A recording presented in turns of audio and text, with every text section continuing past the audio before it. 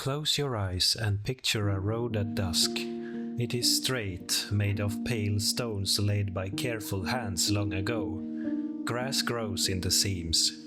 The road once linked great cities, crossed mountains and rivers, and carried the weight of an empire. Now the air is still. A bird calls somewhere in a cypress. A cartwheel creaks in the distance, and then the sound fades. What remains is not the thunder of legions, not the bustle of merchants, but a long, soft silence. That silence is the feeling of the late 5th century. The Western Roman Empire has come to its end. A boy emperor has been led away, a general has declared himself king, and the purple robe that once meant dominion over the world has been packed into a chest and sent to Constantinople, far away across the sea. People do not all understand dates or titles, but they feel the change. The tax collector stops coming. The post rider does not arrive. The stones on the road sprout weeds. The great machine has slowed and then stilled. If we walk this road together, slowly and gently, we will see how the old world faded and a new one began to take shape. We will not rush. This is a story for sleep, a story to drift with, like a leaf on a calm river at evening. First, let us go to Ravenna, the marsh-ringed city where emperors once hid from danger. In a dim hall there, a child sits on a carved chair. His name is Romulus, called Augustulus, little Augustus. His father, Orestes, is the true power, but even he cannot make the empire whole again. Far from the hall, the provinces have slipped away like islands after a flood. Spain answers to Visigothic kings, Gaul fractures under Burgundians and Franks.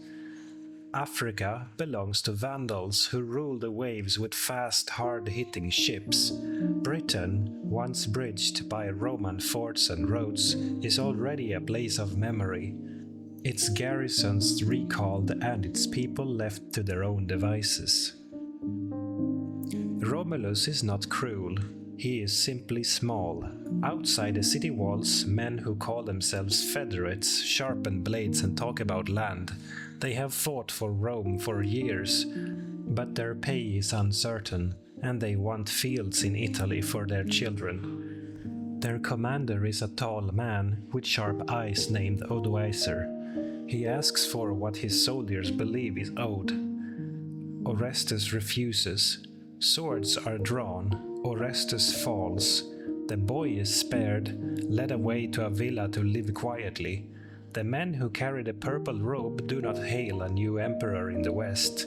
They send the regalia east to the emperor in Constantinople, saying in effect that one emperor is enough for a world that has changed. What does the fall feel like for ordinary people? Not a single crash, not a day when the sky turns black, but a thinning.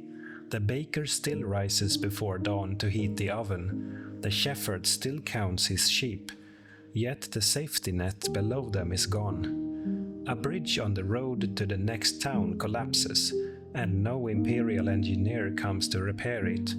A village sends a message for help, and no garrison writes to answer. Bandits begin to test the edges of things, and farmers build low walls around their homes. Markets still open, but the traders come from closer by with fewer goods and more stories. Some places remain bright. In the city of Rome, the great basilicas rise where temples once stood. Pilgrims come to pray at tombs. The bishops keep records and offer judgment in disputes. They give alms in times of hunger. The old marble is not thrown away. It is taken from empty porticos and set into churches. A statue of an emperor loses its head. Its body becomes a saint above a doorway. Water still reaches fountains where aqueducts survive. Where they do not, The people draw from wells and carry the weight themselves, up steps and into courtyards where ivy climbs walls and cats watch from windowsills. To the west and south, the Vandals still hold North Africa. Their ships are quick as gulls, and for a time they rule the sea. Grain that once fed Italy now follows other paths, and prices rise in towns that cannot grow enough food for their own mouths. In Spain, the Visigoths rule from hilltop strongholds. Their kings keep Roman laws when those laws are useful and set them aside when they are not. Latin remains the language of decrees. Gothic remains the language of family and camp. In Gaul, a young king named Clovis listens more than he speaks, measuring which alliances will last longer than a winter. Italy itself passes from one pair of hands to another. Odoacer is careful at first. He keeps the Senate, bows to old forms, allows the church to do its work. He knows that his rule will be steadier if it rests on familiar tables and not just on the spears of his soldiers. In farmhouses and villas, life continues in rhythms set by seasons rather than emperors. Harvest, threshing, grape pressing, bread baking, weddings, births, and burials. A grandmother tells a child stories of the days when processions filled streets and officials rode past in bright chairs. The child cannot quite picture it, but he remembers the warmth of her hand and the way her voice falls at the end of a sentence like a bird to its nest. Beyond Italy, in the east, Constantinople shines. It is strong-walled and sea-wrapped, a city of domes and markets, of scholars and shipwrights. Here the empire still calls itself Roman. Its scribes copy laws, its generals drill troops, its harbor thrums with trade. The emperors there look west with a mixture of longing and caution. They remember Africa's grain and Italy's prestige. They also count their coins and weigh the danger. Persians on one frontier, steppe riders on another. The empire cannot be everywhere at once. Between the ruins and the palaces, in the quiet middle where most lives are lived, the monastery rises. A wooden bell rings at dawn. Men in plain robes file into a simple chapel. They chant psalms that echo off stone. Then they work, copying books in a room warmed by a small fire, scraping goatskins into parchment, drawing letters in careful ink. They plant gardens within low walls. They mend roofs. They tend the sick at the gate. When travelers come, dust-streaked and weary, the porter gives them water and places to rest. The monastery is not an army, not a senate, not a tax office. It is a steady place in a world that sways. Not all is gentle. In the borderlands, war flickers like brush fire. A chieftain dies, and rival cousins fight for his cloak.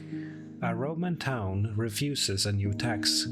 A band of warriors arrives and takes what they want in kind. A priest tries to protect a flock and is struck down for his courage. Yet even here there is sometimes mercy. A warrior hears a hymn and remembers his mother's face. He lifts his hand from the blow. He lets the cow go and takes only the cart. He is not a statue with a perfect story. He is a man, and men are complicated even when history writes them as simple shapes. What of learning? It does not vanish, it moves. In the cities that remain strong, Ravenna, Arles, Rome, teachers still teach grammar and rhetoric. A boy memorizes Virgil by lamplight while his father counts jars of oil. In the countryside, the monastery school becomes a new lampstand. A patient monk sets a wax tablet before a child and guides small fingers through the alphabet. A is a house, he says. B is a gate. C is the curve of the moon. The child smiles. The letters are no longer spells of law and empire. They are tools for telling prayers and planting times and names. On feast days, the old Roman calendar has given way to the Christian year. Instead of games in amphitheaters, there are processions with candles. Instead of sacrifices at temples, there are masses where bread is broken and wine is blessed. A farmer who once thanked a household god at his doorway now scratches a cross on the lintel and whispers a prayer to the saints. The change is not always smooth. Some still leave little offerings at springs and groves when the priest is not looking. Old habits do not vanish. They sigh and settle into new seats. To feel the scale of change, let us walk a little farther, to a bridge over a slow river in Gaul. The bridge was built in the days of Augustus. It has stood through storms and floods, through wars, through the quiet passing of countless traders' footsteps.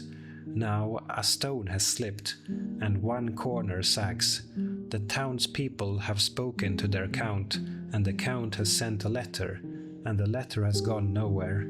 So, one morning, the miller and the potter and the shepherd and the priest walk to the bridge together with ropes and boards.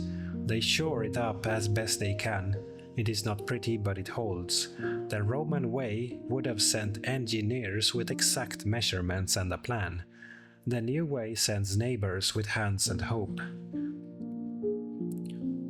In Spain, a Visigothic king listens to a bishop in a hall that smells of smoke and wool. The bishop asks for protection for the poor during the winter scarcity. The king nods and issues a decree in Latin, the language of law, and then speaks to his household in his own tongue. Two worlds share a table. In the same land, a farmer hears the bandits have been hanged on the road and breathes easier. Another farmer hears that a levy of grain will be taken and tightens his belt. Power is close now, not far away in a distant marble city, and that closeness is both comfort and worry. In North Africa, the Vandals' confidence begins to fray. Their navy is proud, but the sea is not a wall. It is a door, and doors open both ways. Across the water in the east, plans are drawn on wax tablets. A general traces the coastline with his stylus and taps a harbor with the point. He talks about winds, about supply, about how to befriend the local towns once the ships arrive. He is thinking like a Roman of old, though he serves an emperor who now speaks Greek at court and signs decrees with a different flourish. Back in Italy, Odoacer rules with a certain plainness. He eats at simple tables, rides on muddy roads, listens more than he speaks. The Senate appreciates this. Many families keep their estates and their dignity. They write him letters that sound like the letters they once wrote to emperors. They address him with honorifics that feel comfortable on the tongue. In distant villas, an old mosaic floor grows new cracks, and grass pushes up in the atrium. A child finds a loose blue stone there and carries it in his fist all day, feeling its coolness and its weight. The stone is a piece of a picture he has never seen whole, and somewhere beyond all these scenes the seasons turn. Snow melts from a mountain shoulder. Rivers swell and then subside. Bees find blossoms in orchards and make honey in dark hives that smell of smoke. A widow sits by a window and mends a cloak with sturdy thread. She pauses, listens for hoofbeats, hears none and smiles. Her grandson sleeps with a wooden toy horse in his hands. She hopes the men who ride the real horses will pass her valley by this year. This, then, is the feeling at the edge of the old world, not the crash of a single day, but the long, low hush after a long, loud song. It is a time of endings and of first beginnings. The empire is gone from the west, but people still wake, work, love, and learn. New rulers are rougher and closer. Old stones are repurposed for new prayers. The map looks different to scholars, but to the child with the blue mosaic in his pocket, the map is the path to the stream, the wall that keeps the goats from the garden, the church door that sticks when it rains.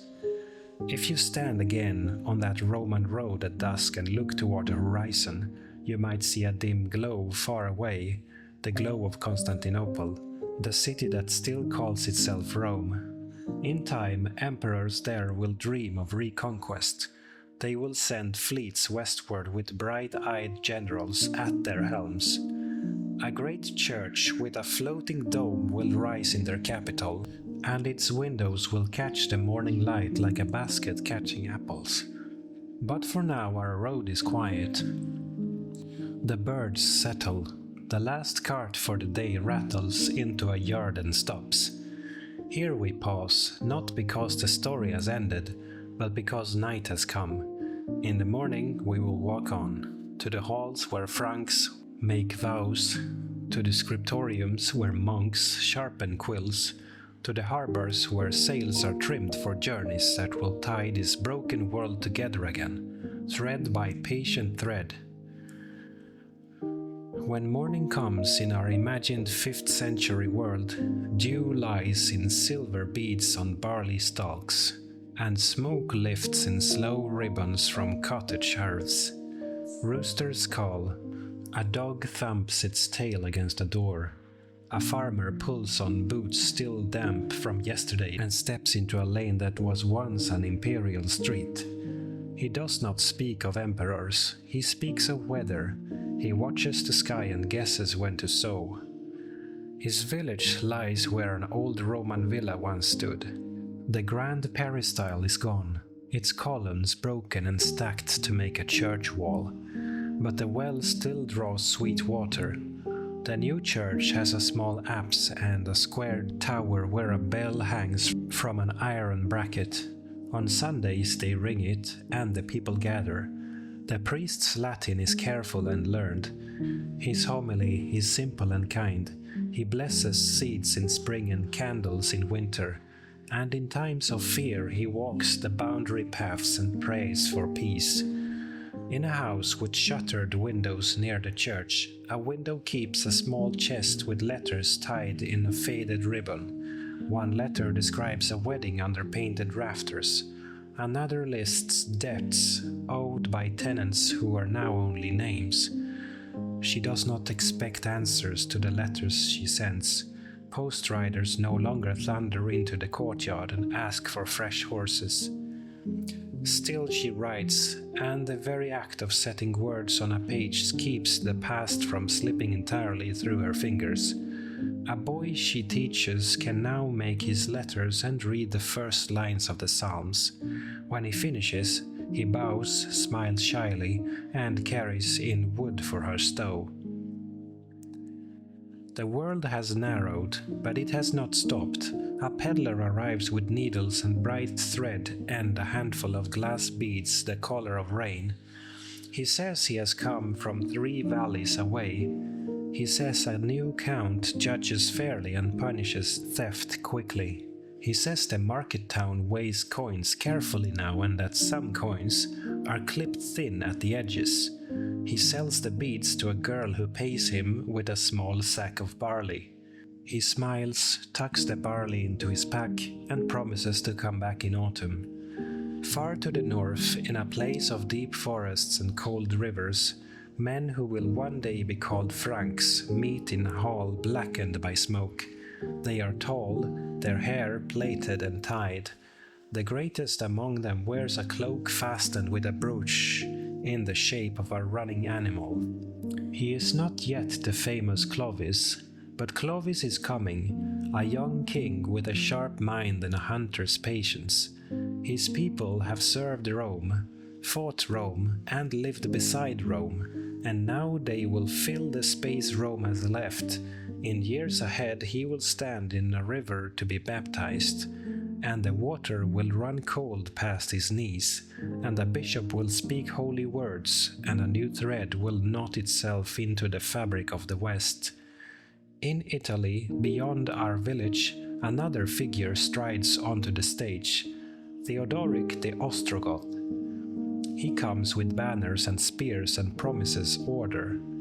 He sits in Ravenna, where Romulus once sat, and listens to the Senate with a courtesy that makes old men weep. He repairs roads and aqueducts, keeps grain moving, and pays soldiers on time. He wears a sword, but he also wears patience, for he knows that to rule a Roman land, one must respect Roman ways. When he dies, many will say, for a time under a Gothic king, Italy felt Roman again. Let us walk in imagination to Ravenna's churches to see what it meant to be Roman after Rome. Their ceilings sparkle with tiny glass cubes of blue and gold. Saints look down with calm eyes. Emperors in white robes stand in procession. Purple shoes bright beneath the hems. Jeweled book covers in their hands. Between them, a figure in a cloak with a metal brooch. Barbarian by birth, stands respectfully, as if to say, we are new here, but we learn. Outside, water laps at the city's edge, and morning mist lies low over the marsh. Doors open and day begins. Meanwhile, in far Africa, the Vandals wake to a different sun. Their harbors are bright with sails. Their markets smell of olives and oranges and salt. They speak of Rome with a mix of pride and suspicion, like someone remembering an old employer who paid well and scolded often. Their kings worship in Arian churches and argue doctrine with Catholic bishops in town squares. From time to time, ships arrive from the east carrying men who study maps by lamplight and ask careful questions about wind and tide. The sea hears all plans without repeating them. The church, growing into a space left by emperors, is not only prayer and psalms. It is also lists and ledgers and letters. Bishops balance accounts and negotiate with warlords. Monasteries keep inventories of grain and oil and wine. A monastery without a cellarer is like a ship without a pilot, says an old rule. The cellarer's key hangs at his belt. He knows exactly how many loaves can be baked tomorrow and how much ale can be drawn without leaving the barrel too low for next week's feast. At the monastery gate, a woman arrives with a feverish child. The porter calls the infirmarian. He boils herbs, cools the boy's forehead with water, murmurs blessings. He does not work miracles. He offers attention and steady hands in a world that has become uncertain. The mother leaves with bread, and for a time she believes the world is gentle again. That belief itself is a kind of medicine. A strange thing happens in times like these. Stories grow thicker. When roads are unsafe and letters do not fly quickly from city to city, people weave their own threads. A soldier who has seen the sea speaks of waves as high as houses. A pilgrim swears he saw the bones of a giant. An old woman remembers a Roman governor whose ring shone like a little moon. Some stories are true, some are not. All of them help the nights feel shorter. If we linger in one town long enough, we will hear how law changes. Under Rome, a single law spoke to many peoples. Now, law sits on different chairs. A Goth is judged by Gothic law, a Roman by Roman law, a Burgundian by Burgundian law. A judge keeps more than one book on the table. He listens first, then asks, "Whose law shall I open?"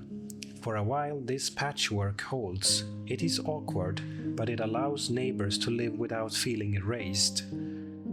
Coins continue to pass from hand to hand, though more slowly than before. A new kingdom issues coins with a king's name, but the form is Roman, the bust in profile, the legend around the edge. Old habits of trust survive in metal. When coins are few, people pay in kind. Eggs, a hide, a basket of onions, a promise of a day's labor at harvest. A promise, written or spoken, is a kind of money too. In a town built on a hill, a scribe leans over a desk at dawn. He copies a letter from a bishop to a distant ruler. His ink freezes in winter and grows thin in summer. He warms his hands over a brazier and blows gently on each page. He writes the names of towns that have changed hands twice in a year. Still he writes them, because names matter. To name a place is to hold it for a moment against the blur of time. Not everything declines. Some crafts become finer in the quiet. Weavers no longer press to clothe armies by the thousands, experiments with new patterns. Smiths make clasps and buckles so intricate they look like lace made of bronze.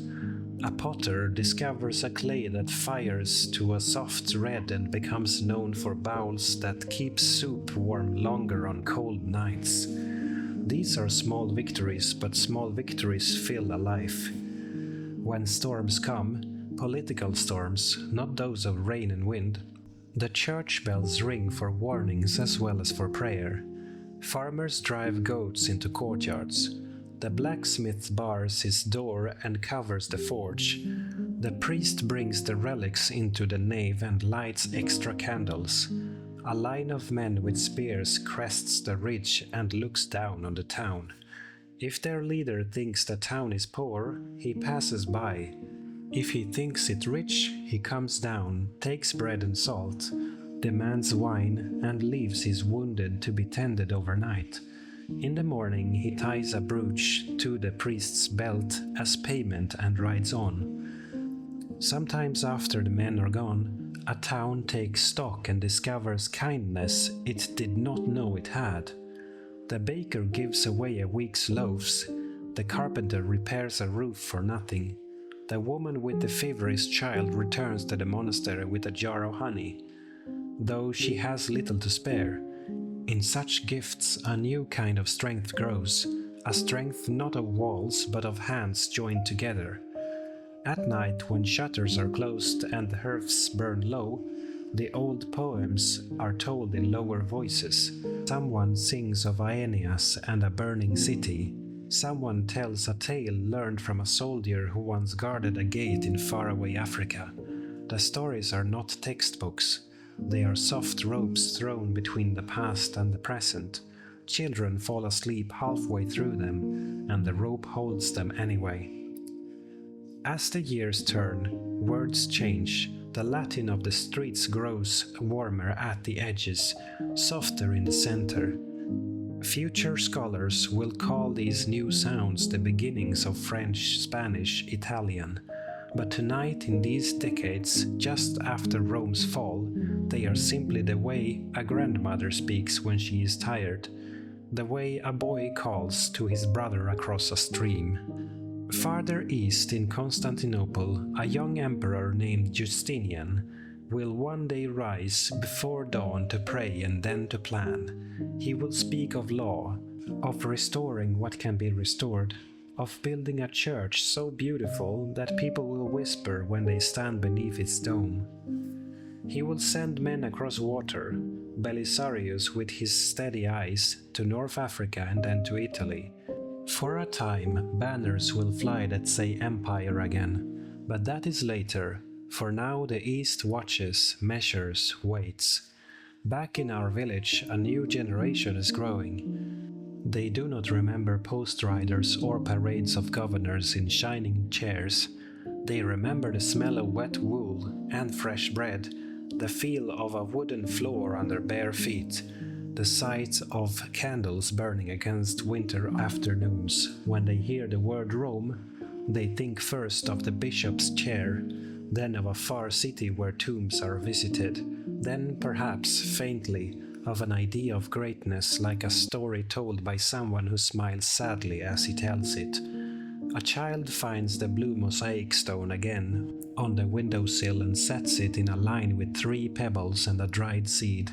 He is making a pattern he cannot yet name. One evening, a stranger arrives leading a donkey with a wicker pannier.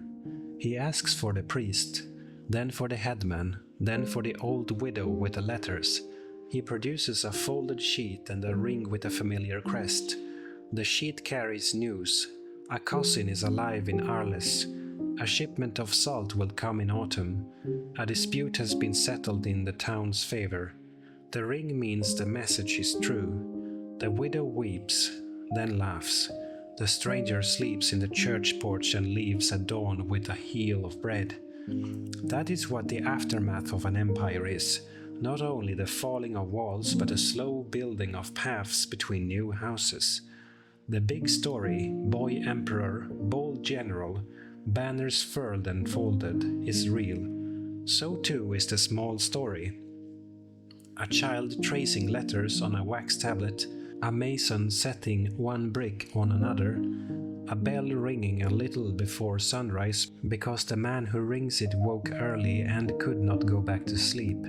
If you listen now in the late hours, when even the dogs have stopped their restless turning, you can hear two voices speaking softly across the centuries. One is the old voice of Rome, patient and proud, still teaching how to lay roads straight, how to count years carefully, and how to keep records so promises do not blow away on the wind. The other is the fresh voice of the new kingdoms, eager and rough, singing of vows taken in a wooden hall, of loyalty to a living man rather than to a distant abstraction.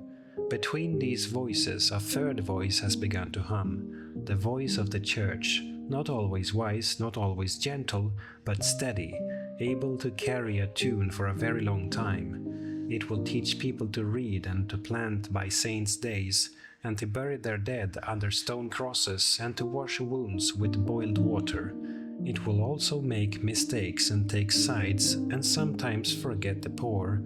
But in this age, in this afterlight, it is a bridge, and bridges are precious when rivers run high. And so we leave the first part of this story with lamps lit in doorways, with monks bending over pages, with smiths polishing buckles that shine like captured stars.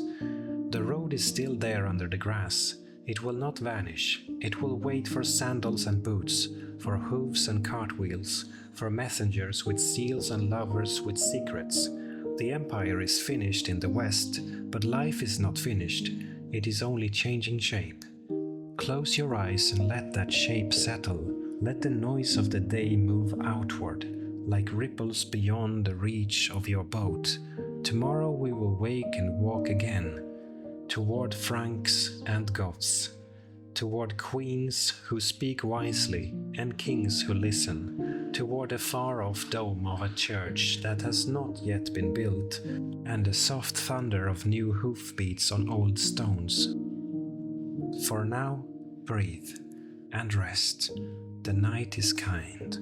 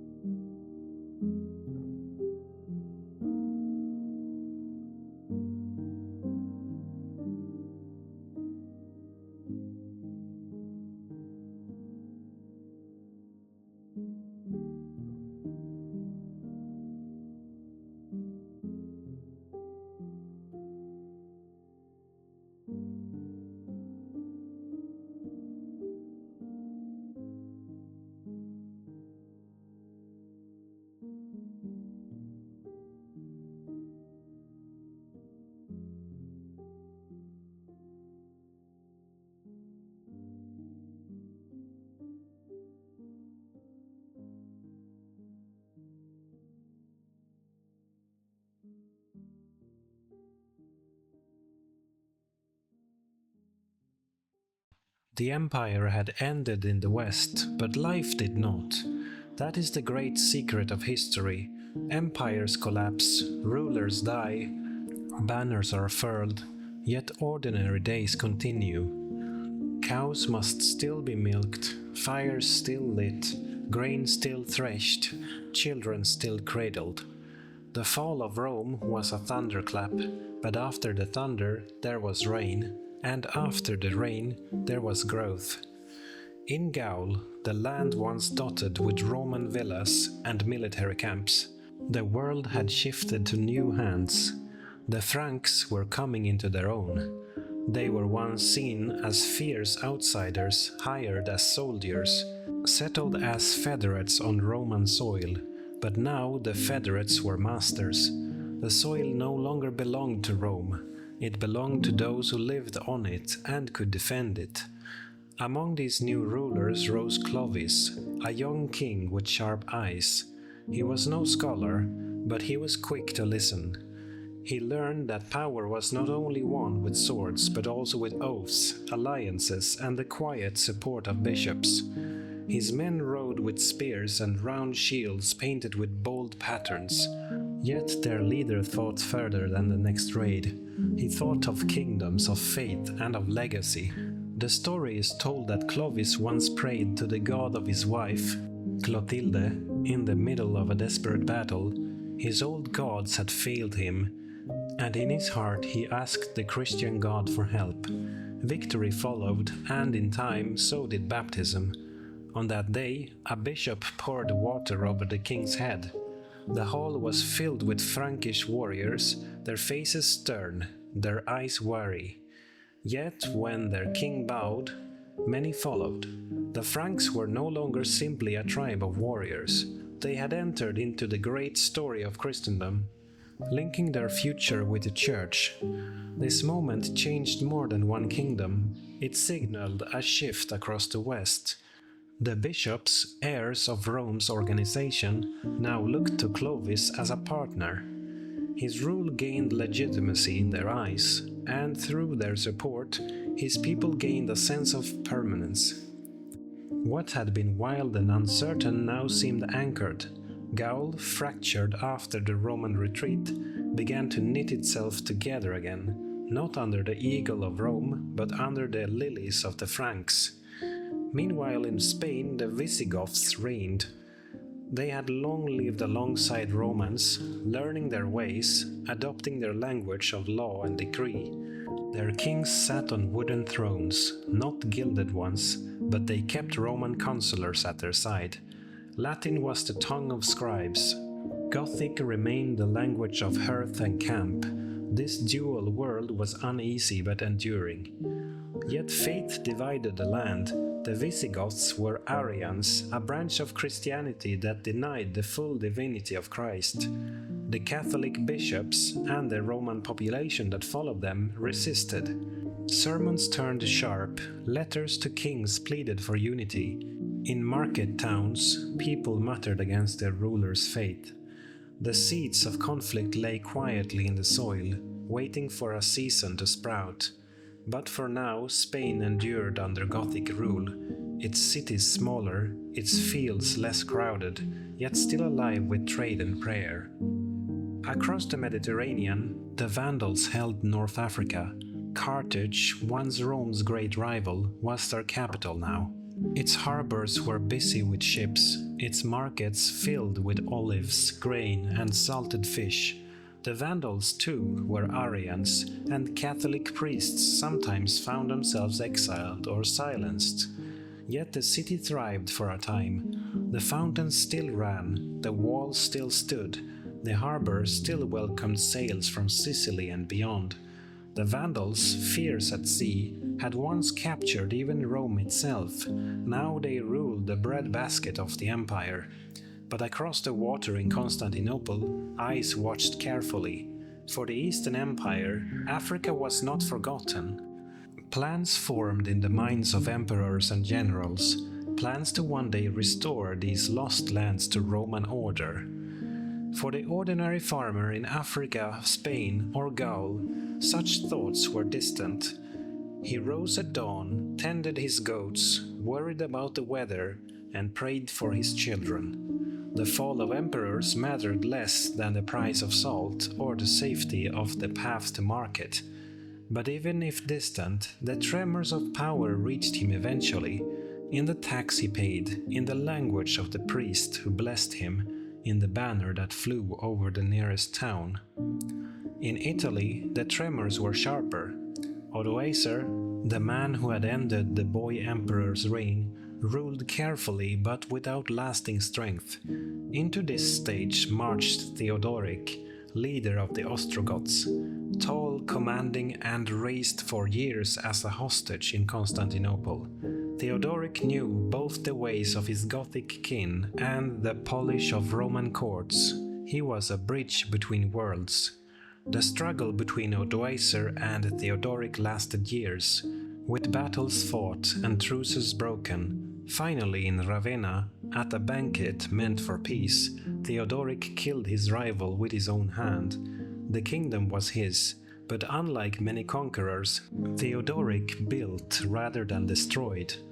He respected the Senate, listened to Roman advisors, restored aqueducts, and repaired roads. He encouraged learning, welcomed artisans, and ensured food flowed into the cities. His Gothic warriors remained distinct from the Romans of Italy, but under his rule harmony existed. For a generation, Italy breathed more easily. In Ravenna, mosaics glittered in new churches. Christ shone as ruler of the cosmos, seated on thrones of blue and gold. Saints gazed with calm eyes from walls covered in glass and stone. Even Theodoric himself was shown, not as a barbarian king, but as a guardian of Roman tradition. Farmers sowed grain, children played in streets, merchants carried cloth and oil to market. For a time, Italy felt whole again. But peace is always temporary. When Theodoric died, his heirs could not hold the balance. Old rivalries returned. Italy once more became a prize fought over by others, a land rich with memories and marble, too tempting to leave untouched. While Italy rested uneasily under Gothic rule, the East continued to shine. Constantinople, the city of Constantine, was the jewel of the Eastern Roman Empire.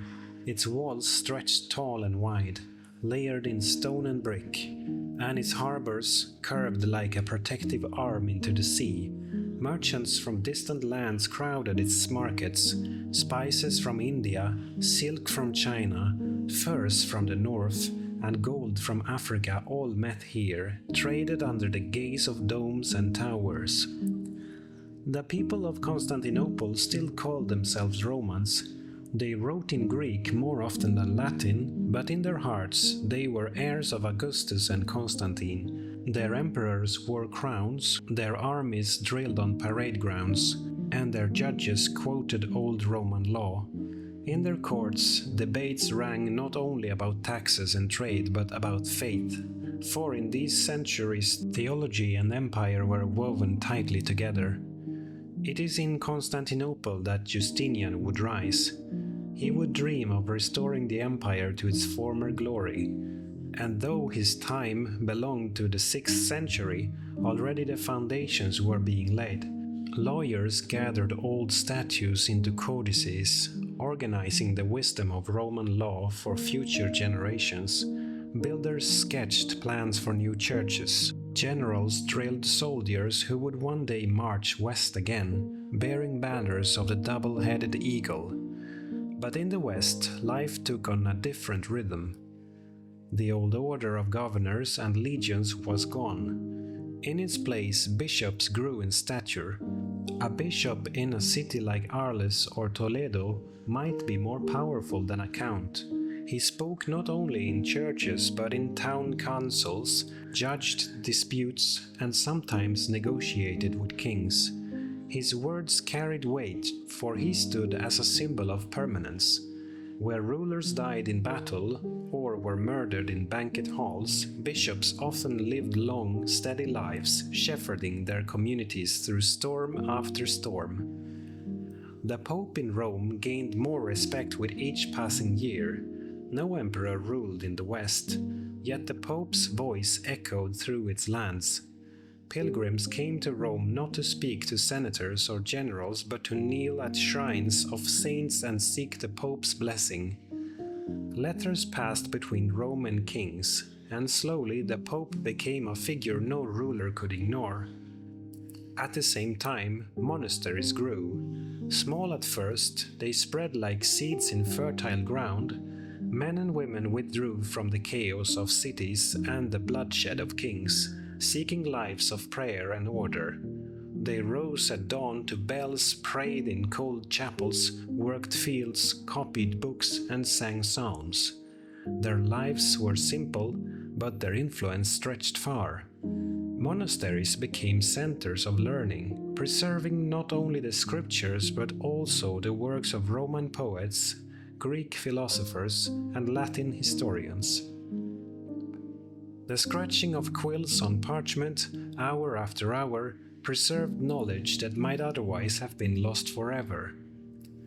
Imagine a quiet scriptorium. A monk bends over a desk, lit by a small oil lamp. His quill dips into ink, then scratches letters carefully across smooth parchment. Outside, wind rattles the shutters. A dog barks in the night, but inside the monk writes patiently.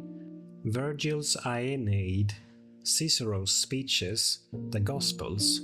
He writes not for himself, but for the generations yet to come. For villagers nearby, monasteries were more than houses of prayer. They were refuges. In famine, monks shared grain. In sickness, they offered herbs and care. In fear, they opened their gates. Slowly, the idea spread that the church was the one institution that never failed, never fled, never vanished. Kings could fall, borders could shift, but the church remained, offering stability. Meanwhile, languages themselves were changing. The Latin once spoken in markets and courts was softening, bending, breaking into new forms. Farmers and traders no longer spoke in the crisp tones of Cicero. Their words slurred, their endings dropped, their sounds shifted. Over centuries, this spoken Latin would become French, Spanish, Italian, and others. Children in a Frankish village would no longer understand children in a Visigothic town, even though both were speaking what had once been the same tongue. Slowly, Europe's modern languages were born out of Rome's fading voice. Daily life in these centuries was slower, quieter, but not without struggle. Roads cracked and weeds pushed through. Where once a courier might gallop in a week from Gaul to Rome, now journeys took longer and fewer travelers dared them. Bridges crumbled and some towns dwindled to villages. Yet life endured. Farmers planted, shepherds led their flocks, potters shaped clay, and children learned from parents. Empires may vanish, but life goes on. At feasts in wooden halls, kings raised cups and singers told tales of ancestors. Around hearths, elders shared stories of Rome's grandeur, though each retelling grew hazier. Rome became not just history but legend, a golden age whose details faded into dreams. Once, they would say, roads stretched across the world. Once, fountains ran in every city. Once, soldiers in shining armor guarded the peace. Children listened wide-eyed, half believing, half dreaming. But new legends were being forged as well. Stories of Clovis, the baptized king of the Franks. Stories of Theodoric, who ruled Italians and Goths with justice. Stories of monks who tamed wilderness with prayer. These tales would echo for centuries, shaping the imagination of the Middle Ages. Still, danger never slept. Raiders prowled coasts, brigands stalked forests, wars flared at borders. Kingdoms rose and fell in the span of a single lifetime. For every harvest gathered, another was stolen by soldiers. For every church raised, another was burned. It was an age of both faith and fear, of endurance and uncertainty. And yet, in that uncertainty, a new Europe was forming. Its foundation was not marble palaces or imperial decrees, but villages, churches, and small communities bound by loyalty and faith. The fall of Rome had ended an age, but it had also cleared the ground for something different to grow. In the towns and countryside of former Roman lands, the rhythm of daily life was shifting. The wide, bustling cities of antiquity were quieter now, their stone forums often half empty, their amphitheaters crumbling, yet markets still buzzed, though smaller, and farmers still brought goods to sell: grain, cheese, honey, wool. Children still laughed in narrow streets, chasing dogs or balancing on broken walls. The ruins of Rome were not just reminders of the past, they were playgrounds, workshops, and shelters for the present. In Gaul, now shaping itself into the Frankish kingdom, change was visible everywhere. Wooden halls rose where Roman villas had fallen. The old baths were silent, their tiles cracked, but churches rang bells that echoed across valleys. Monks walked in hooded habits, and bishops rode donkeys from village to village. The people no longer looked to Rome for order. They looked to their local lord or their priests. Clovis, king of the Franks, ruled not only with a sword, but with the symbol of the cross. His conversion gave his reign legitimacy in the eyes of the church, and that bond would last through the centuries. When he died, his sons divided his kingdom, squabbling and fighting, but the idea of a Frankish realm remained. Out of this seed, in time, would grow the kingdom of France. Meanwhile, in Hispania, the Visigoths faced their own struggles.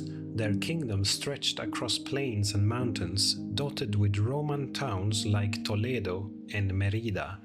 Their kings wore crowns but also bore the burden of division. Arians on one side, Catholics on the other. Tension simmered. A ruler might try to bridge the gap, but suspicion lingered. In churches, sermons reminded people of the rift. In courts, whispers questioned loyalty. Yet life pressed on. Farmers sowed wheat, shepherds grazed flocks, potters shaped clay, and scribes inked decrees in Latin. The Vandals of North Africa enjoyed their moment of strength. Carthage, with its harbors and markets, was a jewel. Their fleets patrolled the Mediterranean. Their sails feared by traders and travelers alike. They raided Sicily, threatened Italy, and even carried away treasures from Rome. Yet their power was fragile. Unlike the Franks or Visigoths, the Vandals did not root themselves deeply in the land. Their kings leaned on the sea. Their people spread thin along coasts. Inland, Berber tribes watched, waiting. Far away, Constantinople waited too. In Italy, Theodoric's rule brought a rare stability. Ravenna shone with mosaics that glimmered like constellations. Aqueducts flowed again, and senators wore robes once more in ceremonies. For Romans who had lived through chaos, it felt as though the empire had returned, even if under Gothic hands. Yet everyone knew the balance was fragile. Theodoric was strong, but strength fades with death. Beyond these kingdoms, the countryside lived as it always had, close to the land. Picture a small village in Gaul. The houses are timber, their roofs thatched. Smoke curls from chimneys.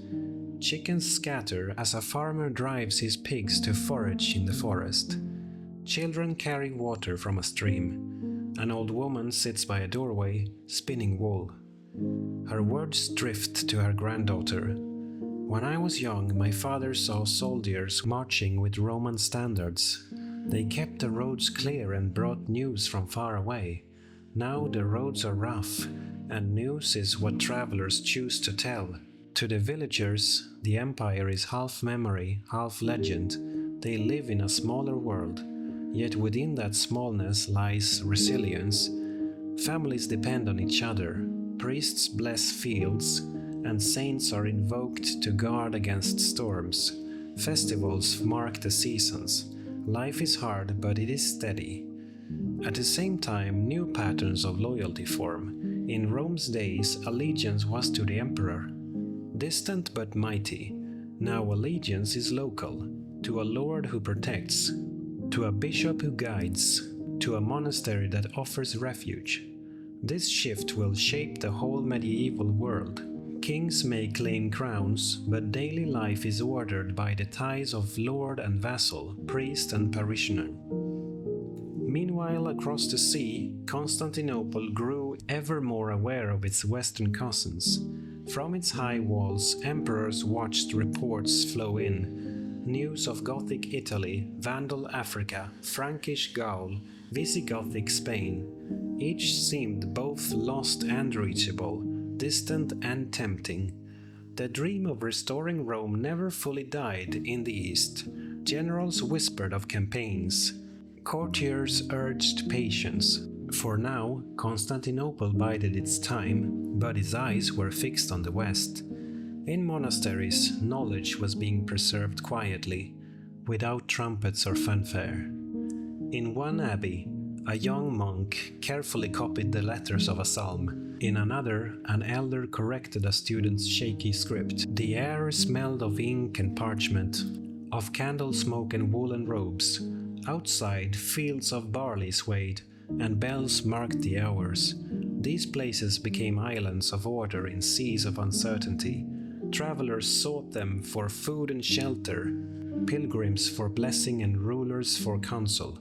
Slowly a new culture was emerging, neither Roman nor purely Gothic, but something in between. A Frankish lord might wear a Roman brooch. A Gothic king might issue laws in Latin. A Roman senator might send his son to serve a barbarian court. Cultures blended, languages shifted, faith deepened. From these mixtures, the medieval world was forming, brick by brick, prayer by prayer. The people of the 6th century did not know they were in the Middle Ages. They did not think of themselves as waiting for Renaissance or modernity. They simply lived, building homes, raising children, fearing raids, rejoicing at harvests. Yet, as they lived, they laid the foundations of centuries to come. The world after Rome was fragile, but it was not empty. In every corner of the old empire, people built lives from what remained. Roads cracked, but they were still walked. Statues toppled, but stones were reused to build churches. Latin faded, but new tongues grew in its place. Out of loss, something new was being born. In Gaul, the legacy of Clovis and his baptism lingered.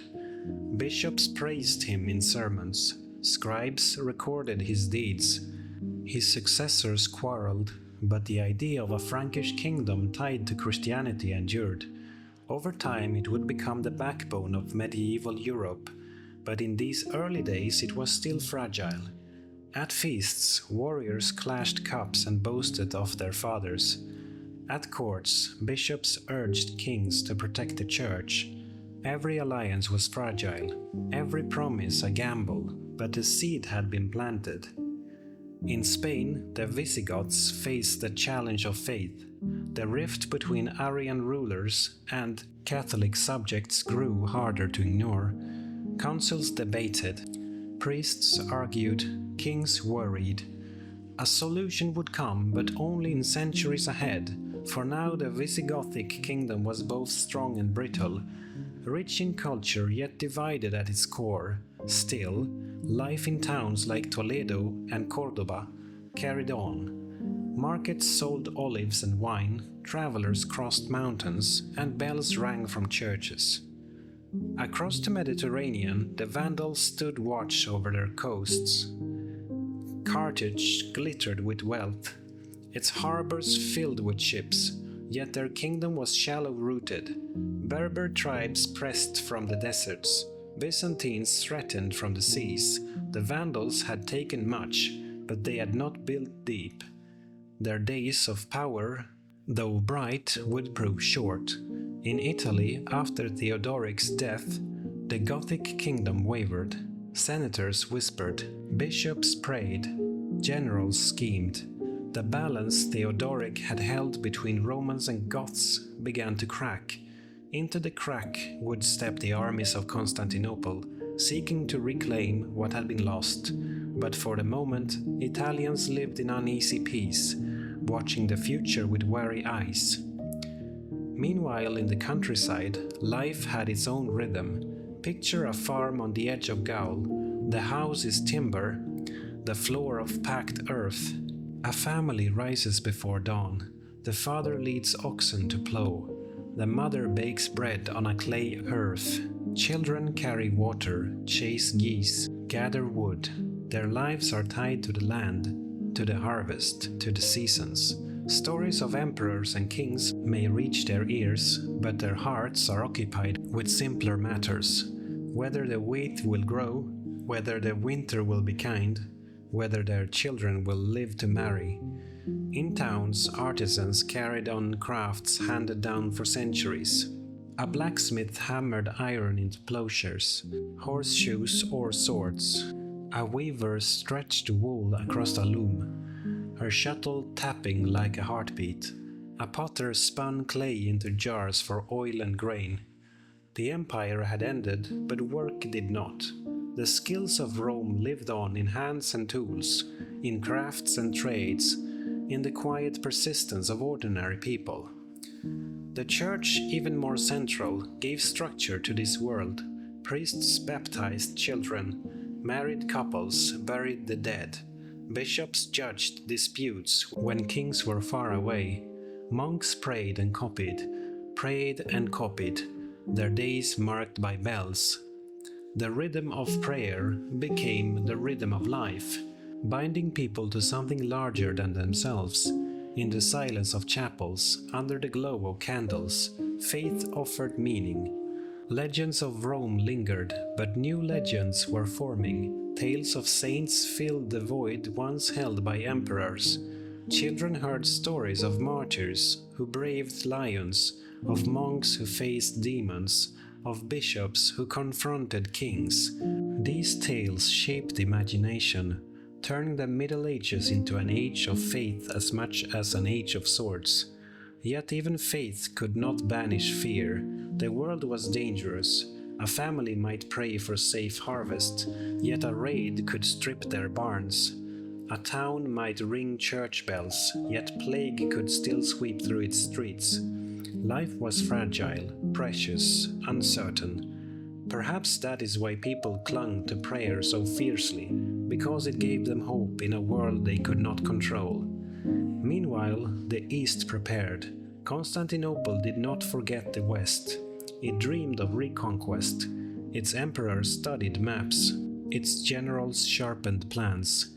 One day they would march again, bearing banners of the empire. One day the eagle would return. But that is another chapter still to come. For now the fractured West drifted forward, piece by piece. Villages grew around churches. Towns shrank but endured. Kingdoms squabbled, but roots deepened. The Middle Ages had begun, not with sudden brilliance, but with slow persistence. Imagine walking along an old Roman road in the 6th century. Grass pushes through cracks, but the stones are still there. Along the road a traveler walks, cloak wrapped tight, staff in hand. He passes fields, forests, villages. He hears bells in the distance, the bark of dogs, the voices of farmers. Once this road carried legions. Now it carries pilgrims, merchants, wandering monks. Rome is gone, but life goes on. So the West after Rome was not empty, nor was it peaceful. It was a landscape of kings and bishops, of farms and monasteries, of raids and prayers. The empire had fallen, but in its ruins, new worlds were forming. The Franks in Gaul, the Visigoths in Spain, the Vandals in Africa, the Ostrogoths in Italy. Each carried pieces of Rome, each reshaped them in their own way. And while they ruled, the ordinary people endured. They tilled, prayed, sang, wept, and hoped. They built the quiet foundations on which all of medieval Europe would stand. The thunder of Rome had faded, but the rain had fallen, and in the soil, new seeds had begun to grow.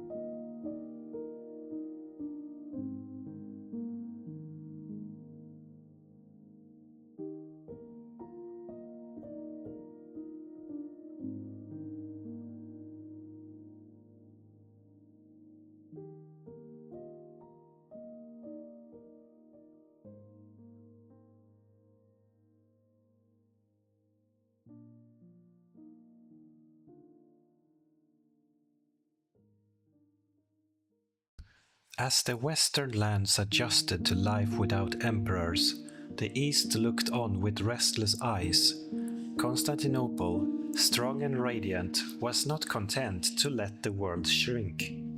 In its palaces, emperors dreamed of banners flying once more over Rome, Carthage, and Spain.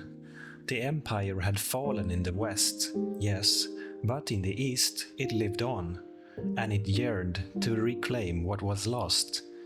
In the 6th century, Justinian rose to the throne. Small in stature, sharp in thought, tireless in ambition, he was no ordinary emperor. He saw himself as heir to Augustus and Constantine, not just in title but in destiny. The empire, he believed, was not half a thing, it was whole, and it must be whole again. Beside him stood Theodora, empress, once an actress, now a figure of remarkable will. History remembers her as strong, clever, and unyielding. Where Justinian hesitated, she urged courage. When he nearly fled in the face of rebellion, she is said to have declared, "Purple makes a fine shroud. Better to die an emperor than to live without a crown." Her words steeled him. Together they ruled not just as sovereigns but as partners. In Constantinople, Justinian set his vision in motion. He summoned lawyers to gather the scattered statutes of centuries. The result was the Corpus Juris Civilis, the body of civil law. It would shape Europe for 1,000 years, echoing in courts far beyond his reign. He summoned builders, and they raised Hagia Sophia, a church of domes and light. Its vast canopy seemed to float on air. Its walls glittered with golden mosaics. When Justinian first entered its completed halls, he is said to have whispered, "Solomon, I have outdone you." Yet even as laws were codified and churches rose, Justinian's gaze turned westward. He dreamed of reconquest, and to achieve it he needed soldiers, ships, and a general of genius. That general was Belisarius. Young, disciplined, and loyal, Belisarius had the courage to attempt the impossible. He trained his men with precision, drilled them with iron discipline, and inspired them with vision. With fewer troops than his enemies, he relied on cunning, speed, and faith in strategy. First came Africa. The Vandals, masters of Carthage, had grown complacent. Their fleets once terrorized the Mediterranean, but now their kings quarreled. Belisarius struck swiftly. In the year 533, his ships set sail. Crossing stormy seas, they landed on African shores, and in a matter of weeks the Vandal kingdom collapsed. Carthage, the jewel of Africa, was Roman once more. Imagine the sight: citizens of Carthage lining the streets, watching the eastern banners rise. Some wept, remembering old Rome. Others watched in silence, unsure whether this new Rome would endure. But in that moment, Justinian's dream seemed real. The West was not beyond reach. From Africa, Belisarius turned to Italy. The Ostrogoths, heirs of Theodoric, still ruled, but their unity was fragile. Wars of succession had weakened them. Belisarius marched north, capturing Sicily, then Naples, then Rome itself. For the first time in generations, the city of the Caesars was under imperial banners again. Bells rang, churches filled, and people rejoiced. The dream of Rome restored had come alive. Yet the Gothic war dragged on. The Ostrogoths fought fiercely, retaking Rome at times, besieging cities, refusing to yield. For years the peninsula became a battlefield. Farms burned, villages emptied, monuments crumbled. The reconquest was real, but it was costly. By the time the dust settled, Italy was scarred, its people weary, its cities diminished. Rome itself, once queen of the world, was a shadow, still holy, still revered, but no longer the heart of empire. Belisarius, loyal servant, returned to Constantinople hailed as a hero, yet even he felt the weight of exhaustion. Wars drained coffers, plagues swept cities, and dreams of empire always demanded more. Still, Justinian pressed on. In Spain, his armies seized a strip of land, a Roman foothold in Hispania once more. From Africa to Italy to Spain, the map of the Mediterranean seemed to glow with restored order.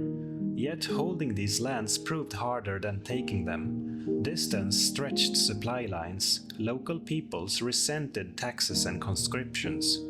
Enemies lurked at every border. And then came plague. Around the year 541, pestilence struck, what would be remembered as the plague of Justinian. Ships carried rats, rats carried fleas, fleas carried death. In Constantinople, corpses filled the streets, fires burned day and night to cleanse the air. Priests prayed, doctors despaired, some said half the city perished. Across the empire, villages emptied, fields lay fallow, armies thinned. For those who lived through it, the world seemed cursed. One year had brought reconquest and glory, the next brought silence and graves. Justinian himself fell ill but survived. His empire endured, but weaker, stretched, scarred. Still, the Eastern Empire remained the greatest power of its age. Constantinople's walls stood tall, its fleets sailed, its laws endured. While the West drifted in fragments, the East held steady, preserving the Roman name for centuries more. Yet the West was not abandoned entirely. Seeds had been planted. The Franks grew stronger, tied to Catholic faith. The Visigoths would eventually embrace the same faith, uniting rulers and people. The Church bound regions together, creating a network of belief that no army could conquer. Rome had fallen, yes, but Christendom was rising, and with it, the Middle Ages began to take clearer shape.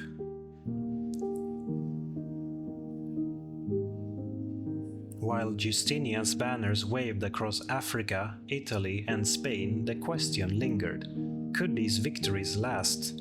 For conquest is one thing, but holding land is another, and as the years passed, the costs grew clear. In Italy, the Gothic War had left scars deeper than any victory could heal. Rome itself, still holy, still revered, suffered siege after siege.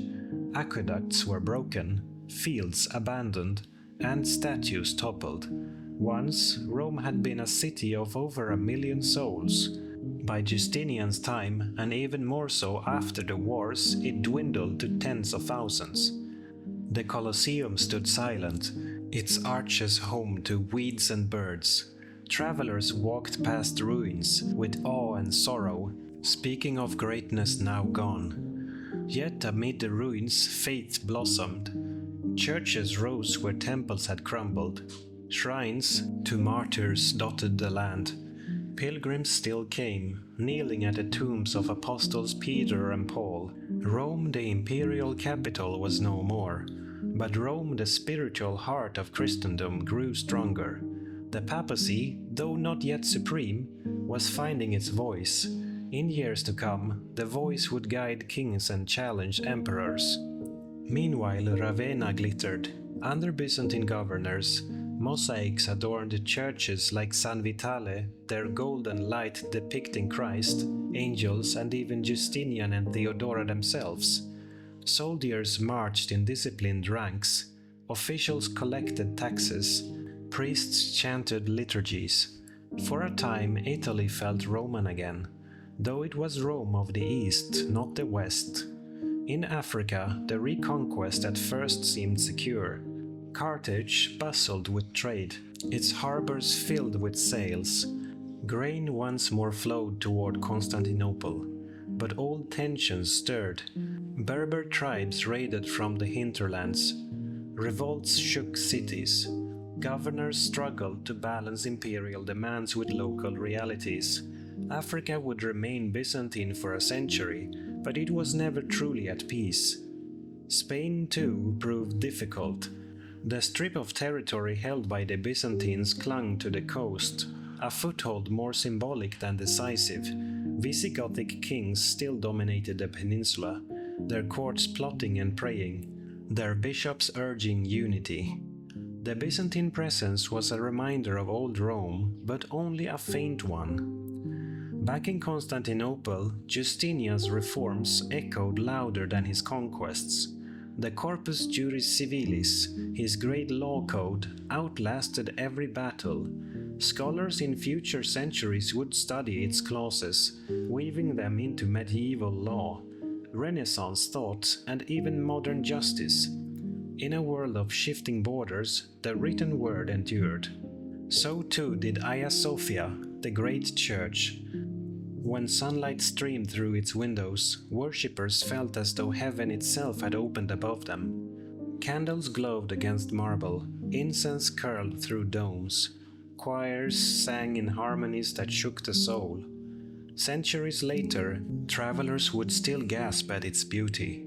Justinian's empire might rise and falter, but Hagia Sophia stood as a promise of eternity.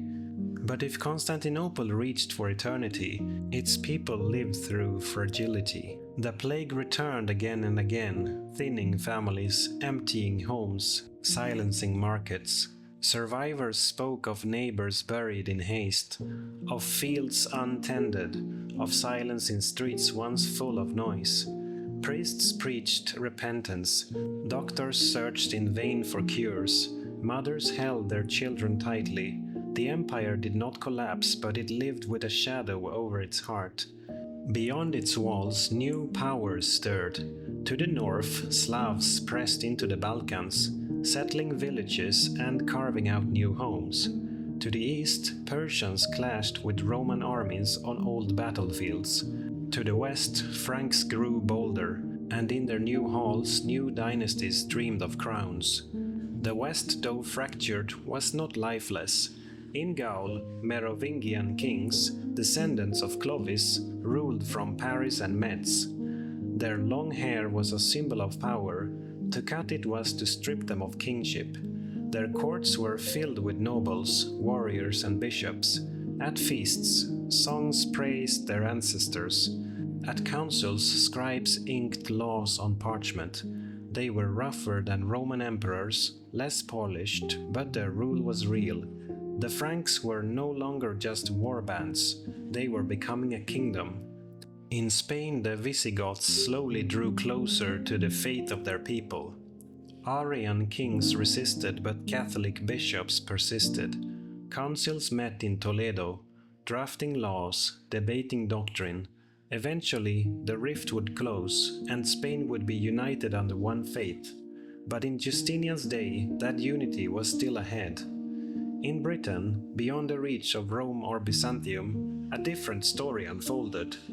After Rome withdrew, waves of Angles, Saxons, and Jutes settled the land. Old towns decayed, but new kingdoms sprouted. Kent, Wessex, Mercia. Druids faded, priests preached, and stories of Arthur, whether myth or memory, spread by firelight. To travelers from Gaul, Britain seemed distant, broken, wild, but alive in its own way. Everywhere the memory of Rome lingered.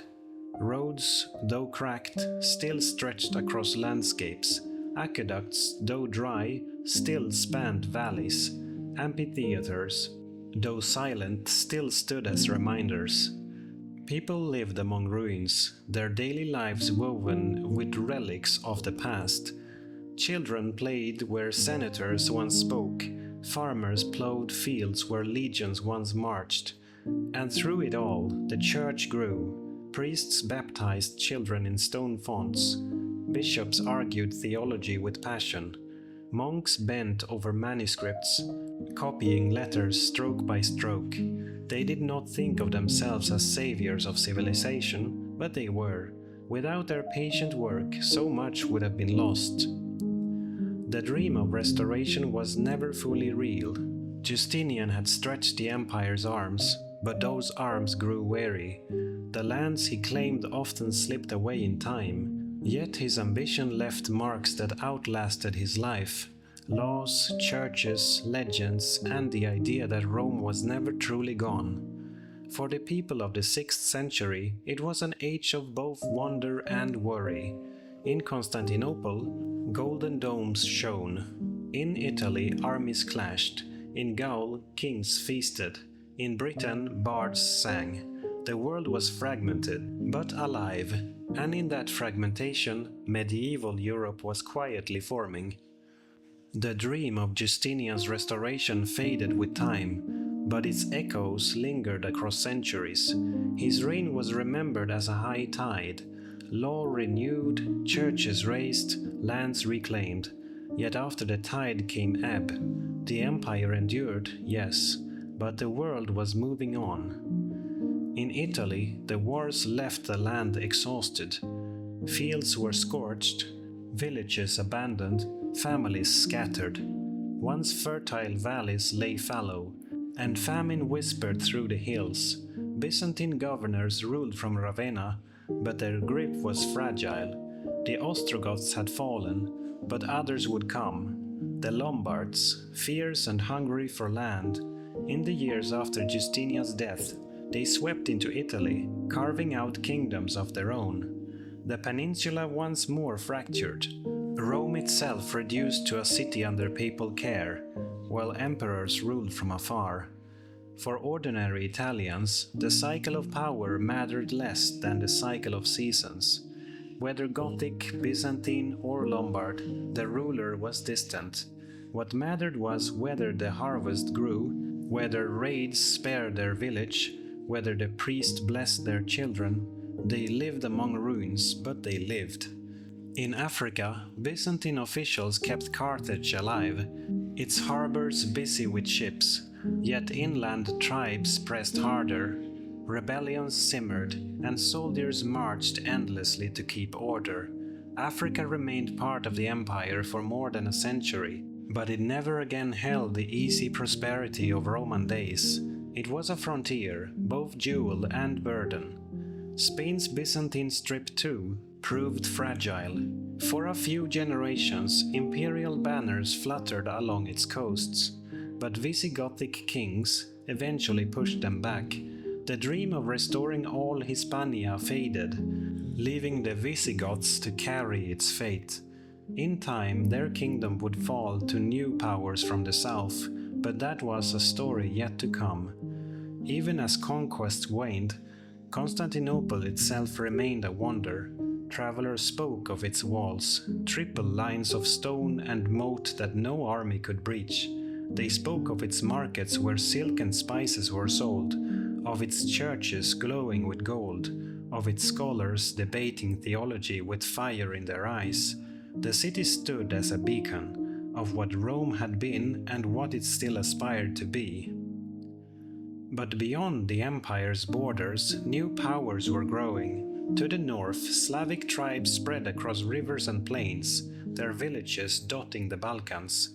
To the west, Frankish kings consolidated, their dynasty stretching roots deeper with every generation. To the east, Persia clashed with Rome in endless rivalry, each seeking advantage, each wearing down the other.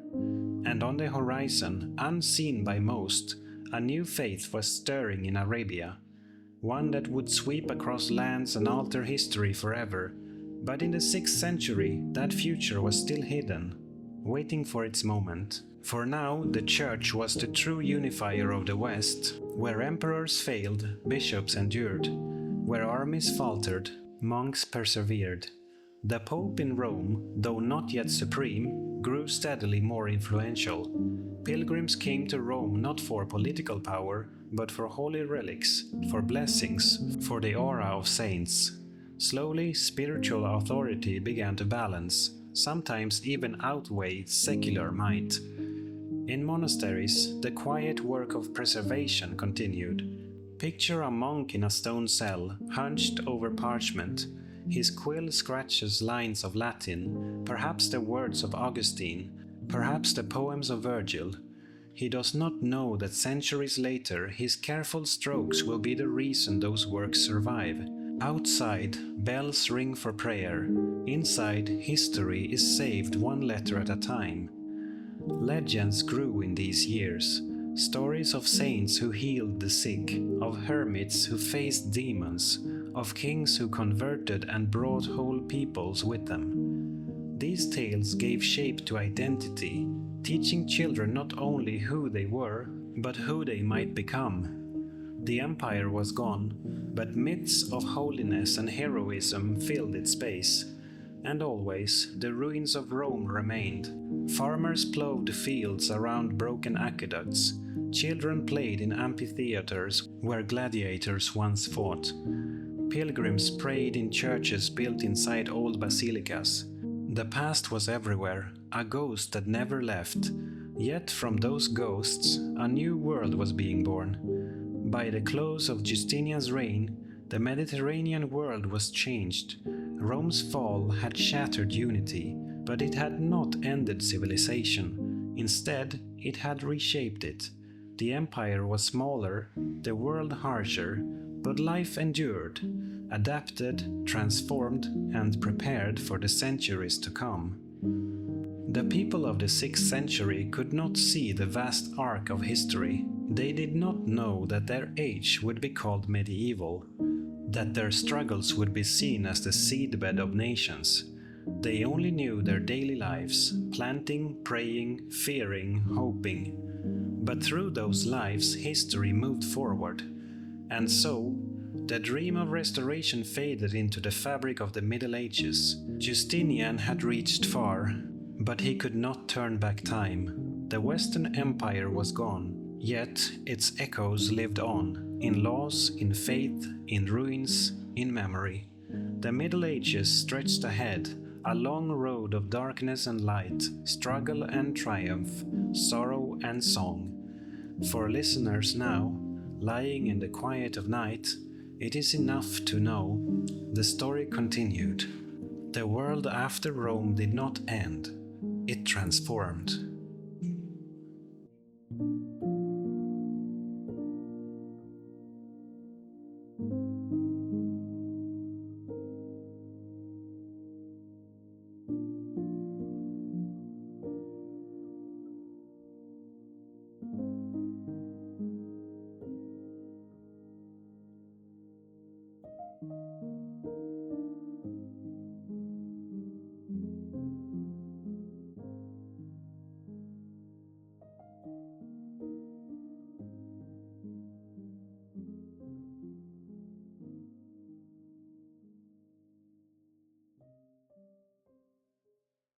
It seemed Rome had been reborn. In the reign of Justinian, the empire's armies had marched across the Mediterranean, reclaiming lost provinces that had once been the pride of Caesar and Augustus. North Africa wrested from the Vandals. Italy, retaken after centuries of barbarian rule. Even parts of Spain had briefly returned to imperial hands. In Constantinople, the Hagia Sophia rose like a crown of light, the largest and most magnificent church in Christendom. To stand beneath its dome was to feel the presence of heaven itself.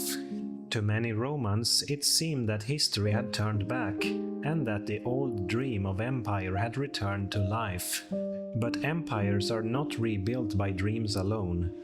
Behind the glory, Justinian had drained his treasury, stretched his armies thin, and left the countryside scarred by plague. The empire looked vast on a map, but its strength was fragile. And while the Mediterranean marveled at Rome's return, in the east an old enemy was waiting: Persia, proud, powerful, and patient.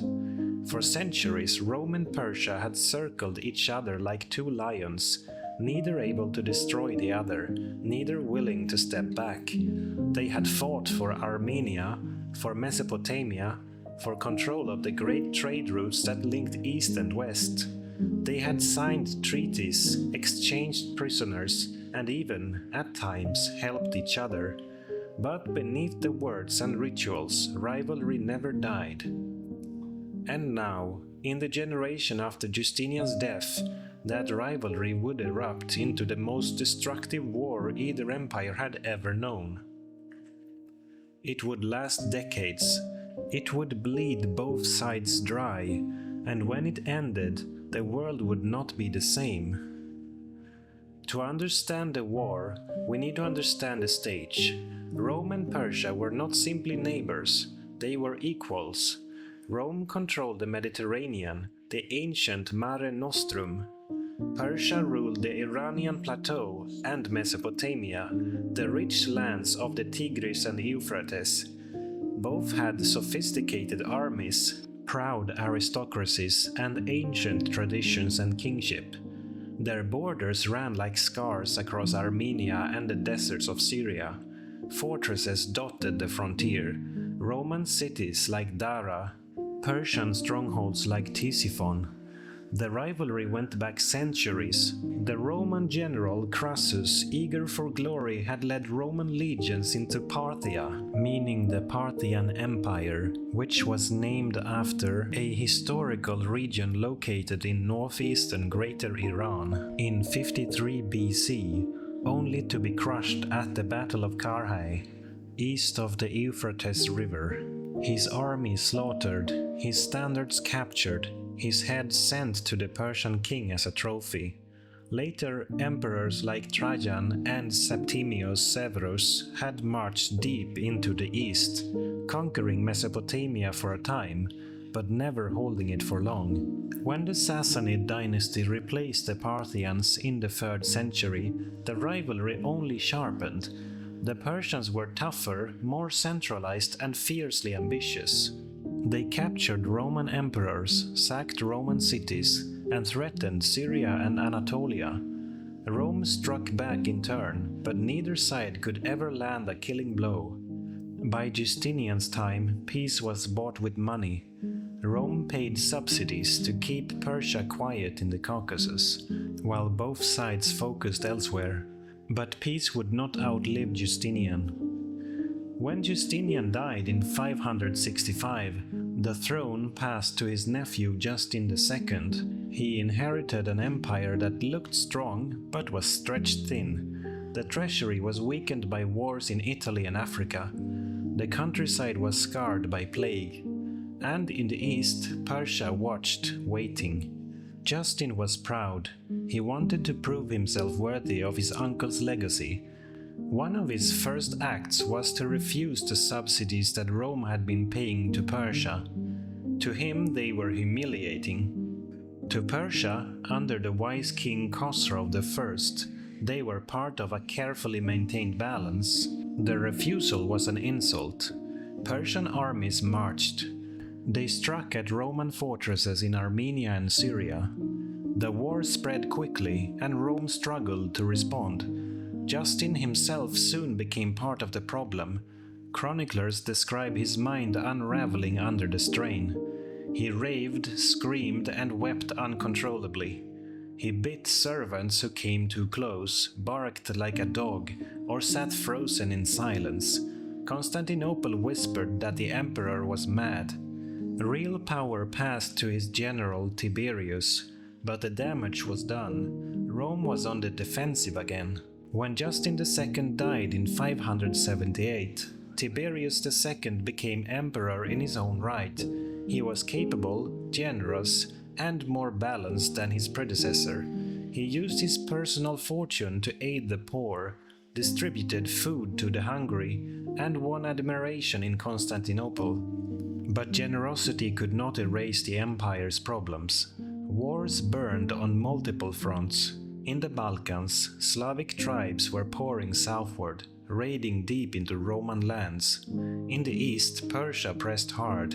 Tiberius managed to hold the line, but he knew the task was greater than one man could carry.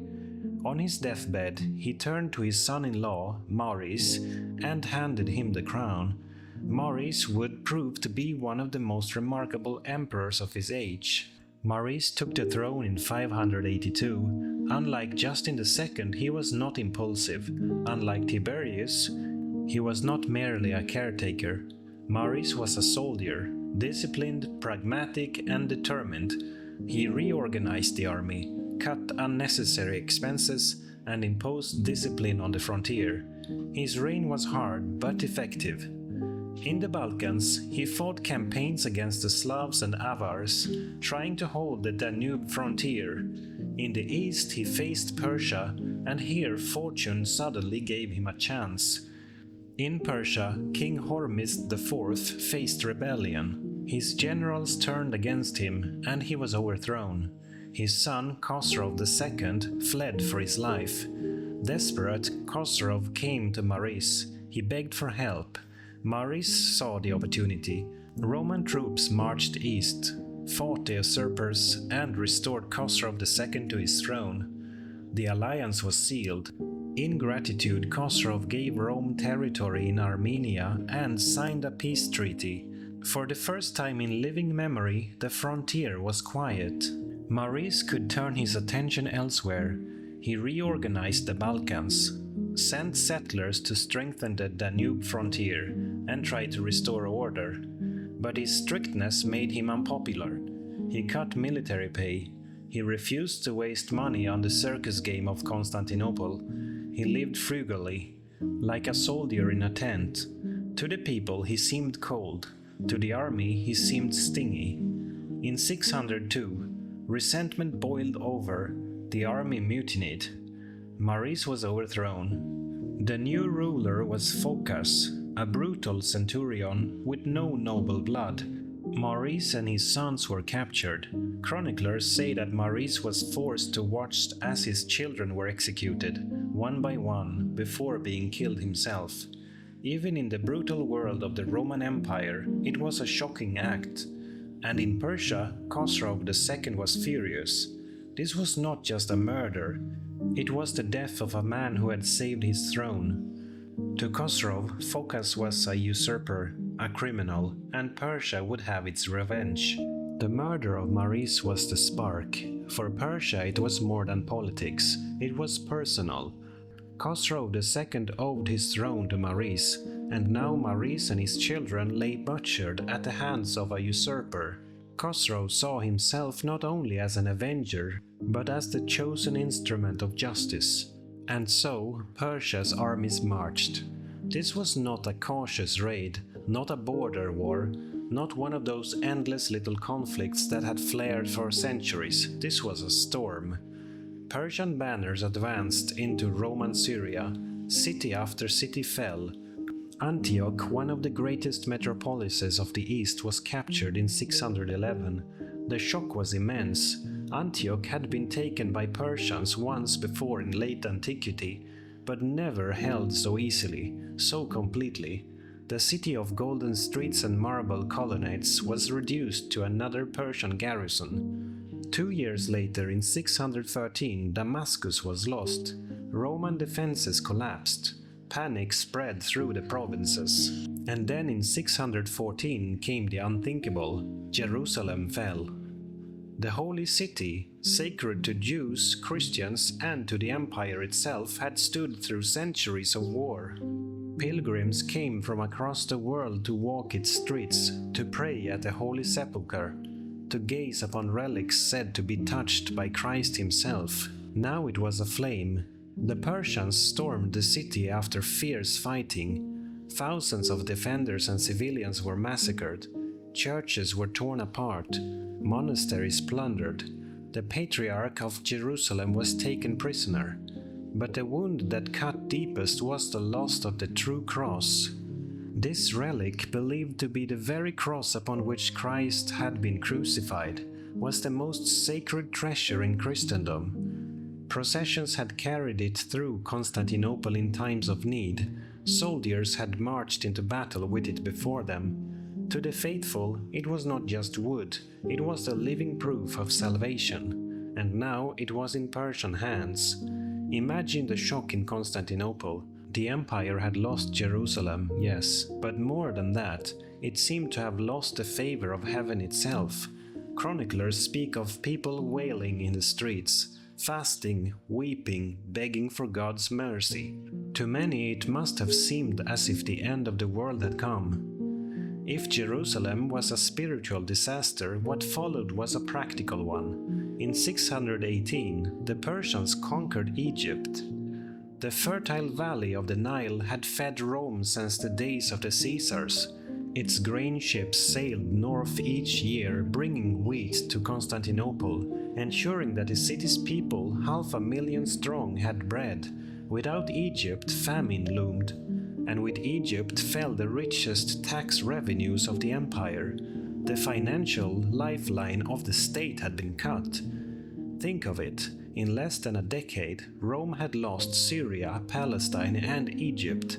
These were not distant provinces on the edges of the map. They were the very heart of the Eastern Empire, the lands of ancient pharaohs, the cities of Alexander, the holy city of Jerusalem itself, all now Persian. The empire of Justinian, the glittering rebirth, lay in ruins. In Constantinople, despair reigned. The new emperor, Heraclius, had taken the throne in 610, but what a throne it was! A gilded seat on a sinking ship.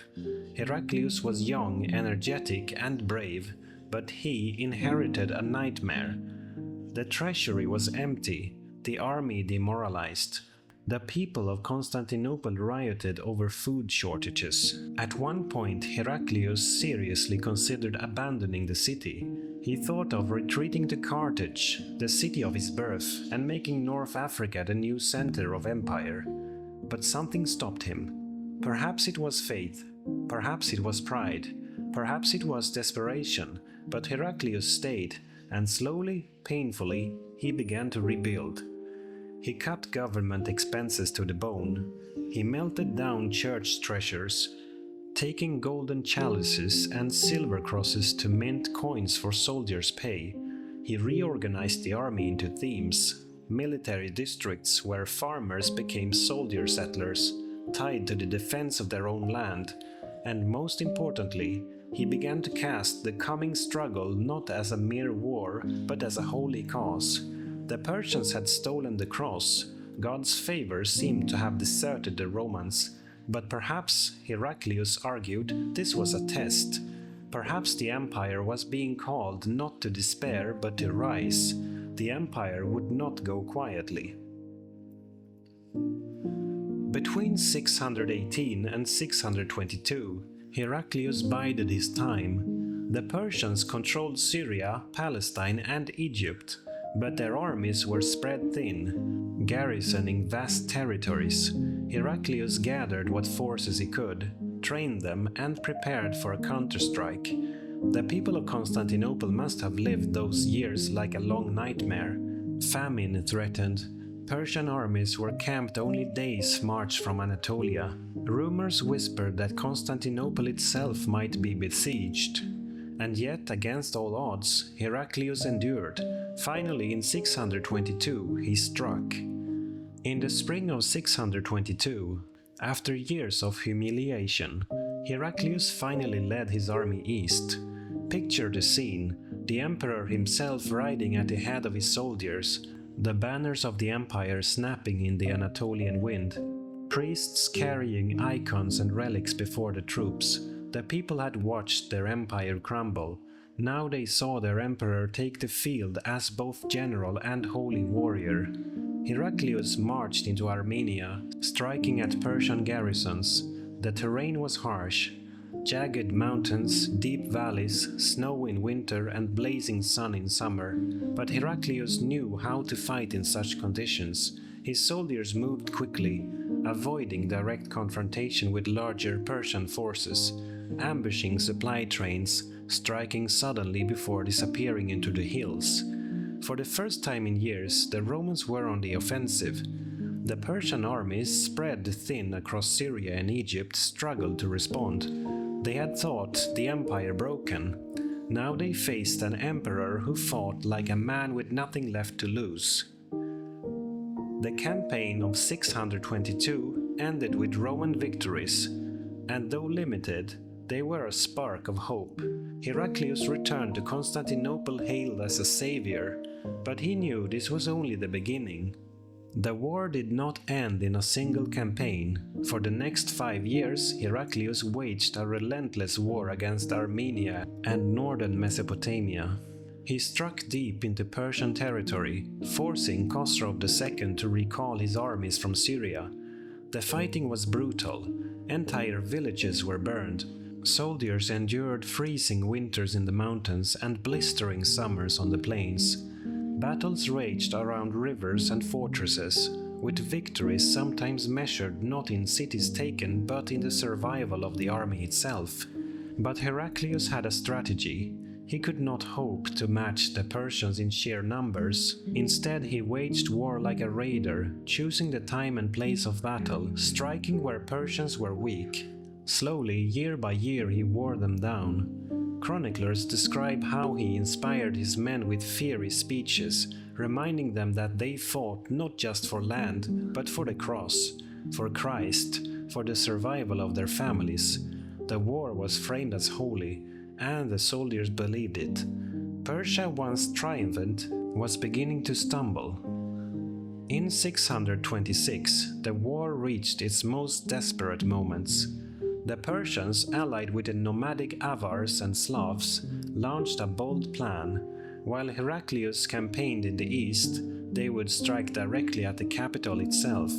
A vast host gathered outside Constantinople. The Avars and Slavs attacked from the land side, while the Persians sent ships across the Bosphorus to join them. For the first time in centuries, the very heart of Rome was under siege. Inside the city, panic gripped the people. The emperor was far away. Supplies were limited. But Constantinople had one advantage no other city in the world possessed: the Theodosian walls. These colossal fortifications, triple layers of stone and towers, had stood since the 5th century. No army had ever breached them. Now they would be tested as never before. The defenders, soldiers, citizens, even monks, manned the walls day and night. Arrows, stones, and fire rained down on the attackers. Priests carried icons of the Virgin Mary through the streets, and people swore that she herself appeared upon the ramparts, protecting her city. The Persians tried to ferry troops across the water, but the Roman navy struck them down. The Avars launched massive siege towers, but the walls held firm. After weeks of fierce fighting, the allied host broke. The siege had failed. Constantinople, the queen of cities, had survived. It was a turning point. The empire had stared death in the face and endured. With his capital safe, Heraclius went on the attack. He gathered new allies, the Turkic Khazars of the steppe, and together they marched deep into Persian territory. Imagine it: Roman soldiers side by side with mounted steppe warriors, banners fluttering against the vast skies of Mesopotamia, advancing toward the very heart of Persia. The Persians, drained and divided, struggled to resist. Khosrow II had ruled with cruelty and arrogance. Now, as defeats mounted, his nobles began to whisper against him. In 627, the two great armies met near the ruins of Nineveh. The battlefield was bleak: rolling plains, winter fog, the ground hard with frost. Heraclius, despite illness and exhaustion, led his men personally. He knew this could be the battle that decided the fate of empires. The Persians struck first, confident in their numbers, but Heraclius had chosen his ground well. The fog concealed his maneuvers, and when the Persians advanced, the Romans counterattacked with precision. For hours the battle raged. Chroniclers describe Heraclius himself riding into combat, sword in hand, fighting like a common soldier. His courage steadied his men, and slowly the Persians broke. By day's end, the Persian army lay shattered. Roman soldiers trampled the standards of their enemy into the frozen earth. It was a victory as decisive as it was unexpected. The empire that had seemed doomed now stood triumphant. The news of Nineveh shook Persia to its core. Khosrow II, once the conqueror of Jerusalem and Egypt, was now seen as a failure. His nobles, weary of war and angered by his tyranny, turned against him. Within weeks he was overthrown and executed by his own son. The war was over. Rome and Persia, exhausted beyond measure, signed a peace. The Persians would withdraw from all conquered lands. The true cross would be returned. The Roman Empire, against all odds, had survived. The year was 630. After nearly 3 decades of disaster and struggle, Heraclius returned to Jerusalem. It was a moment crafted for history books and for sermons. The emperor himself, clad in simple robes, walked barefoot through the gates of the holy city. Before him was carried the true cross, the relic stolen by the Persians 16 years earlier. Crowds lined the streets. Monks and priests chanted hymns. The people wept openly as their emperor carried the cross to the Church of the Holy Sepulchre. For them this was not merely a victory, it was the vindication of faith itself. God had tested his empire and it had endured. Heraclius was hailed as a new Constantine, the equal of the first Christian emperor. Chroniclers compared him to King David of the Bible, the warrior king who defeated mighty enemies through faith and courage. And for a moment it seemed the Roman Empire was reborn again, just as in Justinian's day. But beneath the glittering ceremonies, the empire was hollowed. The wars had lasted nearly 30 years. Both empires, Rome and Persia, were exhausted beyond recognition. For Rome, the losses were staggering. Syria, Palestine, and Egypt had been occupied for more than a decade. Their cities were scarred, their fields ruined, their populations displaced. The treasury was empty. Years of melting church plate and confiscating private wealth had barely kept the armies paid. The countryside of Anatolia had been stripped bare to feed troops on campaign. Farmers struggled to recover. For Persia, the situation was even worse. Their king was dead, executed by his own nobles. The nobility was fractured, with rival princes and generals seizing power. Their armies were broken, their fortresses abandoned, their confidence shattered. Rome had won, yes, but it was a Pyrrhic victory. A triumph so costly it nearly amounted to defeat. The 2 great lions of the ancient world had fought to exhaustion, and in the deserts of Arabia a new predator had been sharpening its claws. While Romans and Persians bled each other dry, something remarkable had taken root to the south. In the oases and caravan towns of Arabia, a prophet named Muhammad had begun to preach a new faith. When Heraclius marched barefoot into Jerusalem in 630, Muhammad was still alive, but within 2 years the prophet would die, leaving behind a united Arab community inspired by his message. For centuries the Arabs had been the overlooked neighbors of the great empires, useful as mercenaries, troublesome as raiders, but never a true threat. Now, driven by faith, discipline, and the hunger of a people long excluded from the wealth of empire, they exploded outward. In 633, Arab armies struck the Persians. Within a few years, Persia collapsed completely. The Sassanid dynasty, centuries old, was swept away. The empire of Khosrow II, once master of Jerusalem and Egypt, was gone forever. The Romans resisted longer, but they too were too weak to stop the tide. Syria and Palestine fell in the 630s. Egypt followed in 641. Heraclius, once hailed as the savior of the empire, lived long enough to see nearly all his victories undone. He died in 641, a broken man. The taste of triumph turned bitter. Looking back, historians see the War of Rome and Persia as the last act of an ancient play. For 700 years the 2 empires had fought, sometimes in shadow, sometimes in open battle. They had been the twin pillars of the old world, each defining itself against the other, and in the end they destroyed each other. Persia vanished. The proud Sassanid kings, heirs to Cyrus and Darius, were gone. Their empire dissolved into memory. Rome survived but transformed. The empire that once dreamed of uniting the Mediterranean was now a smaller, Greek-speaking state. Its heart was not Rome, nor even Jerusalem, but Constantinople. It would live on for centuries, but as something new, the Byzantine Empire. The old world of Caesars and Shahanshahs had ended. In its place, a new world had begun, a world of caliphs and sultans, a world where the Mediterranean was no longer the center of power, but just one part of a far larger stage. What can we learn from this war? First, that even the greatest empires are not invincible. Rome and Persia were the superpowers of their day, unmatched in wealth, armies, and prestige, yet they bled each other dry until neither could stand. Second, that history is not always a straight line.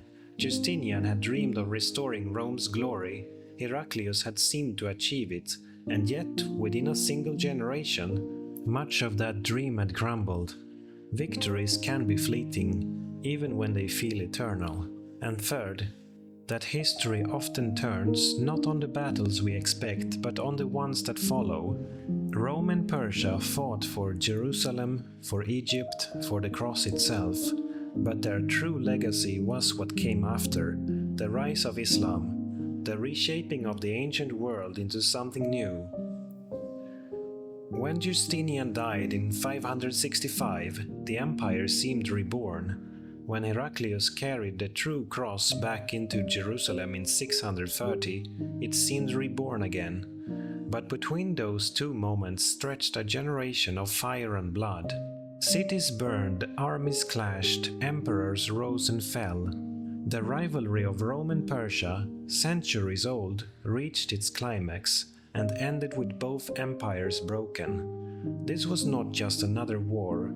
It was the last Roman-Persian war, the final roar of two ancient lions before the desert winds carried in a new age. It was the war that broke two empires, and from its ruins, the world we know today began to take shape.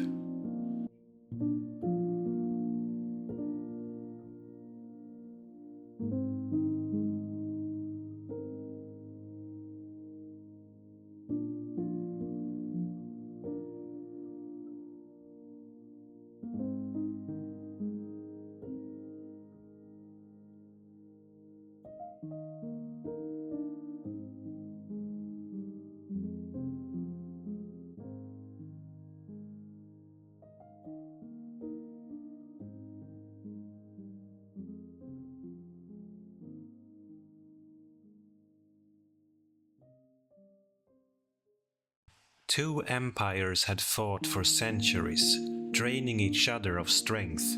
By the mid-600s, both were weary and scarred, and yet, history never stops. While they staggered, the rest of the world was shifting too, and the empire that would soon change history was neither Rome nor Persia. The early 7th century was a time of great change. For hundreds of years, the map of the Mediterranean and the Near East had been shaped by the duel of Rome and Persia. The rivalry had lasted so long that many thought it eternal. But now, as the year 600 approached, both empires were drained. Their armies had marched too many miles, their treasuries had been emptied too many times, and their people were tired of the burden. And when the giants stumbled, smaller kingdoms and distant lands stirred with new life. Europe in particular was entering what we'd now call the early Middle Ages, an age often seen as dark and troubled, yet also one of foundation and slow transformation. To the west of Constantinople, the old provinces of the Roman Empire had long since broken away. The Great Western Roman Empire had fallen in 476, more than a century earlier. Its ruins still stood in shattered aqueducts and abandoned amphitheaters. Latin inscriptions remained carved into stone. Roman law lingered in memory, but the political order was gone. In its place had risen a patchwork of new kingdoms, ruled by peoples who had once been outsiders. The Visigoths held sway in Spain, their kings ruling from Toledo. The Ostrogoths had once controlled Italy, though they were crushed by the Eastern Romans in the wars of Justinian. By 600, Italy was fractured once more, with the Lombards now in power, Germanic rulers who had crossed the Alps and carved out duchies from north to south. In Gaul, the old Roman provinces had given way to the Franks, a people who had begun as a confederation of tribes, but were now building a dynasty that would one day dominate Europe. Around this time, the Merovingian kings held court. Their long hair was a symbol of sacred rule, but behind them, real power often lay in the hands of local lords and palace officials. The Frankish realm was not yet unified, often split among brothers and cousins, but it was already becoming a center of strength in Western Europe. Britain too had changed. The legions had left long ago, and waves of newcomers had crossed the North Sea. Angles, Saxons, and Jutes settled the land, driving back or absorbing the old Romano-British population. By the 600s, kingdoms like Northumbria, Mercia, and Wessex were forming, each with its own warlords and shifting borders. Christianity, carried by missionaries from Rome and Ireland, was beginning to take root among these pagan kings. Augustine of Canterbury arrived in 597, sent by Pope Gregory the Great, and from Kent the new faith slowly spread. Across Europe, the Christian Church was emerging as one of the few stable institutions. The Bishop of Rome, later called the Pope, grew in prestige. Gregory the Great, who ruled as Pope from 590 to 604, set patterns that lasted for centuries, sending missionaries, organizing charitable works, and writing sermons and commentaries that were read across Christendom. Yet the Church was not without division.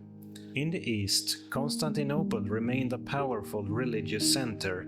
Disputes over theology, over the nature of Christ, and the wording of councils often shook the unity of the faith. Still, compared to the turbulence of kings and armies, the Church provided continuity. Monasteries spread, where monks copied texts, prayed, and worked the land. These communities preserved learning through the centuries of upheaval. Beyond the settled kingdoms lay other peoples, only half known to chroniclers. In Scandinavia, farmers, traders, and chieftains lived in small communities. Their ships ventured along coasts and rivers. The true Viking Age had not yet begun, but the seeds of it were already present in the skills of shipbuilding and seafaring. To the east, the Slavs were spreading through forests and plains, filling lands left empty by earlier migrations. The Avars, a nomadic people from the steppes, pressed into the Balkans, threatening the borders of Constantinople itself. For the Byzantines, these northern raiders were a constant headache, testing their defenses even as Persia strained them from the east. All across Europe and the Mediterranean, the memory of Rome lingered like a ghost. Roads still stretched across mountains and valleys, though weeds pushed through their cracks. Old Roman towns survived, but many shrank, their forums silent, their baths abandoned. Trade networks had withered, making life more local, more rural, more precarious. It was a world where survival mattered more than glory, where peasants labored to feed themselves and pay their lords, where kings rose and fell quickly, and where war was never far away. Yet it was also a world preparing for something new. The Franks would one day grow into the Carolingian Empire. The English kingdoms would unite into a realm that resisted invaders. The Church would knit much of Europe into a common faith. These were centuries of planting seeds that would not bear fruit for generations. And, all the while, Constantinople still stood.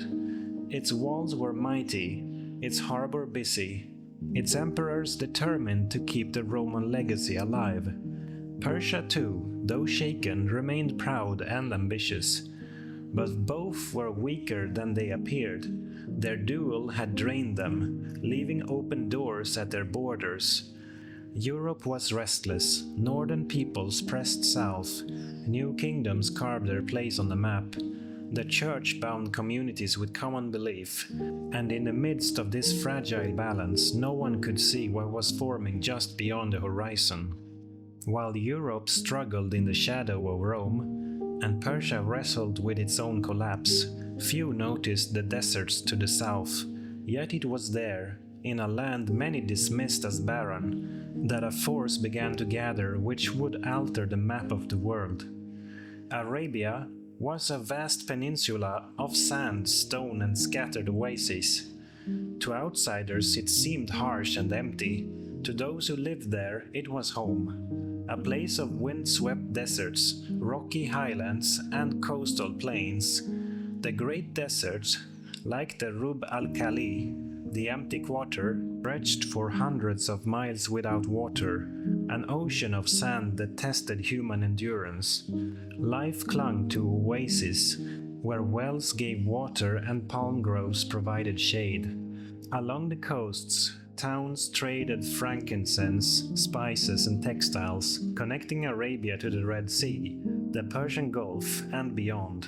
Most of the people lived in tribes, bound together by family ties and loyalty to clan leaders. They raised camels, sheep, and goats, moving with the seasons. Their lives were hard, but they prized freedom and honor above submission to foreign rulers. The Arabs of the 6th and early 7th century valued poetry and memory. Poets were the record keepers of tribes, praising victories, lamenting losses, and preserving genealogies. In an oral culture, a sharp tongue could be as powerful as a sword. Conflict between tribes was common. Raids for camels or grazing land could erupt into blood feuds. Yet hospitality was equally valued. A guest, even a stranger, could expect protection and generosity once welcomed into a tent. Religion in Arabia was diverse. Many worshipped local gods and spirits, often connected to stones, wells, or sacred groves. The Kaaba in Mecca, a cube-shaped shrine, housed idols representing many deities, and tribes made pilgrimages there. But alongside these practices were Jews, Christians, and followers of other sects, scattered in different communities. Arabia was a crossroads of belief, just as it was a crossroads of trade. Among Arabia's towns, Mecca stood out. Nestled among barren hills, it was not lush, but it was important. Caravans passed through carrying goods from Yemen in the south towards Syria in the north. Spices, incense, and silk all found their way through Mecca. The city's guardians, the Quraysh tribe, grew wealthy by controlling trade and caring for the Kaaba. Nearby the oasis town of Yathrib, later called Medina, was another hub. Its fields of date palms provided food in a region otherwise poor in resources. Jewish tribes and Arab clans lived side by side, sometimes in cooperation, sometimes in tension. These towns were small compared to Constantinople or Ctesiphon, but they were vibrant nodes in a network that stretched across seas and deserts, and from one of them change would emerge.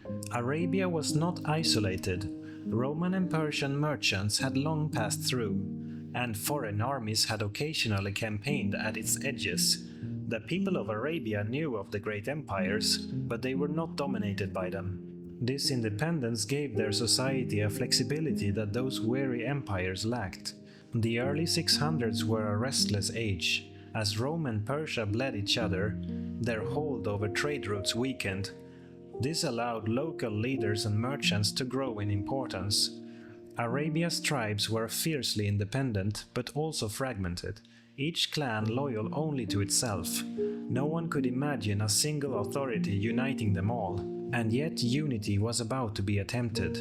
In the year 570, in Mecca, a boy was born who would change history, Muhammad ibn Abdullah. Orphaned at a young age, he was raised among his kin, known for honesty and reliability. As a young man, he worked as a merchant, traveling with caravans and earning respect for his fair dealings. At around the age of 40, during moments of solitude in the caves near Mecca, Muhammad began to receive visions and messages. These, he believed, came from the one true God, Allah. They commanded him to proclaim a new message, that there was no God but Allah, and that all people must turn to him. At first his preaching drew small circles of followers, family, friends and the poor who found hope in his call for justice, but it also drew opposition. The Quraysh, guardians of Mecca's shrines and trade, feared that abandoning the old gods would disrupt their power. Conflict grew in Mecca. Muhammad's followers were mocked, harassed and sometimes attacked, yet the message spread. In 622, under pressure, Muhammad and his community left Mecca and journeyed to Yathrib. This migration, called the Hijra, marked the beginning of the Islamic calendar. In Medina, Muhammad was welcomed as both a religious leader and a statesman. He forged alliances among tribes, drafted agreements that balanced different communities, and built a new sense of unity. What had been a persecuted group became the foundation of a new community, the Ummah. From Medina, Muhammad's influence grew. Battles with the Meccans followed. Badr, Uhud and Khandak were battles each shaping the community's identity. Against all odds, Muhammad's followers held their ground. By 630, Mecca itself was brought under his authority. The Kaaba was cleansed of idols and dedicated to the worship of the one God. When Muhammad died in 632, the tribes of Arabia, once scattered and divided, were more united than ever before. Leadership passed to his companions called the Caliphs, who carried the message beyond Arabia's deserts. The timing was extraordinary. Just as Rome and Persia were weakest, just as Europe was fragmented, a new power rose in a land no one had expected. The armies of the early caliphs, driven by faith and unity, would march into territories neither empire thought could ever be lost. What had begun as a voice in the desert would soon thunder across continents. In just one generation, a community of desert tribes became the rulers of half the known world. Their rise was not slow or hesitant, it came like a wave, reshaping kingdoms, toppling empires, and announcing that a new age had begun. When the Prophet Muhammad died in 632, Arabia stood more united than at any point in memory, yet his death also left a great question: who would lead? His closest companions gathered. They chose Abu Bakr, a trusted friend and father-in-law of Muhammad, as the first caliph, meaning successor. His task was immense. Some tribes wavered in loyalty, thinking that with Muhammad gone, they could return to old ways. Abu Bakr acted swiftly, waging what became known as the Ridda Wars, or Wars of Apostasy. Within 2 years, Arabia was once again secure under the new faith. The message was clear: unity would hold. Abu Bakr died in 634, leaving leadership to Umar ibn al-Khattab, remembered as Caliph Omar. His reign was only 10 years, yet it transformed the world. Omar believed that Arabia's unity could not survive if the tribes were left idle. Energy, once spent in feuds, had to be directed outward. He turned the armies north and east into the weakened lands of Rome and Persia. The Persian Empire had long seemed eternal, but its strength was a shadow of what it once was. Civil wars had left rival claimants to the throne. Nobles plotted against one another. The once proud armies were underpaid and weary. Into this turmoil marched the Arabs. At first the Persians dismissed them as raiders, but the battles told a different story. At Qadisiyah in 636 near the Euphrates, Arab forces under Sa'd ibn Abi Waqqas met the Persians. For 3 days fighting raged, war elephants thundered across the field. Yet the Arab cavalry adapted, scattering the elephants and breaking Persian lines. The victory opened the road to the Persian capital. Soon after, Ctesiphon, the jewel of the Sassanid Empire, fell. Its treasures were carried back to Medina, astonishing men who had lived simple lives in tents and oases. The Persian king fled eastward, clinging to shrinking lands. By 651, the last Sassanid ruler, Yazdegerd III, was killed. An empire that had stood for centuries vanished. Persia did not disappear. Its people, culture, and traditions endured, but the Sassanid dynasty was gone forever. The East Roman Empire, also known as the Byzantine Empire, fared better, but it too reeled. The Emperor Heraclius had only just won a brutal war against Persia when the Arabs arrived. His armies were exhausted, his treasury drained. In 636, at Yarmouk, the Arab and Byzantine forces clashed near the river Jordan. Dust storms blew across the battlefield. For days the armies struggled. In the end, Byzantine lines broke, thousands fled or were cut down. Yarmouk was one of the most decisive battles of the age. It ended centuries of Roman control over Syria and Palestine. Jerusalem surrendered soon after. Omar himself traveled to accept the city's submission. He entered not as a conqueror demanding blood, but in humility, granting protections to the city's people and holy sites. The Christian patriarch handed him the keys to the city. It was a moment that echoed far beyond the walls of Jerusalem. From there, the conquest rolled on. Damascus fell. Egypt, with its fertile Nile and vital grain, was taken in 641 by armies led by Amr ibn al-As. The Byzantines held on to the seas, to Anatolia, and to Constantinople itself, but they had lost their richest provinces. What made the caliphate different was not just the speed of conquest, but the way it adapted. The Arabs did not try to erase the cultures they conquered. Instead, they often kept local administrators, allowed Christians and Jews to practice their faith if they paid a tax, and absorbed knowledge from the lands they ruled.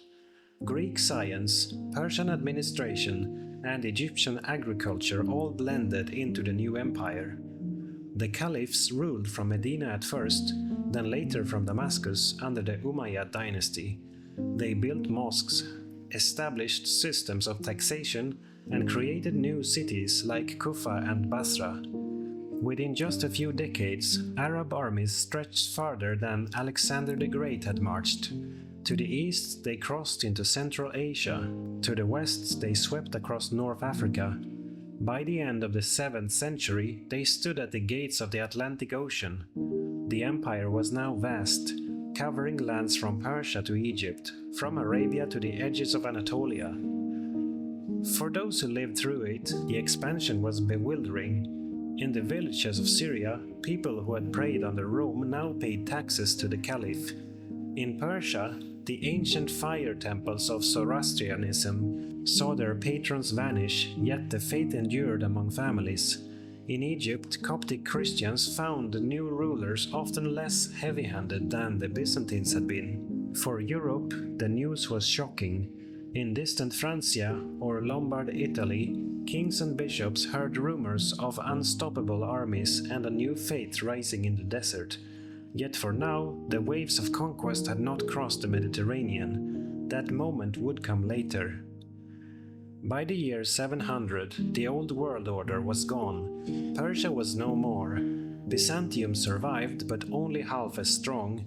A new empire, born in Arabia, stretched across thousands of miles, and unlike the short-lived empires of conquerors before, this one carried not just armies, but a unifying faith, language and law.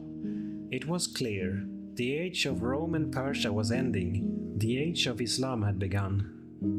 After the first 4 caliphs, known as the rightly guided caliphs, power passed to a new dynasty, the Umayyads, beginning in 661. with Muawiyah ibn Abi Sufyan. The capital shifted from Medina, the Prophet's city, to Damascus in Syria. Damascus was not a desert town but a bustling, ancient city. Its markets linked the Mediterranean to the east. Its position was central for ruling an empire that stretched in all directions. From here, the Umayyads built a state that resembled the empires of old, with governors, tax systems, and armies stationed across vast territories. The Umayyads expanded what had begun as a movement of faith into a functioning imperial system. They minted coins with Arabic inscriptions, replaced Greek and Persian in administration with Arabic, and began to shape a shared cultural identity across the empire. To the east, Arab armies pressed deeper into Persia and beyond. In the 710s, they reached the lands of Transoxiana, across the Oxus River, today's Uzbekistan and surrounding regions. Cities like Samarkand and Bukhara, centers of trade along the Silk Road, came under their influence. The people of these regions were not easily subdued. Sogdian princes, Turkic tribes and other steppe peoples resisted fiercely, yet gradually Arab garrisons and alliances secured footholds. The Silk Road now linked directly into the Caliphate, carrying not only goods but ideas. Farther south, the frontier moved into the Indus Valley. In 711, under the general Muhammad ibn Qasim, Arab forces conquered Sindh, in today's Pakistan. Ports on the Arabian Sea now tied the empire to Indian Ocean trade, linking it with India and even distant China. Meanwhile, to the west, Arab armies advanced along the North African coast. By the late 600s, they had taken Egypt. Now they pushed farther into Libya, Tunisia, Algeria, and Morocco. These lands were rich in grain, olive oil, and trade routes. Resistance was strong, especially from the Berbers, the indigenous peoples of North Africa, yet many Berbers also joined the new movement, some converting to Islam, others serving in the armies that pressed farther west. By the end of the 7th century, Arab and Berber forces together had reached the Atlantic Ocean. Legends say that one commander rode his horse into the waves and declared, "If the sea were not here, we would continue to spread the message of God." From the Atlantic shore, the next step was obvious. Across the narrow straits lay the Iberian Peninsula. In 711, the governor of North Africa sent an army under Tariq ibn Ziyad. The army was small by the standards of great empires, perhaps 12,000 men, many of them Berbers. Yet they faced a divided Visigothic kingdom, weakened by civil wars. At the Battle of Guadalete, near the southern coast, Tariq's army crushed the Visigothic king Roderick.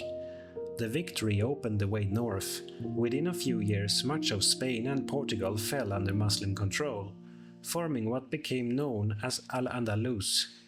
Cities like Córdoba, Seville, and Toledo became centers of learning and culture under the new rulers. By the 720s, Muslim forces had even crossed into southern France, winning battles near Narbonne and advancing towards the Loire. In 732, however, at the Battle of Tours, Frankish forces under Charles Martel turned them back. The battle did not end Muslim presence in Europe, but it set a limit. Spain would remain the center of Islamic civilization for centuries, but France stayed under the Franks. While expansion pressed west and east, the Byzantines still held on in the north. Twice the Umayyads attempted to capture Constantinople itself in 674 to 678, and again in 717 to 718. The city's mighty walls, combined with a secret weapon called Greek fire, repelled the sieges. For the first time, the Arab advance was decisively halted.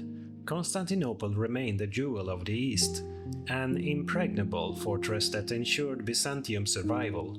Within their vast empire, the Umayyads ruled over a mosaic of peoples: Arabs, Persians, Greeks, Berbers, Copts, Syrians, and many more. Muslims forming the ruling elite, but Christians and Jews were allowed to keep their faiths under special taxes. Many local officials remained in place, ensuring continuity. Over time, Arabic language and Islamic culture spread, blending with local traditions.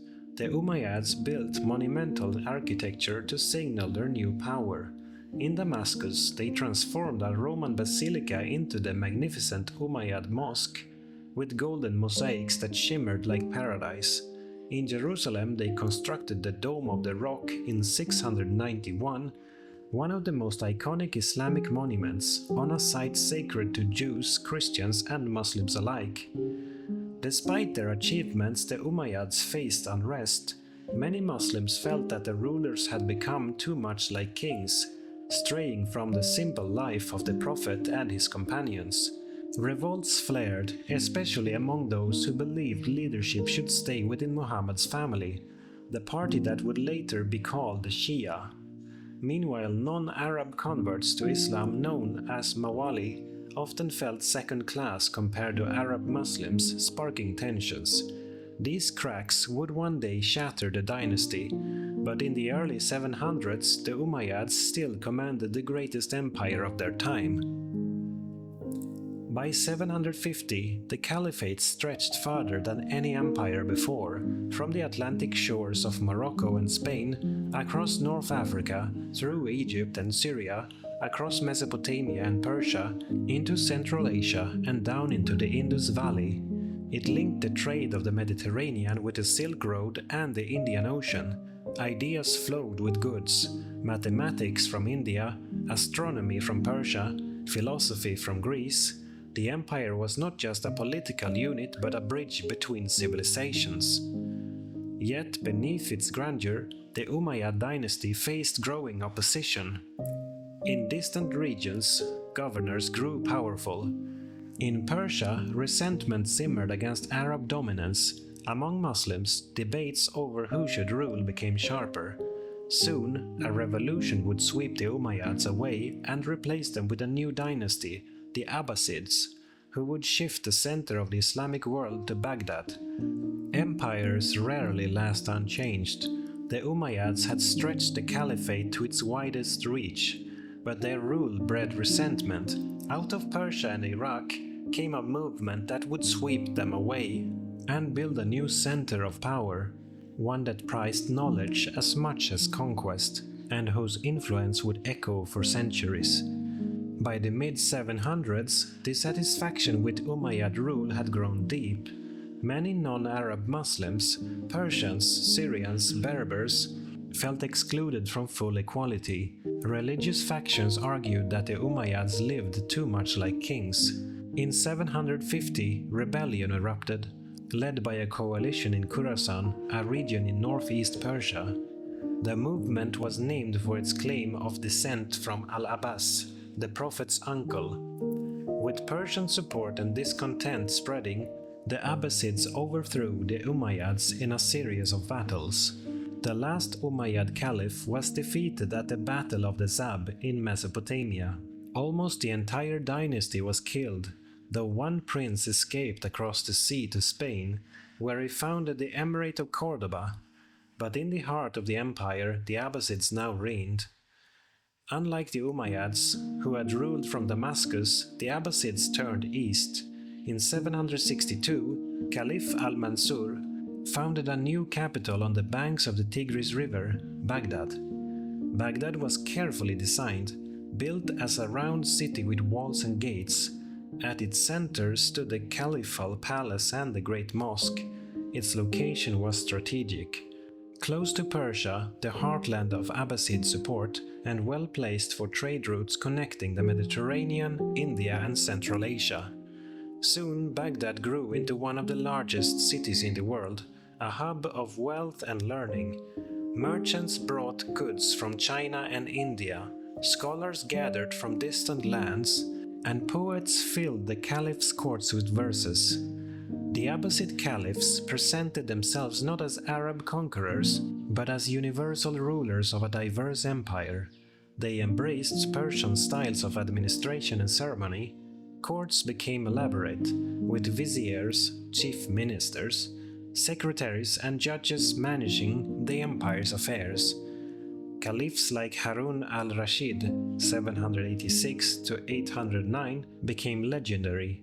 In later tales, he was imagined wandering Baghdad in disguise, dispensing justice, a symbol of wisdom and generosity.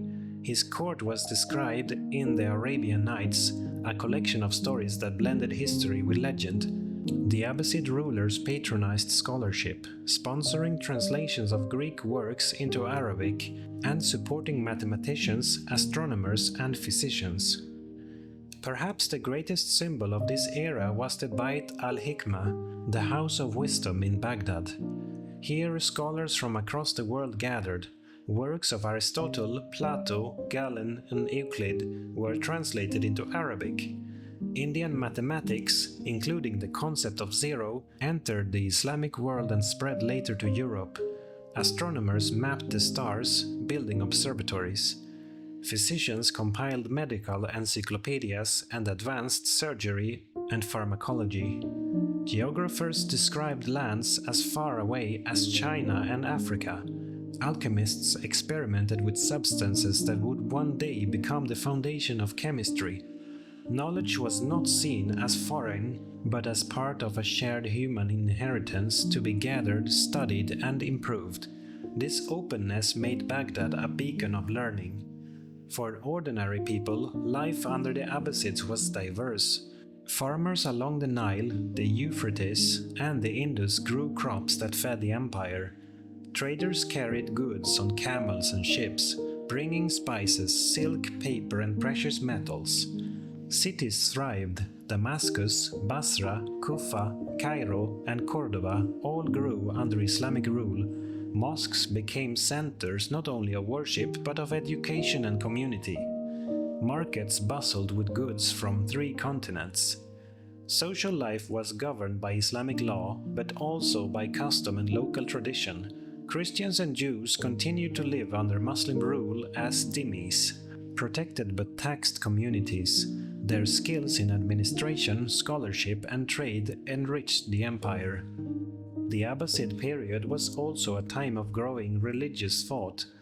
Scholars of fiqh, or Islamic jurisprudence, developed schools of law: Hanafi, Maliki, Shafi'i, Hanbali, each interpreting the Quran and Hadith in different ways. Mysticism grew too. Early Sufi orders sought closeness to God through meditation, poetry, and ascetic practice. Their writings, filled with love and yearning, spread across the Muslim world. But tensions existed. Debates over leadership, theology, and philosophy sometimes turned fierce. Movements like the Shia continued to resist Abbasid authority, insisting that only descendants of the Prophet's family could lead. The Abbasids inherited the vast Umayyad Empire, but maintaining it was difficult. On the frontiers, local governors often grew powerful. In North Africa, distant from Baghdad, revolts flared. In Spain, the surviving Umayyad prince established an independent emirate, refusing Abbasid control. To the east, Central Asia remained a frontier of shifting alliances with Turkic peoples. The Abbasids relied increasingly on Turkic soldiers, who would later play decisive roles in the empire's fate. Still, during the 8th and 9th centuries, the Abbasids held the heartlands firmly. Baghdad remained unmatched as a center of wealth and culture. Historians often speak of this era as the Golden Age of Islam, not only because of wealth and expansion, but because of the flourishing of knowledge. In mathematics, scholars like Al-Khwarizmi laid the foundations of algebra. His very name gave us the word algorithm. In medicine, Al-Razi and Ibn Sina wrote works that became standard texts for centuries. In astronomy, observatories in Baghdad and beyond mapped the heavens with precision. In philosophy, thinkers like Al-Farabi and later Averroes in Cordoba engaged with Aristotle and Plato, blending Greek thought with Islamic theology. Paper, introduced from China, spread rapidly, Libraries multiplied, books became more accessible, fueling scholarship across the empire. The Abbasid Caliphate became a bridge between worlds. Greek, Persian, Indian, and later Chinese knowledge all flowed through Arabic translation. When Europe was still in its early medieval age, Baghdad's scholars preserved and advanced the heritage of antiquity. Centuries later, when Europe revived in the Renaissance, much of its learning would come through Arabic texts carried back from Spain and Sicily. Yet for all its brilliance, the Abbasid world was not without strain. Wealth and splendor in Baghdad contrasted with hardship in rural villages. Caliphs lived in palaces while peasants labored in fields. Power struggles in the court sometimes led to assassinations and intrigue. Still, in the long memory of history, this was an era of extraordinary creativity. The Abbasid built not only an empire of land, but an empire of the mind.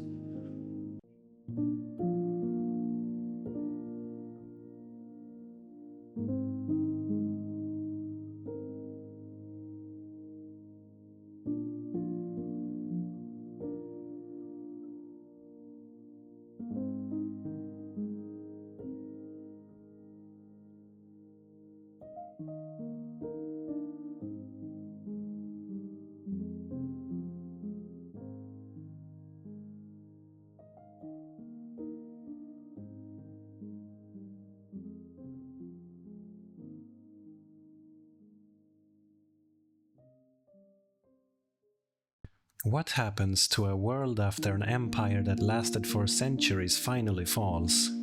When the Roman legions no longer march, when aqueducts crumble, and when cities that once glittered with marble fall silent, what takes their place?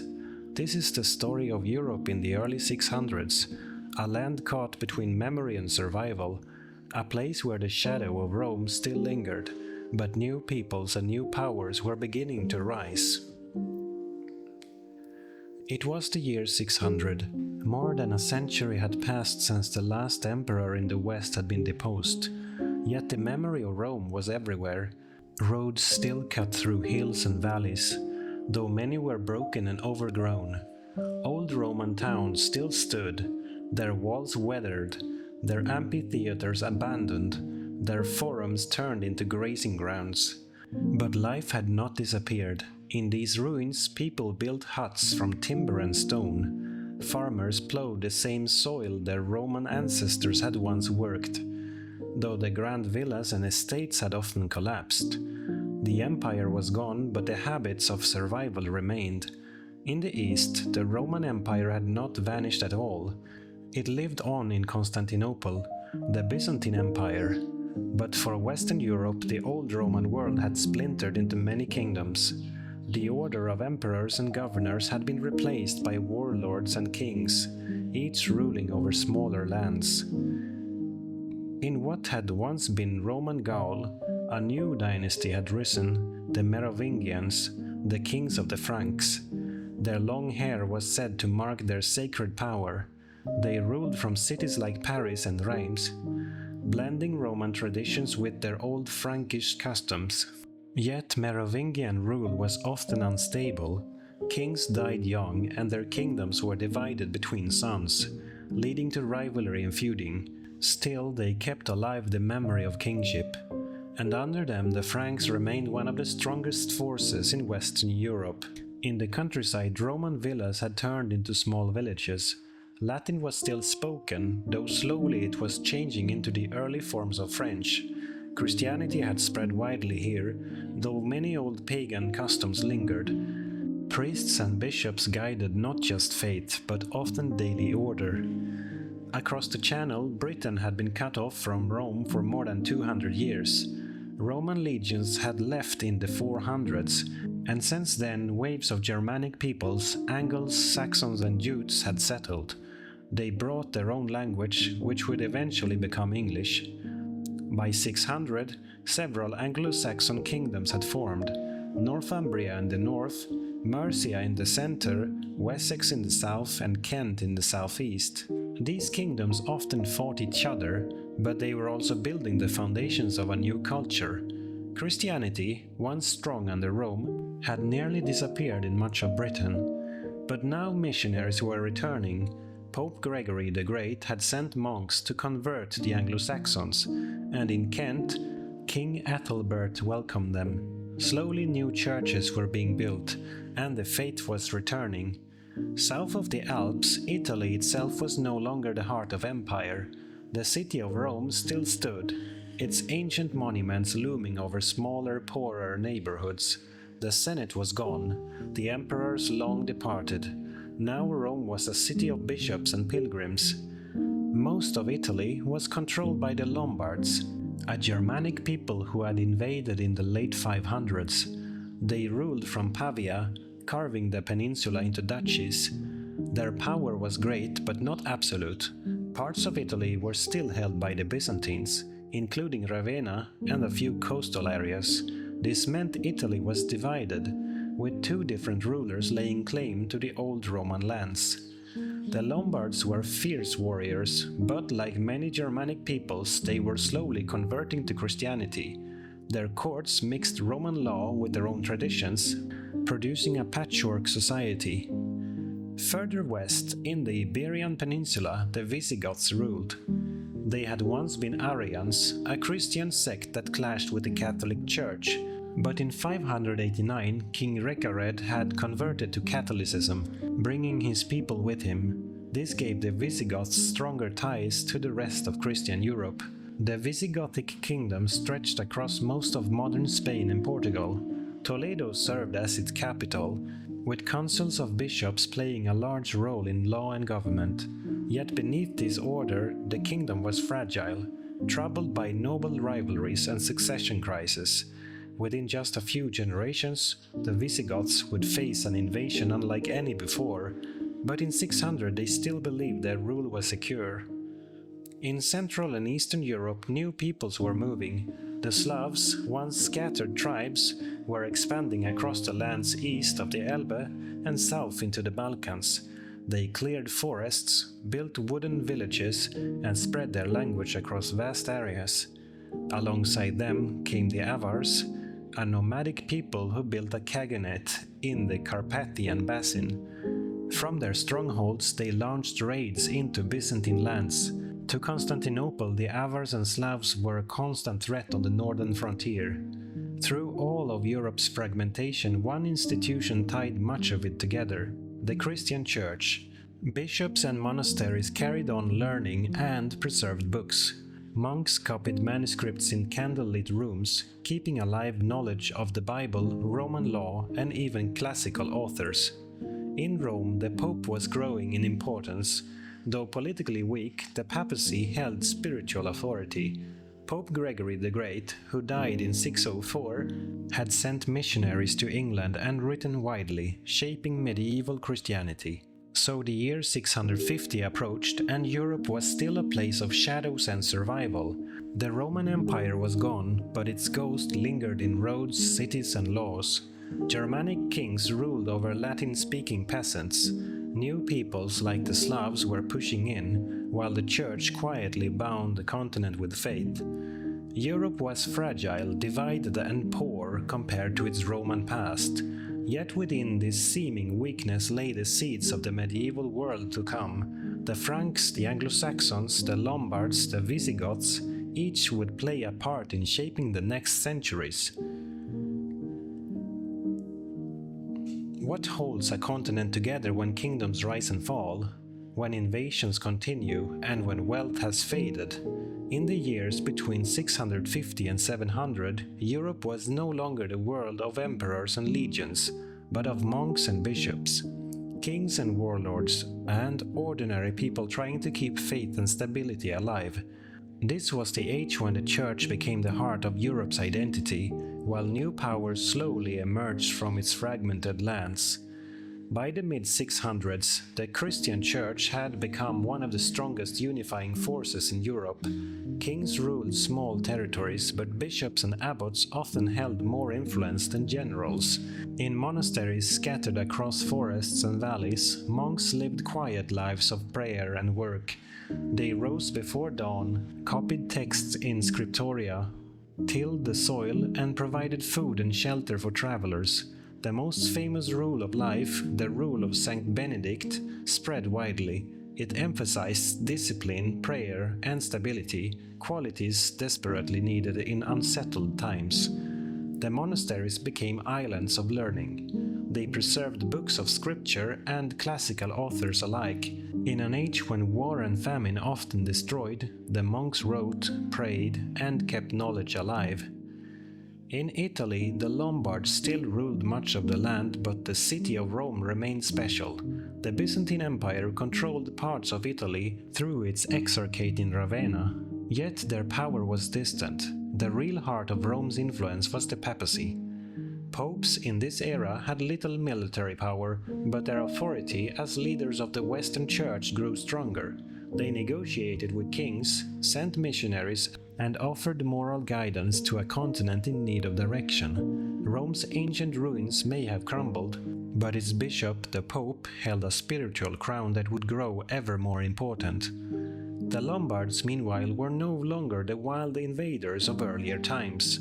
By the later 600s, they were settling, building cities and blending with the local population. Their rulers issued laws that combined Germanic custom with Roman precedent. Duchies like Spoleto and Benevento thrived in southern Italy, while their capital in Pavia remained the heart of their kingdom.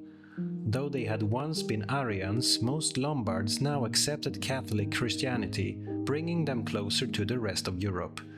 Yet Italy was still divided. The Byzantines clung to Ravenna and to parts of the south, while Rome itself remained in the strange position of being both Byzantine territory and papal city. This patchwork would remain a source of conflict for centuries. To the west, the Visigothic kingdom of Spain was nearing its final days. Their capital in Toledo was a center of councils where bishops and nobles gathered to guide the kingdom. The Visigoths had converted to Catholicism decades earlier, and the Church now played a central role in their governance. But their unity was fragile. Rivalries among nobles, constant plots, and contested successions weakened the state.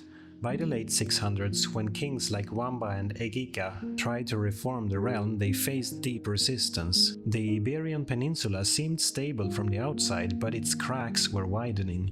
Within a generation, these cracks would break wide open. North of the Pyrenees, the Franks under the Merovingians continued to rule Gaul. But by the mid-600s, their kings had grown weaker. Royal power often fell into the hands of the mayors of the palace, chief officials who controlled armies and finances. While kings held sacred authority and long hair as symbols of rule, the real power was shifting. This quiet change would eventually bring new leaders to the forefront, the Carolingian family. For now, the Merovingians still wore the crown, even if others guided their hands. In England, the Anglo-Saxon kingdoms were slowly taking shape. Christianity had returned through the mission of Augustine in Kent, and by the later 600s it had spread widely. Northumbria became a shining center of culture. Monasteries like Lindisfarne and Wearmouth Jarrow produced learning and art. The famous Book of Kells and Lindisfarne Gospels, with their dazzling decoration, came from this tradition. Kings such as Oswald and Oswiu supported the church, and missionaries from Ireland and Rome debated how best to guide the faithful. England was still divided into many kingdoms, but it was also a place of renewal. The blending of Germanic energy and Christian order gave it a distinct character that would shape its future. In Eastern Europe, the Slavs continued to expand. They built simple wooden settlements, farmed new lands, and spread their culture widely. Their villages were small, but their numbers grew steadily, and they filled the lands that Rome had once ruled. To their west and south, the Avars maintained their khaganate in the Carpathian Basin. They were feared for their raids, striking into Byzantine territory. Yet their hold was not eternal. New peoples, especially the Bulgars, would soon rise and challenge them. The Byzantine Empire, though far stronger than the kingdoms of the West, was struggling. Wars with the new Islamic Caliphate drained its strength. The emperors in Constantinople could not focus fully on the West, and their authority in Italy and the Balkans weakened. Still, Constantinople itself stood as a glittering city. Its walls, markets, and churches remained a beacon of survival. While Western Europe struggled in poverty, the Byzantine capital kept alive a reminder of Rome's grandeur. As the year 700 approached, Europe remained divided. Franks, Lombards, Visigoths, Anglo-Saxons, and Slavs each carved their place. The Church bound them together in faith, even as kingdoms splintered and shifted. It was not yet the Europe of empires or nations. It was a patchwork, fragile and diverse. But within its monasteries, its courts, and its villages, the seeds of a new order were quietly growing. Soon new leaders would emerge, and with them, Europe would take a step closer to the medieval civilization we recognize today. In Gaul, the Merovingian kings still wore their crowns, but their power had withered. They were sometimes called do-nothing kings, for real authority lay with their mayors of the palace. The most powerful of these was Pepin of Herstal, who had consolidated Frankish lands under his control. His son, Charles Martel, was now rising to prominence. Known for his energy and skill, Charles would soon reshape the destiny of the Franks. But in 700 this was only beginning. The Carolingian family, as they would later be called, was quietly gathering the threads of power. In time they would replace the Merovingians entirely. For now they ruled from behind the throne, preparing the ground for greater things to come. Across the Channel, the Anglo-Saxon kingdoms were still divided, but a sense of unity was beginning to form through faith. By the early 700s, Christianity had reached most of the English kingdoms. Monks traveled between monasteries carrying not just scripture but also art and learning. Kingdoms like Northumbria and Mercia began to rise as regional powers. Rivalries were constant, but the idea of a shared faith gave them a common identity. The blending of Germanic warrior culture with Christian order created a new foundation for England's future. In Italy, the Lombards continued to rule, but their kingdom was changing.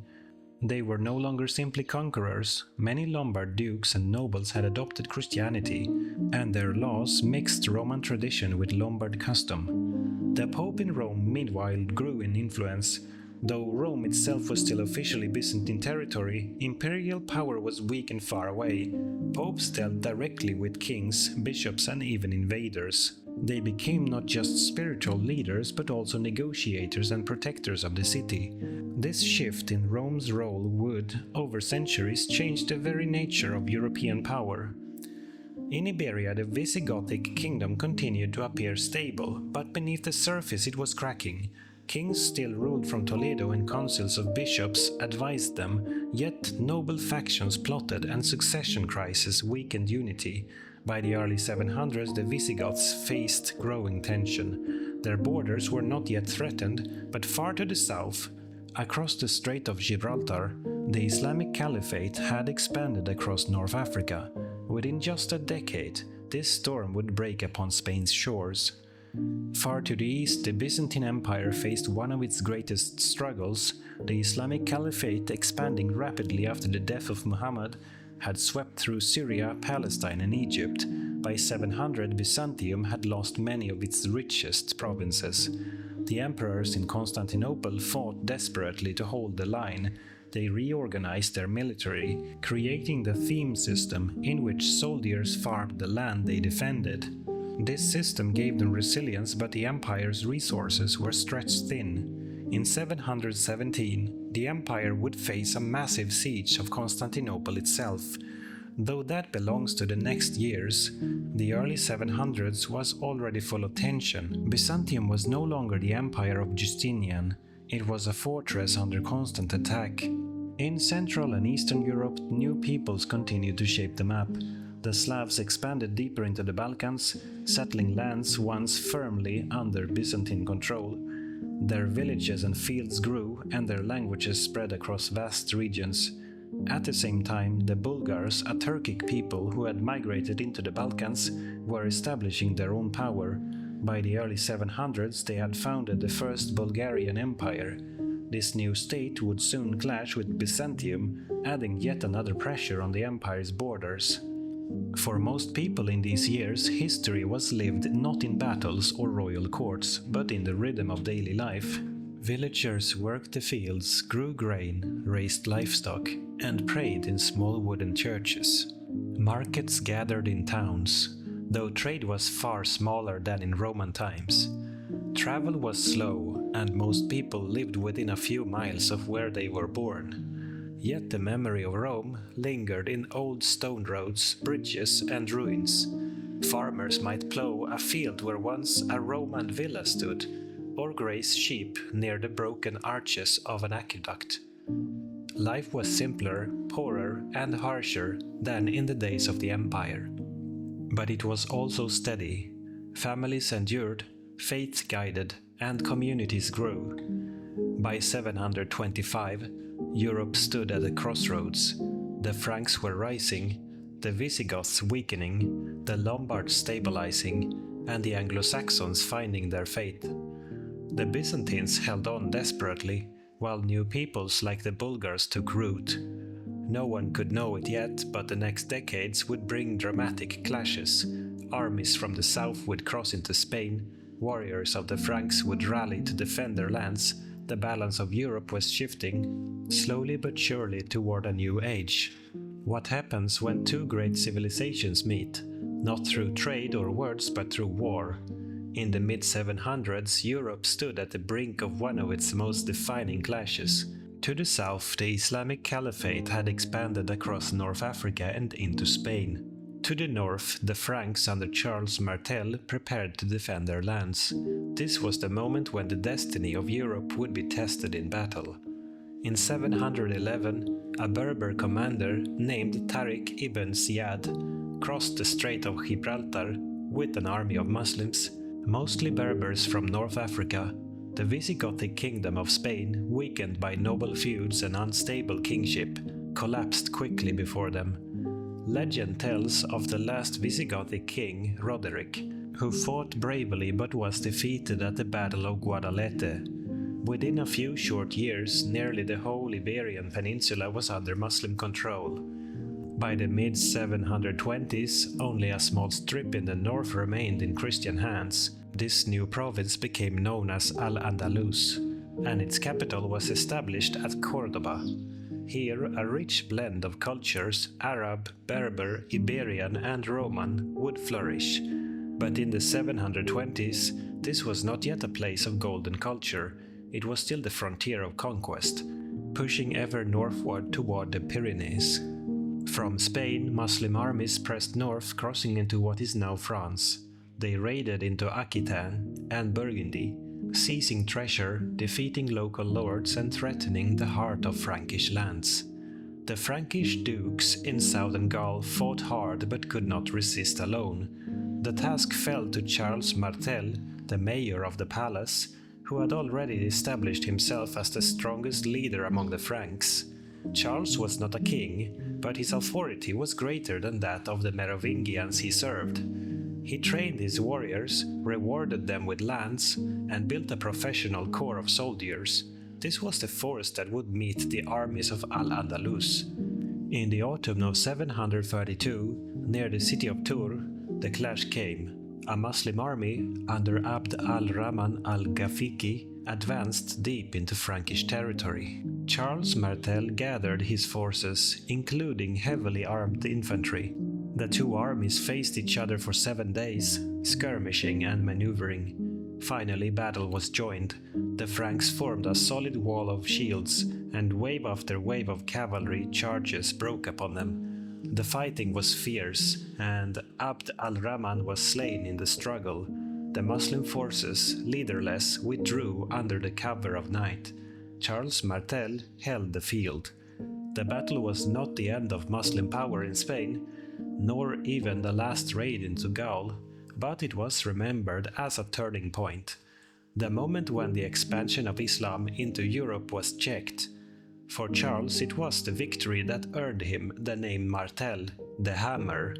After Tours, Charles Martel's reputation grew immensely. Though still only the mayor of the palace, he was the true ruler of the Franks. He continued to expand his influence. subduing rivals and strengthening his military. Charles also forged ties with the church. He granted lands to monasteries and supported bishops, though he also took church lands to reward his warriors when needed. His relationship with the papacy was pragmatic, but it laid the groundwork for future alliances. By the time of his death in 741, Charles Martel had turned the Franks into the dominant power of Western Europe.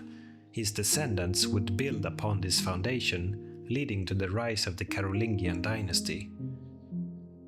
While Charles rose in the north, Italy remained divided between the Lombards, the Byzantines, and the papacy. The Lombards still controlled most of the peninsula, but the Pope in Rome increasingly looked northward for alliances. The Byzantines could no longer provide strong protection, and the Lombards pressed hard against papal lands. This tension would eventually draw the Franks into Italian affairs, but in the mid-700s it remained unresolved. Rome was caught between two powers, the Lombards and Byzantium, while quietly cultivating friendships with the Franks. In Britain, the Anglo-Saxon kingdoms continued to grow in strength and culture. Missionaries from England traveled into Europe, spreading Christianity among the pagan tribes of Germany and beyond. The most famous was Boniface, an Anglo-Saxon monk who journeyed into the forests of Germania. He cut down sacred oaks, built churches, and organized dioceses, bringing large parts of Central Europe into the Christian fold. This missionary work tied England more closely to Rome and to the Frankish world. The Church was becoming a continent-wide network, binding Europe together in shared belief even as political borders shifted constantly. While the Franks fought in Gaul, the Byzantines faced their own crisis. In 717, the Islamic Caliphate launched a massive siege of Constantinople. For a year, the city held against overwhelming odds. The Theodosian walls, the fleet armed with Greek fire, and the courage of its defenders saved them. When the siege finally lifted in 718, Constantinople had survived. The empire was battered but still alive. This survival ensured that Byzantium would remain a key player in the centuries to come. By the mid-700s, Europe's map was changing. In Spain, Al-Andalus was firmly established, its power extending northward. In Gaul, the Franks under Charles Martel had emerged as the strongest defenders of the West. In Italy, the Lombards threatened Rome, while the Pope sought northern allies. In England, faith and learning were growing, while missionaries carried Christianity into Germany. It was a time of both danger and opportunity. Europe was still divided, but a new order was taking shape. The foundations were being laid for an age of Carolingian power. How does a fragmented land of small kingdoms and fragile faith become the foundation of a great empire? Between 760 and 800, the pieces of Europe began to fall into place. A new dynasty replaced the old. The Church bound itself to northern kings, and a ruler rose who would one day be called the Father of Europe. After the death of Charles Martel in 741, his sons took power. The most successful was Pepin the Short, a shrewd and pragmatic leader. Like his father, Pepin ruled as mayor of the palace, while the Merovingian king remained only a figurehead. By the 750s, Pepin decided it was time to end the charade. He sought the approval of the Pope to take the crown for himself. In return, Pepin promised to defend the Church and its lands. The Pope, desperate for protection against the Lombards in Italy, agreed. In 751, Pepin was anointed king of the Franks, the first of the Carolingian dynasty. The long-haired Merovingians were set aside, and a new royal line began. This alliance between the papacy and the Carolingians would shape Europe for centuries. The Lombards remained the great threat in Italy. They pressed against Rome, cutting into papal lands. The Pope appealed to Byzantium for aid, but the empire was too weak and too far, so the Pope turned to Pepin. In 754, Pope Stephen II crossed the Alps to meet Pepin in person. He anointed him again as king, strengthening the bond between the papacy and the Carolingians. In return, Pepin led campaigns into Italy, defeating the Lombards and securing lands for the Pope. These lands, given in the donation of Pepin, became the foundation of the Papal States, where the Pope ruled not just as a spiritual leader but also as a temporal prince. Rome had found its protector in the Franks. Under Pepin, the Carolingians strengthened their kingdom. They reformed administration, rewarded loyal nobles with land, and built stronger ties with the church. Pepin was not a conqueror on the scale of his son, but he established stability and authority.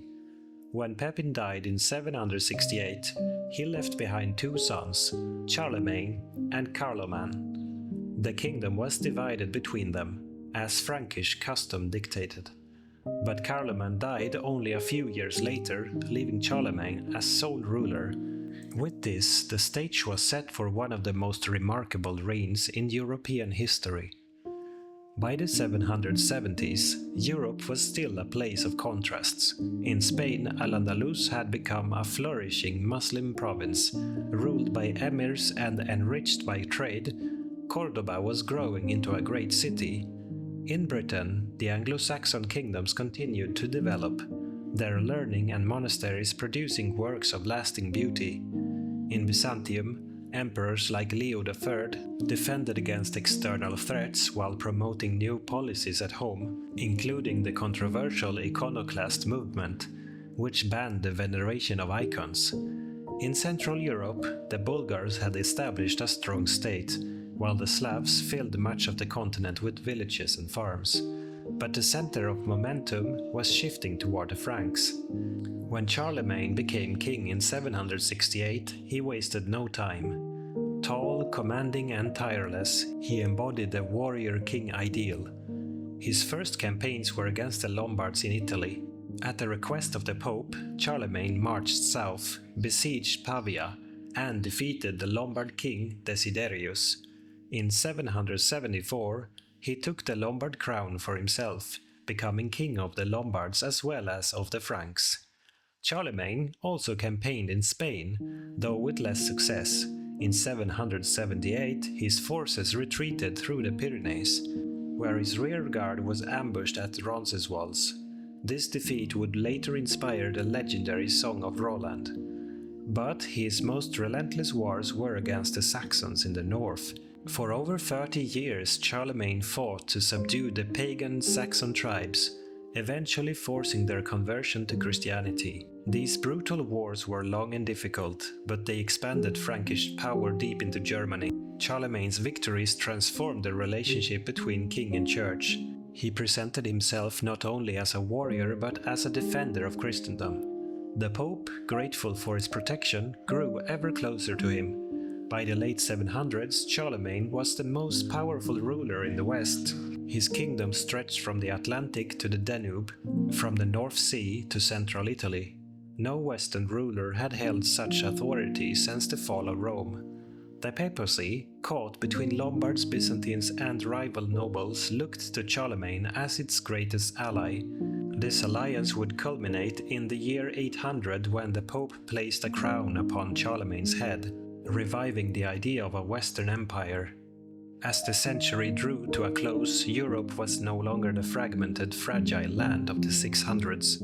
It was still divided, still poor compared to Rome or Byzantium, but it was stronger, more organized and more deeply tied together by faith. The Franks under the Carolingians had risen to become the dominant power. The Pope had gained not only spiritual but temporal authority. England had found stability in its kingdoms and its faith. Spain had been transformed into Al-Andalus. Byzantium endured, though changed by wars and theology. And at the heart of it all stood Charlemagne, a ruler whose ambitions reached beyond kingship, toward empire. So by 800, Europe stood at the threshold of a new age. From ruins and uncertainty had risen new kingdoms, new faith, and new leaders. The darkness of the post-Roman centuries had not swallowed the continent. Instead, out of struggle and survival, a new world was taking shape. The crowning of Charlemagne would mark the dawn of medieval empire. But it was the years between 600 and 800, the quiet rise of powers, the endurance of faith, and the courage of kings that built the road to that moment.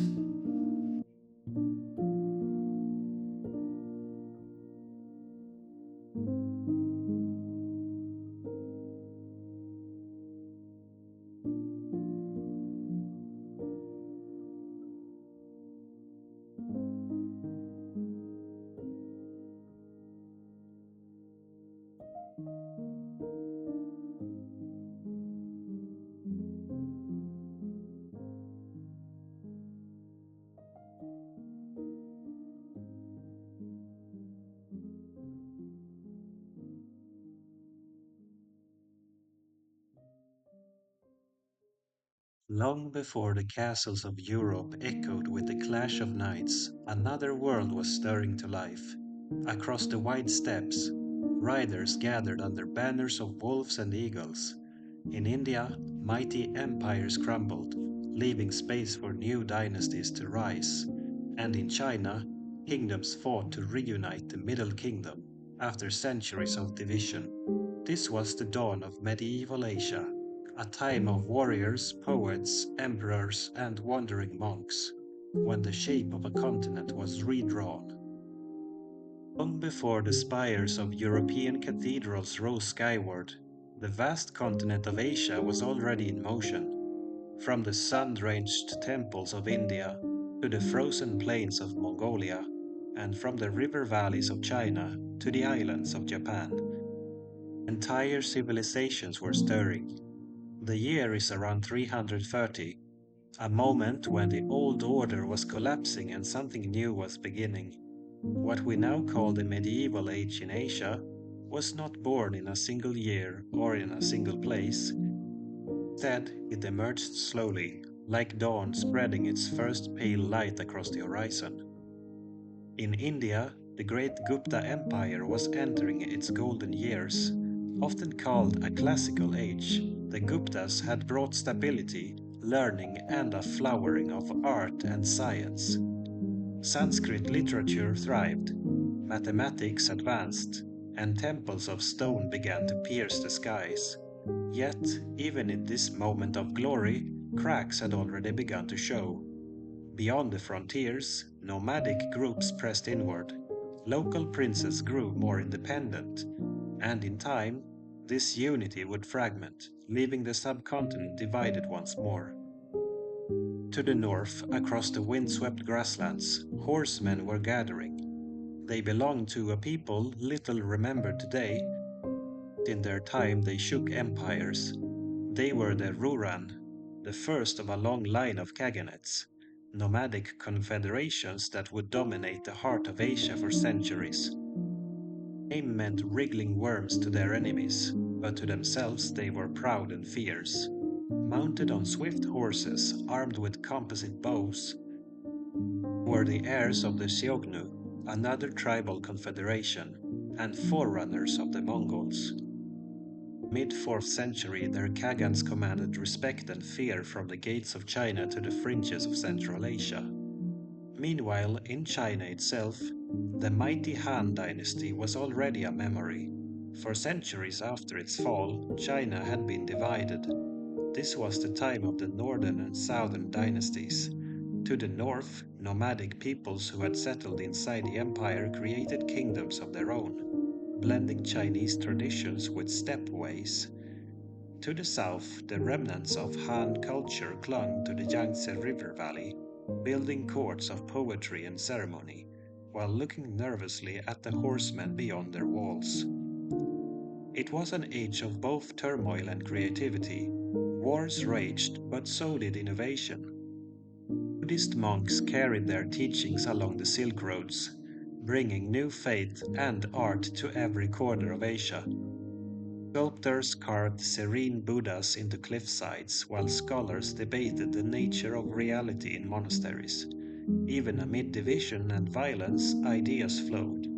The Ruran were among the first to sense the possibilities of this new age. Rose from obscurity in the early 4th century, building alliances among clans and tribes. In settled kingdoms, the power of a khaganate rested on mobility. Horses could cover distances that stone walls could not defend. An army of steppe riders could appear suddenly, vanish just as quickly, strike again before the enemy even understood what had happened. To the Chinese dynasties, these riders were both a menace and a necessity. Some emperors fought them, others brought peace with silk and princesses. The steppe and the zone were locked together in a dance of rivalry and dependence. Yeah, the Guptas faced different challenges. Their heartland in the Ganges plain was rich and fertile, but the frontiers were restless. The Hunas, a branch of the same nomadic movements that troubled Europe, began to press into the subcontinent. Their raids weakened the empire and forced the Guptas to spend treasure on defense rather than temples. Yet for a time, Indian culture continued to glow. Kalidasa, one of the greatest Sanskrit poets, plays and epic that celebrated love and duty. Mathematicians experimented with numbers that would later travel to the Arab world and beyond. Even as storms gathered, the Gupta court remained a beacon of learning. China too saw brightness amid chaos. In the southern courts, scholars cultivated refined tastes. Poets wrote of longing and exile. Painters created landscapes that seemed to capture the very breath of nature. In the north, where cultures mixed, styles of art appeared. Chinese brushwork with Central Asian motifs. Buddhism, newly arrived from India, found fertile ground. Monasteries grew rich, statues of the Buddha grew tall, and scriptures were translated into Chinese. The divided land was spiritually alive. The world of early medieval Asia was one of contrasts. Nomads of the steppes measured wealth in horses and sheep, their lives shaped by the seasons and the grasslands. Farmers in the river valleys measured wealth in grain and taxes, their lives bound to fields and villages. Between them flowed merchants, monks, and envoys, carrying silks, spices, stories, and songs. No kingdom was truly isolated. Even in the 4th and 5th centuries, the vast network of the Silk Roads tied together China, India, and Central Asia. The Ruran, with their Khagans, rose high, but their glory was not eternal. By the mid-500s they would fall to a new people, the Gökturks, a confederation that would build the first great Turkic empire. Yet in their time, the Ruran established a pattern. The steppe confederation that could challenge, threaten, and even shape the destiny of China. By the year 500, the world looked very different from the one that had existed 2 centuries earlier. The Gupta Empire was shrinking, beset by nomadic invasions. China was still divided, but the stirrings of unity would soon emerge in the form of the Sui dynasty. The Ruran still dominated the steppe, but storms were gathering against them. A new rhythm had begun, one that would carry Asia into its medieval age. And as the sun set on this world of empires and riders, one thing was clear. This was not an age of decline, but an age of transformation. Out of the shifting sands and riding hooves, new powers were preparing to rise. The winds of the steppe never stand still.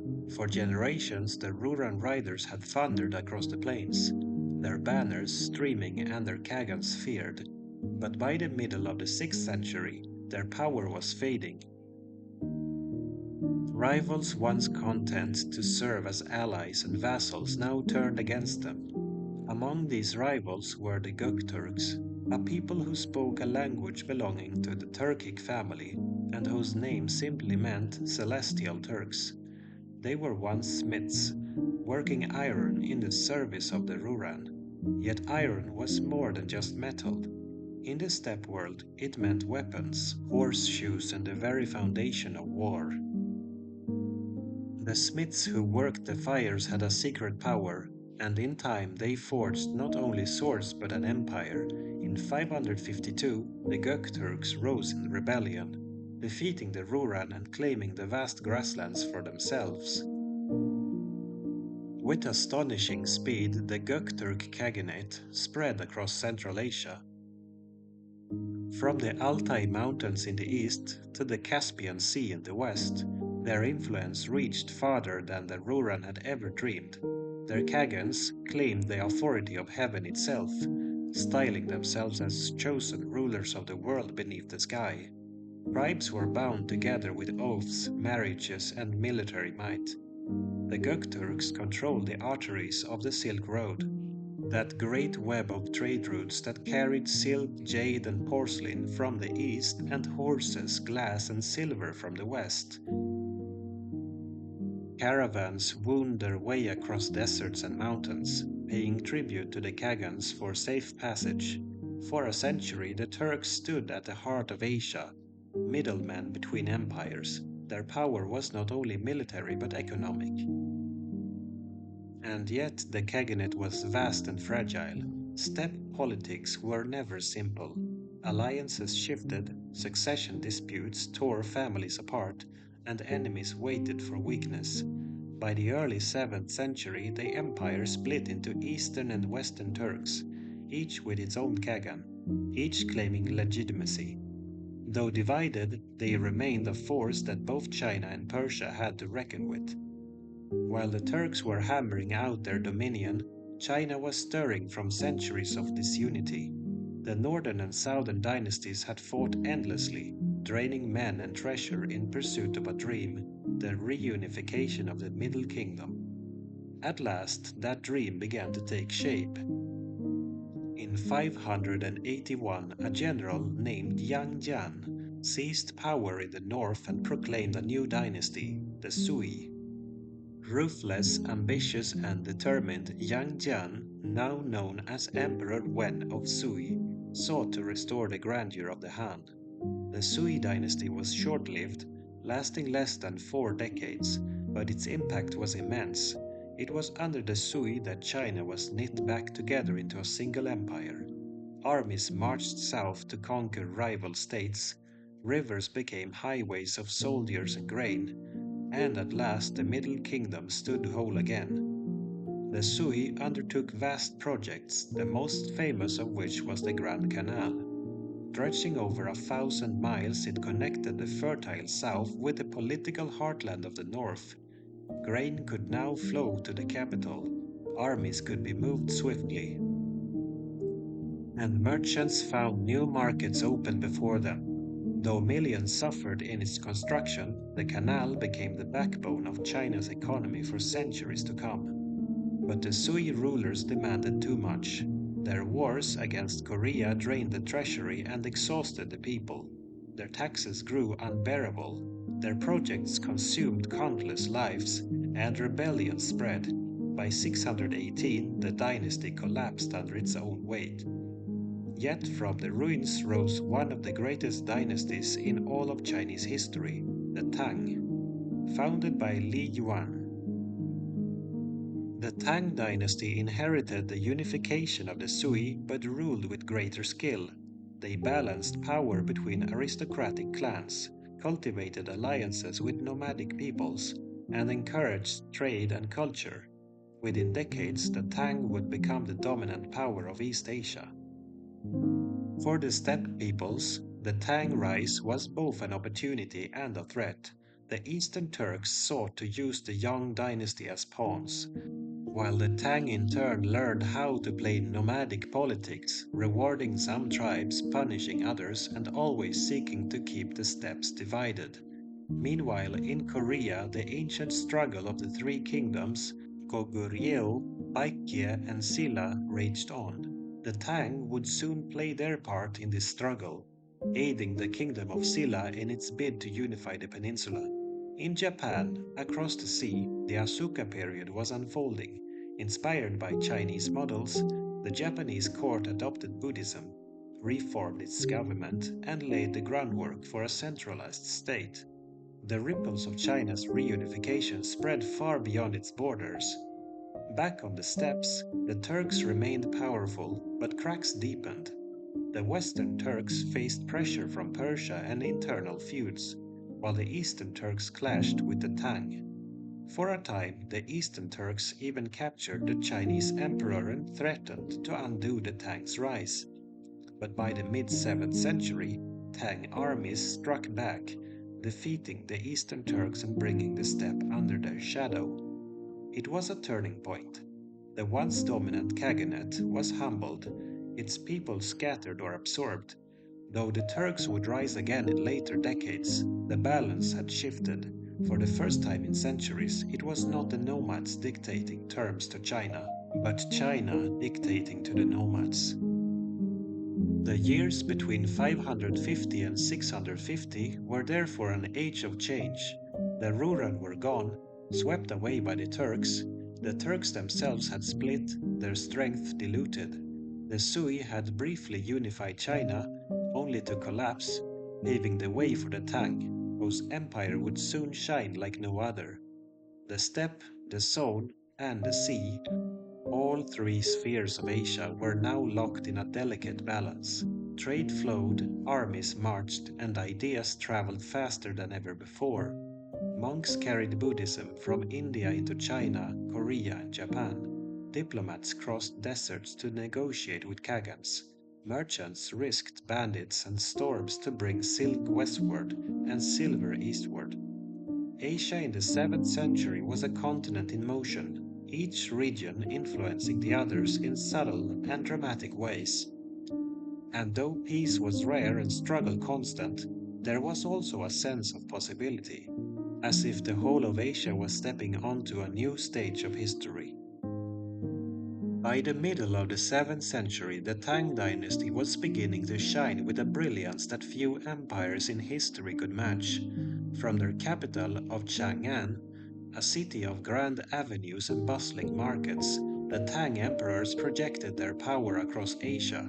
Chang'an itself was a marvel, perhaps the largest city in the world at the time, home to more than 1 million people.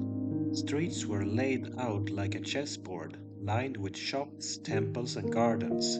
Caravans from Persia, envoys from Central Asia, and monks from India all mingled in its markets. This was the golden age of China's medieval history, a time when poetry, painting, and philosophy flourished, but it was also a time of war, diplomacy, and expansion. The Tang emperors claimed the mandate of heaven, yet they also understood that heaven's favor had to be secured on the battlefield. The Tang inherited from the Sui not only a unified China, but also the constant challenge of the steppe. The Eastern Turks, who once held the Chinese court hostage, were now on the defensive.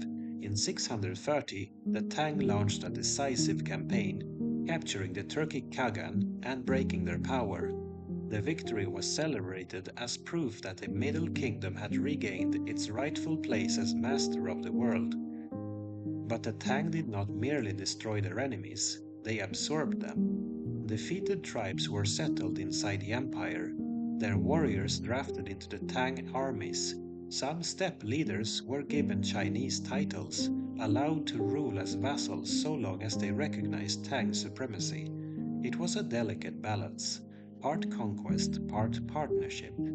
In this way, the Tang extended their influence deep into Central Asia. By mid-century, Tang banners were flying as far west as the oasis cities of the Tarim Basin. The empire's control of these Silk Road hubs gave them access to the riches of Central Asia and allowed them to oversee the flow of trade between East and West. While the Tang were rising, the Korean peninsula remained divided among the three kingdoms, Goguryeo, Baekje, and Silla. For centuries, these states had fought one another, each seeking dominance. Goguryeo were the strongest militarily, famous for its fierce warriors and mountain fortresses. Baekje held close cultural ties to Japan and boasted fine scholars and artisans. Silla, though initially weaker, had carefully cultivated alliances. The Tang dynasty saw opportunity here. Aligning with Silla, they launched campaigns against Baekje and Goguryeo. In 660, Baekje fell. A few years later, after a grueling war, Goguryeo collapsed in 668. With Tang support, Silla unified the Korean peninsula, creating a new order that would endure for centuries. Yet unification came with tension. Silla, though grateful to the Tang, resented Chinese interference. After all, no kingdom likes to be seen as a puppet. In time, the Koreans pushed back, forcing the Tang to withdraw their garrisons. Still, the balance of power had shifted.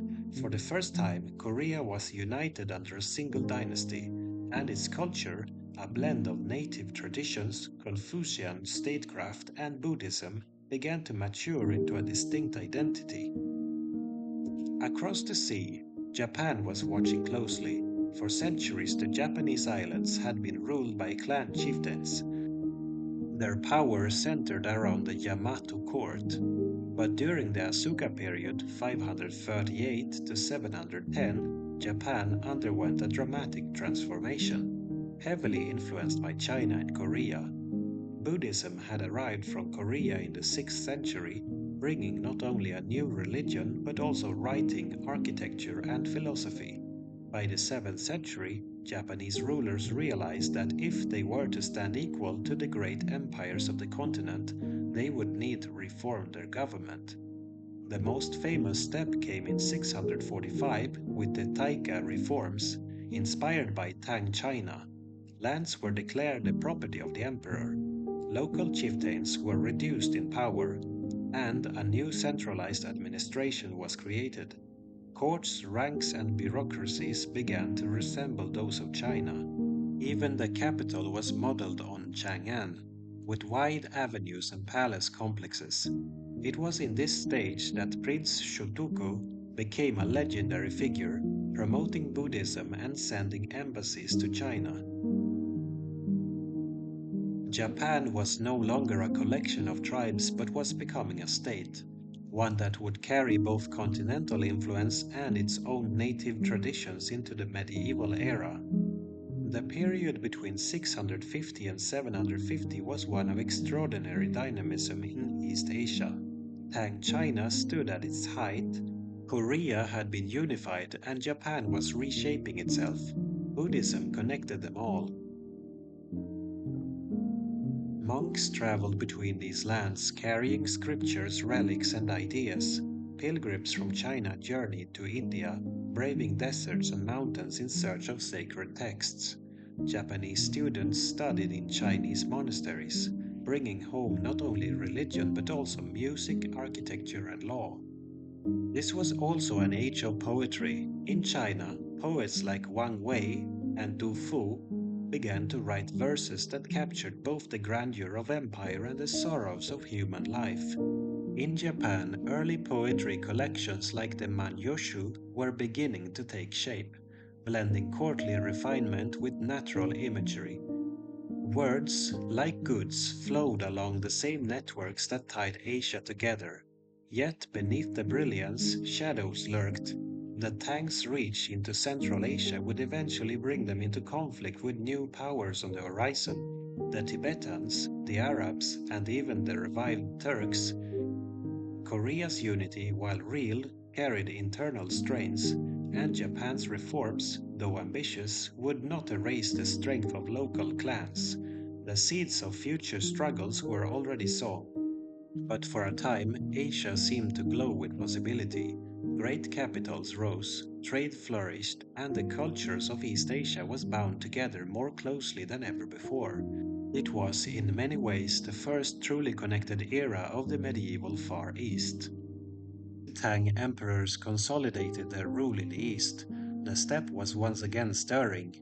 The defeat of the Eastern Turks in the early 7th century had seemed decisive, but history on the grasslands was rarely settled for long.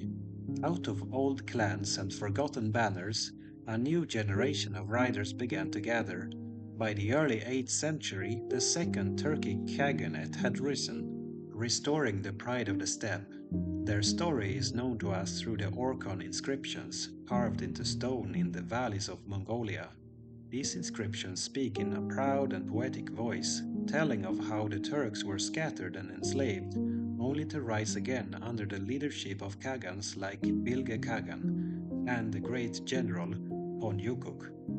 To read them is to hear the echoes of the steppe itself, the lament for fallen warriors, the boast of victories, the reminder that fortune is as fleeting as the grass beneath the hooves of horses. The Second Turks revived the ancient power of mobility. Their horsemen struck across the plains, harassing Tang garrisons and asserting dominance over tribes that had wavered. Though they never reached the heights of the First Göktürk Empire, they restored enough strength to remind China that the frontier could never be tamed for long. For a few decades, the Khaganate flourished, binding together tribes under the eternal sky. Yet by 744, internal discord and new rivals, the Uyghurs, would bring them down. Their fall marked the end of an era, the last great moment of Turkic supremacy in early medieval Asia. While the Turks reclaimed their place on the steppe, another power was rising in the mountains. To the south of the Silk Road, on the high plateau of Tibet, a kingdom was taking shape.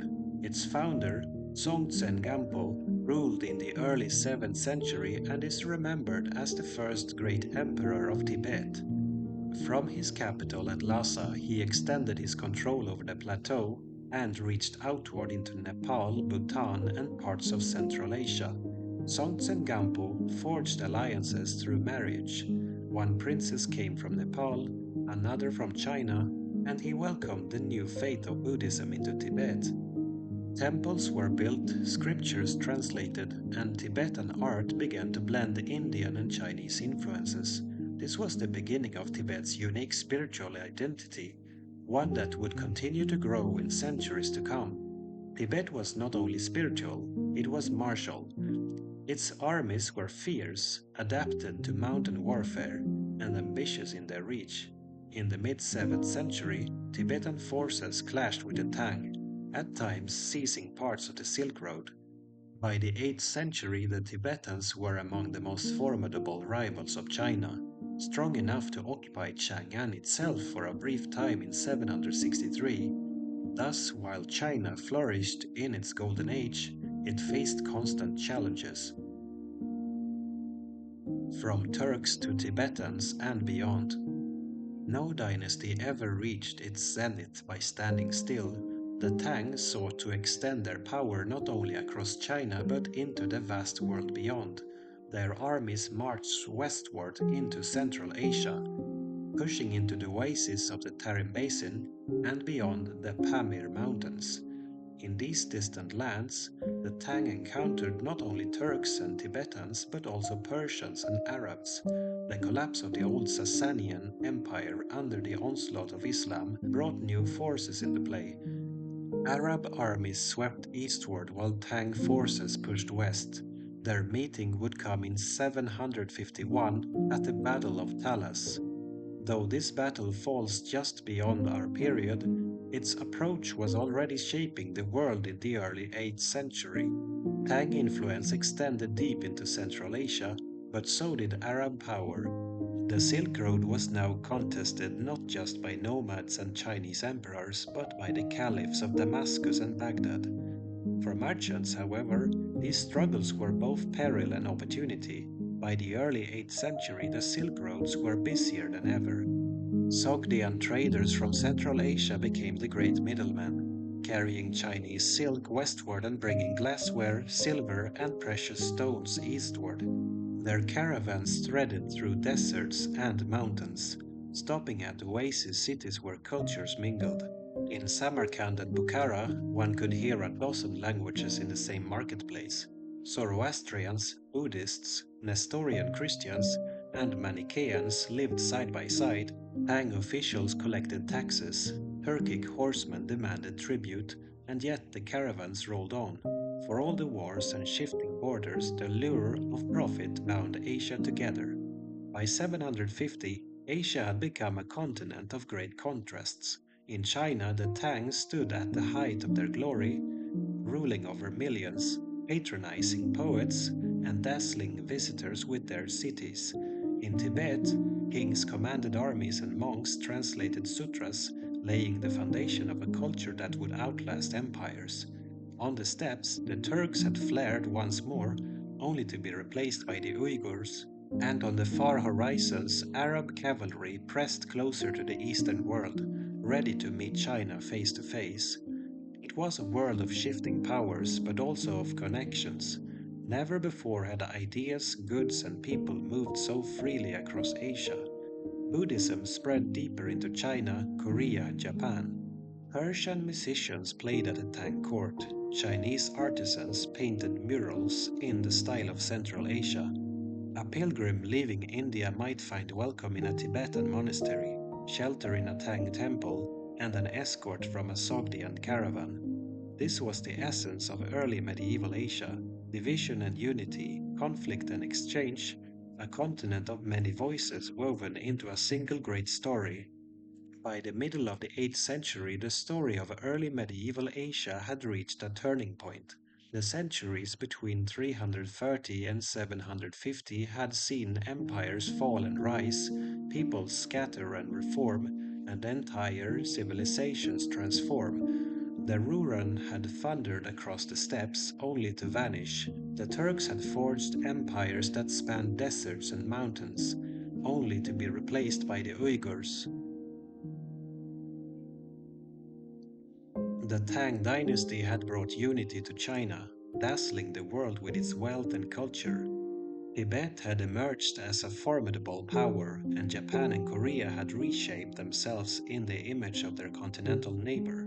This was not a static age of swords and banners, but a dynamic era of change. It was, in many ways, the true foundation of medieval Asia. In China, the Tang reached their full splendor in the 8th century.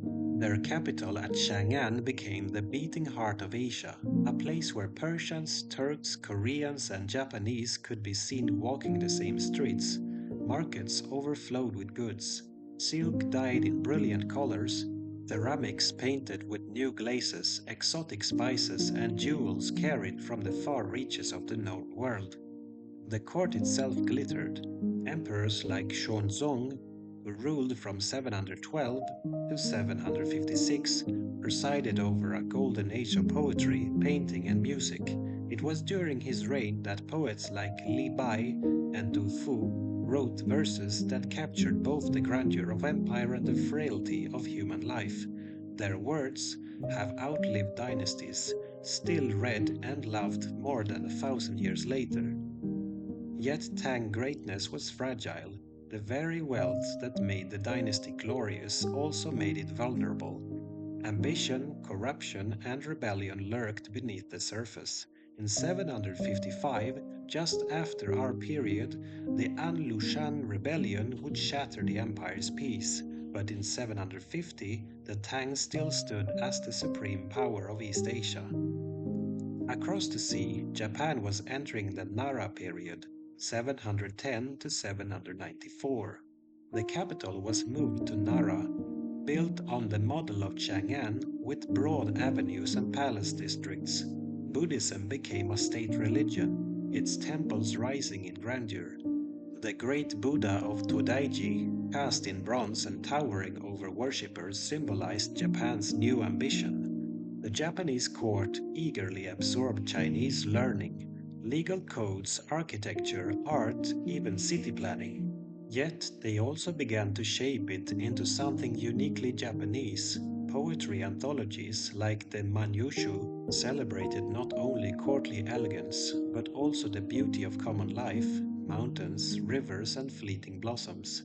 The blending of foreign influence with native sensibilities created a culture that would soon stand on its own. In Korea, the Silla kingdom enjoyed its triumph as the first dynasty to unify the peninsula. With Tang influence waning, Silla developed a distinctive culture of its own. Buddhism flourished, monasteries spread across the land, and stone pagodas dotted the landscape. Scholars studied Chinese texts, yet adapted them to Korean needs. The peninsula had endured centuries of war, but unity now offered stability. Still, unity was never perfect. Regional tensions simmered, and later dynasties would rise. But for now, Silla's unification marked a milestone in East Asian history. The steppes, always restless, were changing once more. By 744, the Second Turkic Khaganate had fallen, replaced by the Uyghur Khaganate. The Uyghurs would play a crucial role in the centuries to come. both as allies of the Tang and as shapers of Silk Road trade. But the age of early Turkic dominance was over. The Silk Road itself, however, was livelier than ever. By 750, the network of routes carried not only goods but also ideas. Manichaean priests, Nestorian bishops, Buddhist monks, and Muslim merchants all moved along its paths. Caravans left Xi'an laden with silks and porcelains, crossed the Taklamakan desert with the help of Sogdian guides, and arrived in the markets of Samarkand and beyond. The world was becoming more connected, and Asia was its center. Looking back at the centuries between 330 and 750, one sees both continuity and transformation. India, once dominated by the Guptas, had fractured, but its faiths and learning had spread across borders. Central Asia had seen kaganates rise and fall, yet its riders remained the guardians and raiders of the Silk Road. China had moved from division to unification, from fragility to golden age. Korea and Japan had stepped from tribal kingdoms into centralized states, shaped by the models of their great neighbor. Tibet had emerged from isolation to stand as an imperial power. It was an age of exchange as much as of conflict. Buddhism spread from India to Tibet, China, Korea, and Japan, leaving temples and scriptures in its wake. Confucian statecraft spread eastward, shaping governments across the region. Steppe horsemen carried not only arrows but also ideas, connecting peoples from the Pacific to the Caspian. When we think of the Middle Ages, we often imagine castles, knights, and cathedrals in Europe.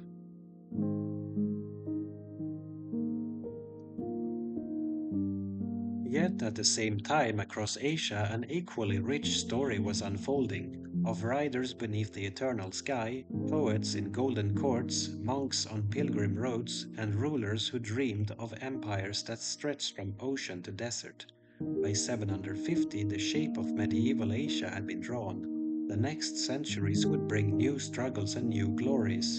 The Abbasids in the west, the High Tang in the east, the rise of the Khmer, and the splendor of Angkor in the south, but those are stories for another time.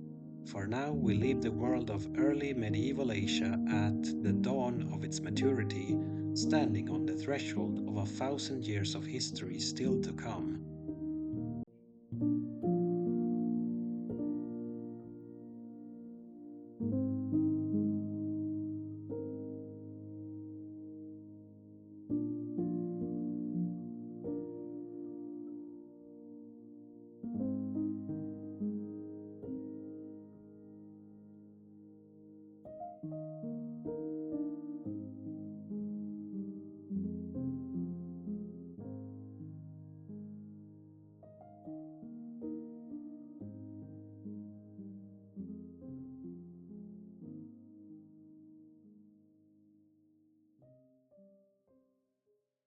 It was Christmas Day in the year 800. Inside St. Peter's Basilica in Rome, a Frankish king knelt before the Pope.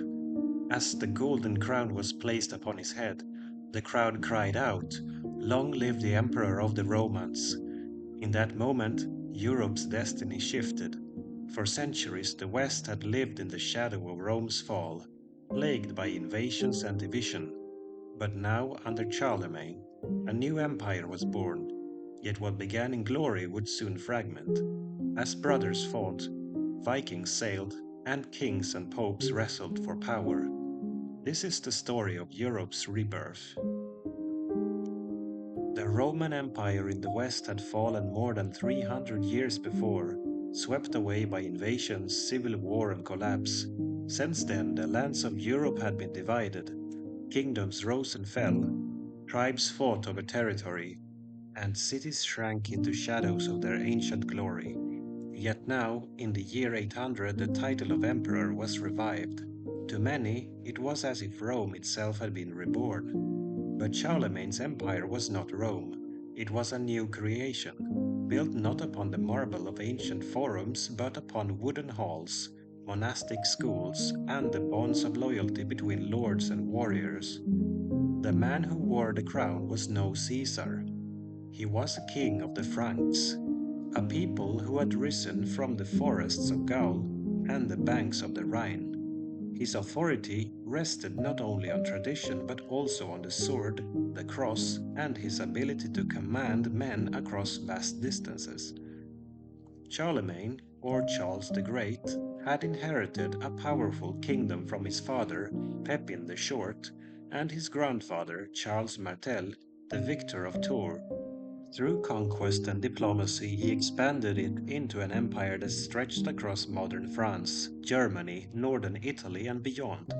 He fought Saxons in the north, Lombards in Italy, and Avars in the east. With each victory, he gathered not only lands but also prestige. Yet his empire was not simply a realm of war. Charlemagne dreamed of renewal, a Christian empire where church and state worked together. He encouraged bishops and abbots to serve as administrators, spreading both learning and faith. He ordered the establishment of schools in monasteries and cathedrals so that young boys could learn to read, write, and copy texts. Out of this effort came what historians call the Carolingian Renaissance, a small but vital revival of learning that preserved much of classical knowledge. The script used by monks, Carolingian minuscule, was clear and legible, designed to avoid confusion. It is thanks to this writing that so many ancient texts survived, for without the patient work of scribes, much of Rome and Greece's wisdom might have vanished forever. Charlemagne's coronation by the Pope was more than a ceremony. It symbolized a new partnership. The Church gave legitimacy to kings, while kings defended the Church. For the Pope, crowning Charlemagne meant a protector against enemies in Rome. For Charlemagne, it meant that his rule was blessed by God and recognized as heir to the Caesars.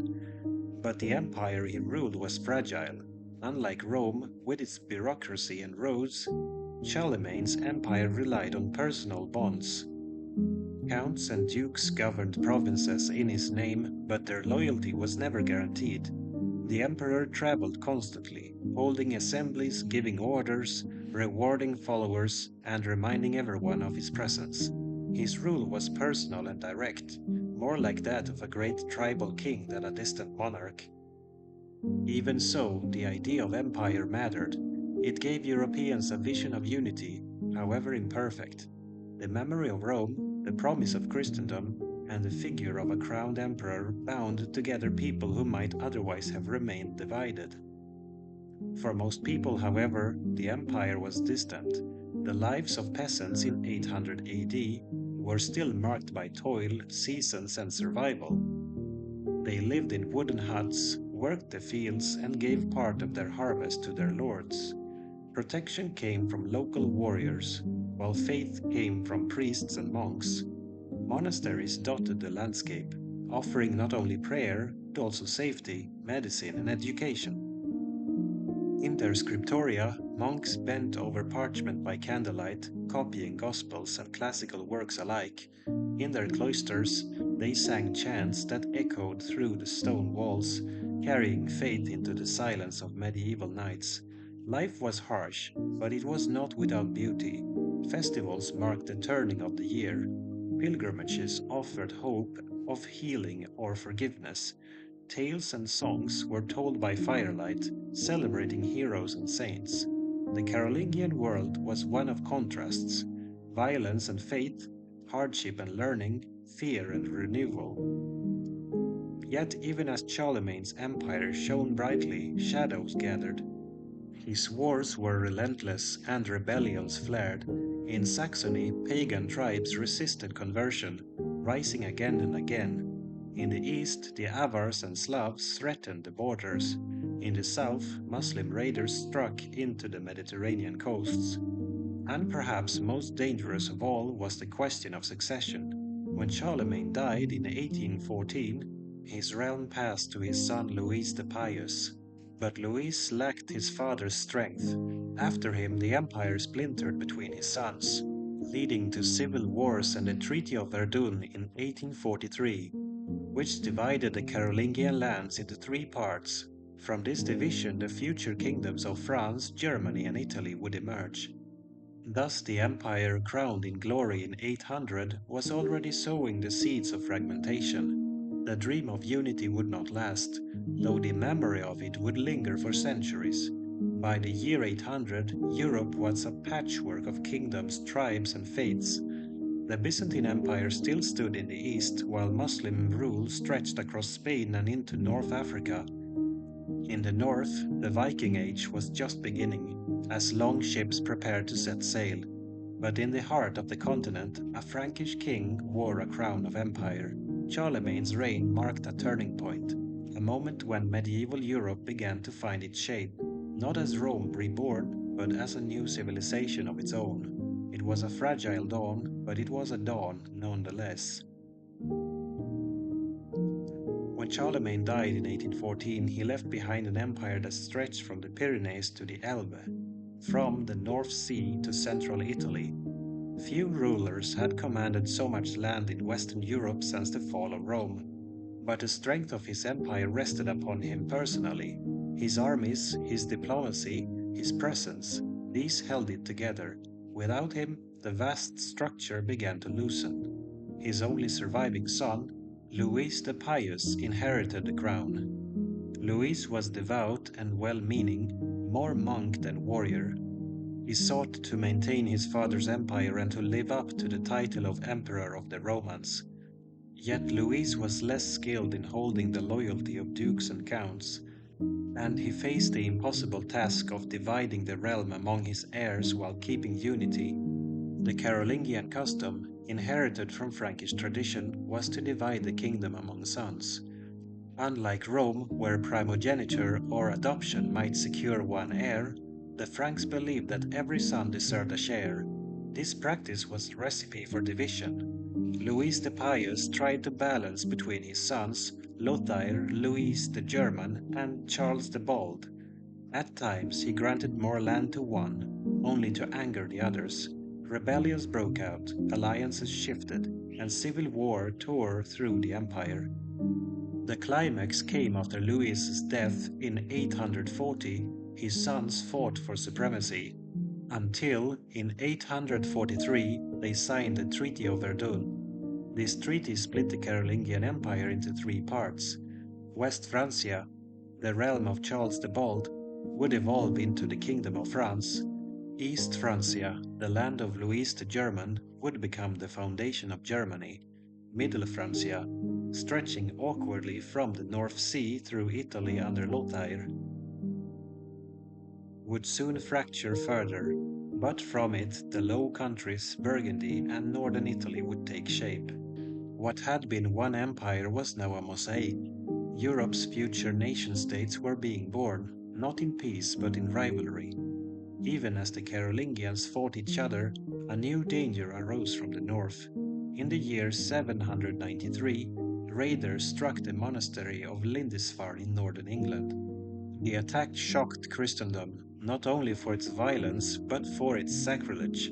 Monks were slain, treasures seized, and holy places desecrated. Word spread quickly. The Northmen had come. These raiders, later called Vikings, came from Scandinavia, the lands of Norway, Denmark, and Sweden. Their longships were marvels of engineering, swift, shallow-drafted, able to cross open seas and rivers alike. They could appear suddenly on coasts and rivers, strike, and vanish before defenders arrived. In the 9th century, Viking raids became relentless. They attacked the coasts of Ireland and Britain, sailed up the Seine to Paris, and even reached Spain and Italy. No monastery was safe, no port secure. To contemporaries, it seemed as if the very fury of the pagans had been unleashed. Yet the Vikings were not merely raiders, they were also traders, explorers, and settlers. In Ireland, they founded towns like Dublin. In England, they carved out territories known as the Danelaw, where their laws and customs prevailed. In France, they pressed so hard on the Seine that eventually the French king granted them land in Normandy, land that would one day produce William the Conqueror. The Norse also pushed eastward, sailing along the rivers of Russia, trading with Byzantium and carrying goods from the Baltic to the Black Sea. Some of them became known as the Rus, and from them the future kingdom of Russia would take its name. But in Western Europe, it was their raids that left the deepest mark. For ordinary people, the sight of longships meant terror. Monasteries and villages alike were easy prey, and rulers often had no choice but to pay tribute, a practice known as Danegeld, to buy peace.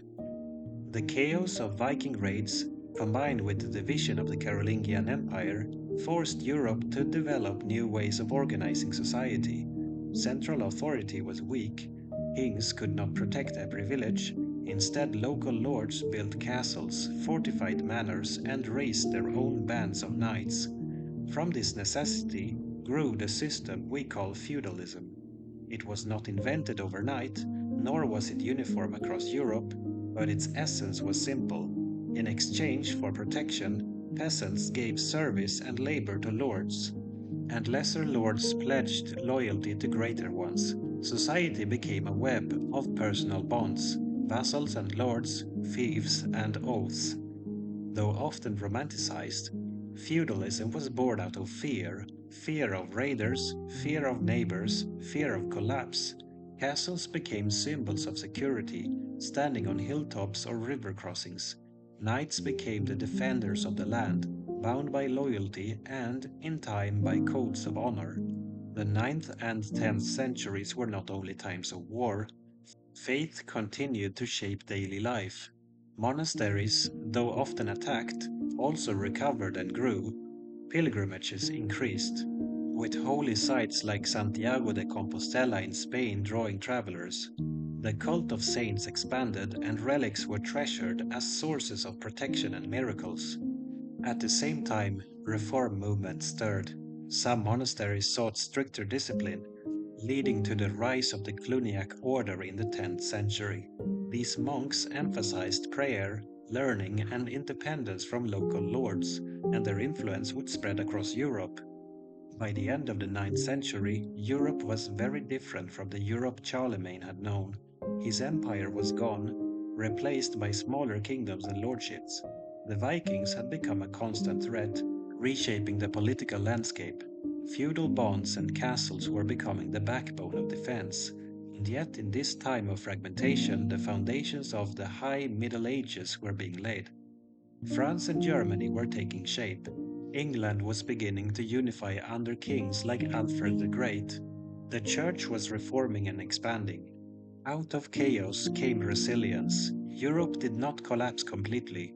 Instead, it adapted, setting the stage for the centuries to come. By the dawn of the 10th century, Europe had weathered storms of invasion and civil war. Charlemagne's empire was gone. The Vikings were still prowling the seas and rivers. The local lords had fortified themselves in castles. Yet amid this turbulence, new kingdoms were forming, and the map of medieval Europe was beginning to take on more familiar shapes. Nowhere were the Viking attacks more relentless than in the British Isles. In the 9th century, the Norse had carved out settlements in Ireland, Scotland, and much of eastern England, creating the Danelaw.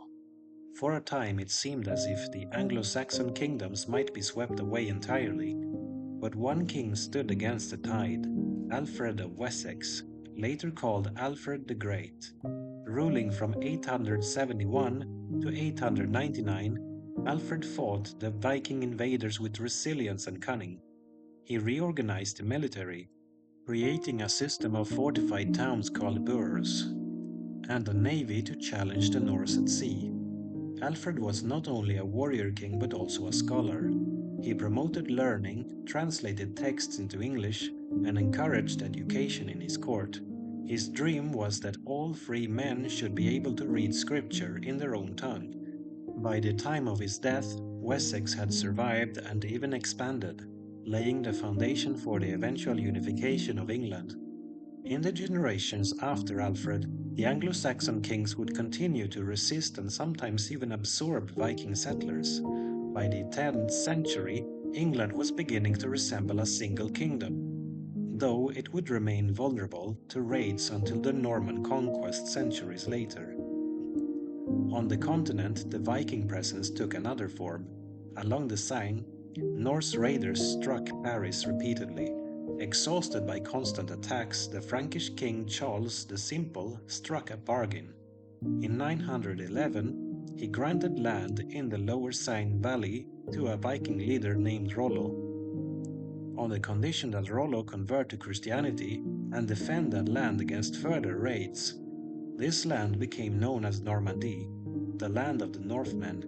Here Vikings settled, intermarried with the local population, and gradually adopted the French language and culture. Within a century, the Normans were no longer pagan raiders, but Christian lords, famous for their cavalry and their ambition. Normandy would one day change the course of history, for it was from here that William the Conqueror would launch his invasion of England in 1066. But even in the 10th century, Normandy stood as proof that the Viking Age was not only about destruction, it was also about transformation, as Norsemen became Europeans. Meanwhile, in Central Europe, a new empire was rising. After the Treaty of Verdun, East Francia had evolved into the Kingdom of Germany. Its kings sought to revive Charlemagne's legacy, not merely as rulers of a kingdom but as emperors of Christendom. The man who achieved this was Otto I, later known as Otto the Great. Crowned king in 936, Otto strengthened his realm through alliances with the church and victories on the battlefield. In 955 he won a decisive victory over the Magyars, nomadic raiders from the east, at the Battle of Lechfeld. This victory ended the Magyar threat and secured Germany's place in Europe. In 962, Otto traveled to Rome, where the Pope crowned him Emperor of the Romans. Thus was born what came to be known as the Holy Roman Empire. Though it claimed to be the heir of Rome and Charlemagne, in truth it was a patchwork of duchies, bishoprics, and kingdoms bound together by the emperor's authority and the church's blessing. The Holy Roman Empire would endure for centuries, a central player in European politics, though it was never a centralized state in the modern sense. It was more an idea, the belief that a single emperor ruled Christendom, under God, with Rome as his spiritual capital. While the West dealt with Vikings and fracturing empires, the East was experiencing a transformation of its own. Pagan tribes that had long lived on the frontiers of Christendom were now beginning to embrace the faith. The Slavs, stretching from Poland to the Balkans, were slowly converted. Missionaries such as Cyril and Methodius brought Christianity to Moravia in the 9th century, creating an alphabet to translate scripture into the Slavic tongue, the ancestors of today's Cyrillic script. In Hungary, the once feared Magyars settled into the Carpathian Basin. Under King Stephen I, crowned in the year 1000, they accepted Christianity and began building a kingdom that would endure as part of Christendom. Farther north, in Scandinavia, the process was slower. For much of the 10th century, the Danes, Swedes, and Norwegians still clung to their old gods, Odin, Thor, and Frey. But even here, kings began to convert, often for political advantage, tying themselves to the Christian kingdoms of Europe. By the end of the 10th century, Scandinavia was on the path to becoming Christian. By the close of the 10th century, Europe had changed profoundly. The Carolingian Empire was long gone, yet from its ruins, new powers had emerged. England was uniting under strong kings, Normandy was rising as a new principality, Germany had given birth to the Holy Roman Empire, and the Slavs and Magyars were entering the Christian world. Viking raids still came, but increasingly they ended not with plunder but with settlement, conversion, and integration. Castles dotted the landscape, knights patrolled the countryside, and feudal bonds tied lords to vassals. The continent was still fragile, still fragmented, but it was also more connected than before. And looming on the horizon was the new millennium. For some, the year 1000 brought fear of the world's end. For others, it was a marker of renewal. In either case, Europe was preparing to enter its next great age, the High Middle Ages, when kingdoms, crusades, and cathedrals would dominate the story. As the first millennium drew to a close, Europe stood at a crossroads.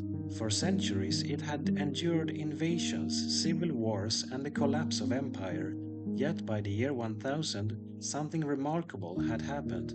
The tide of destruction had slowed, and the continent was entering an age of renewal. In the face of raids and insecurity, local power had become the foundation of society.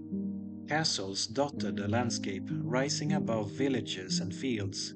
These were not the stone fortresses we picture from fairy tales, but wooden motte and bailey strongholds, built quickly on raised earth, surrounded by palisades.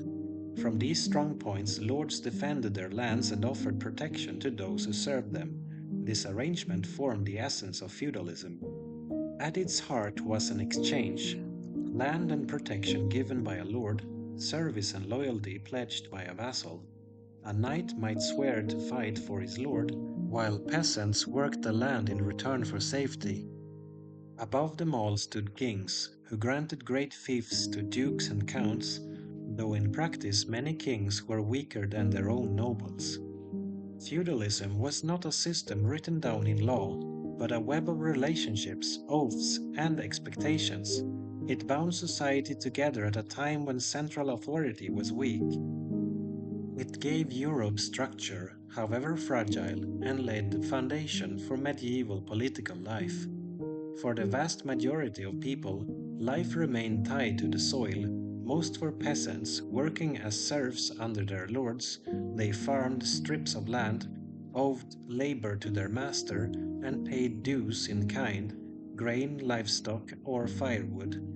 Their huts were simple, their diet humble, their lives bound to the rhythms of the seasons. Yet even within hardship, there was resilience. Villages were communities where families shared work, festivals, and faith. The church bell marked time for prayer, for mass, for planting and harvest.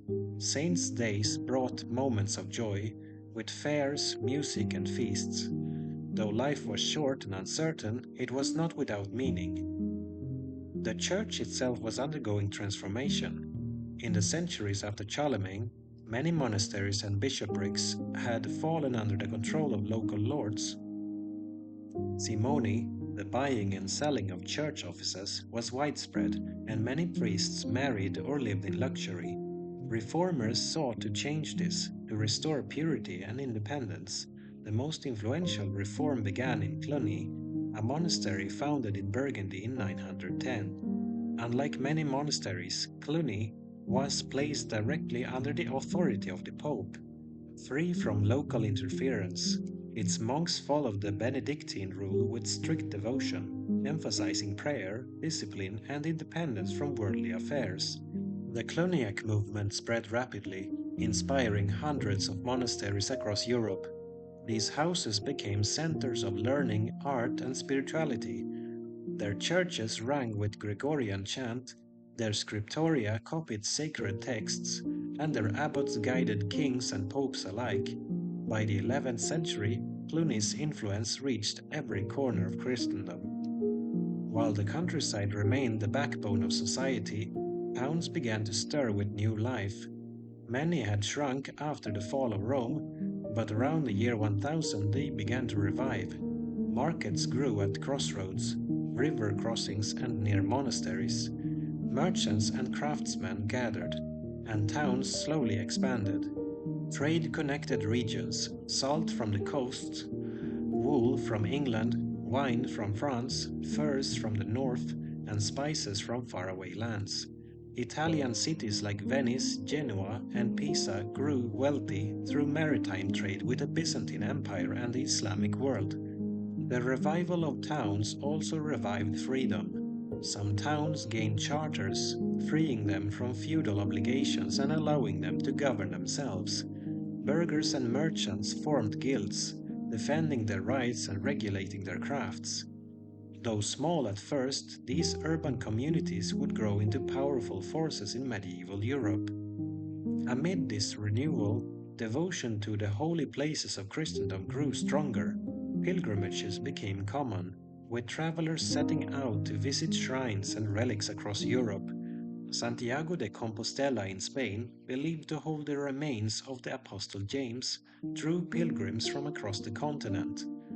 Rome, with the tombs of Peter and Paul, remained a beacon. Yet the greatest destination of all was Jerusalem. For Christians, the holy city was the center of the world, the place of Christ's death and resurrection. Though it lay under Muslim rule, pilgrims continued to travel there, often with hardship and danger. Their stories brought the East into the imagination of the West, planting seeds of longing and zeal. By the mid 11th century, these currents, feudal warfare, church reform, pilgrimage, and devotion, began to converge into something new. A spirit of holy war was taking shape. Knights, once seen as violent thugs, were being called to channel their power into the service of God.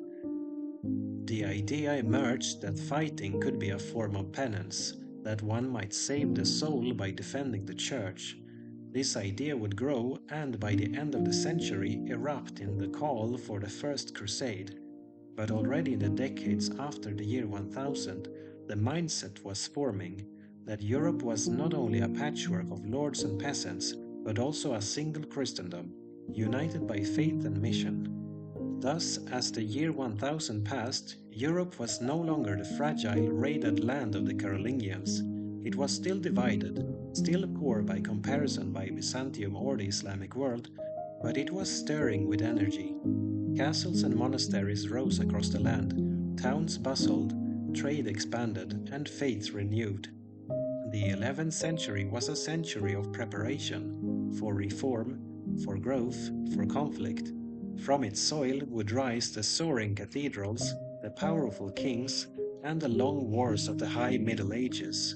The dawn that had broken with Charlemagne in 800 was now giving way to a fuller light. Medieval Europe was entering its stride.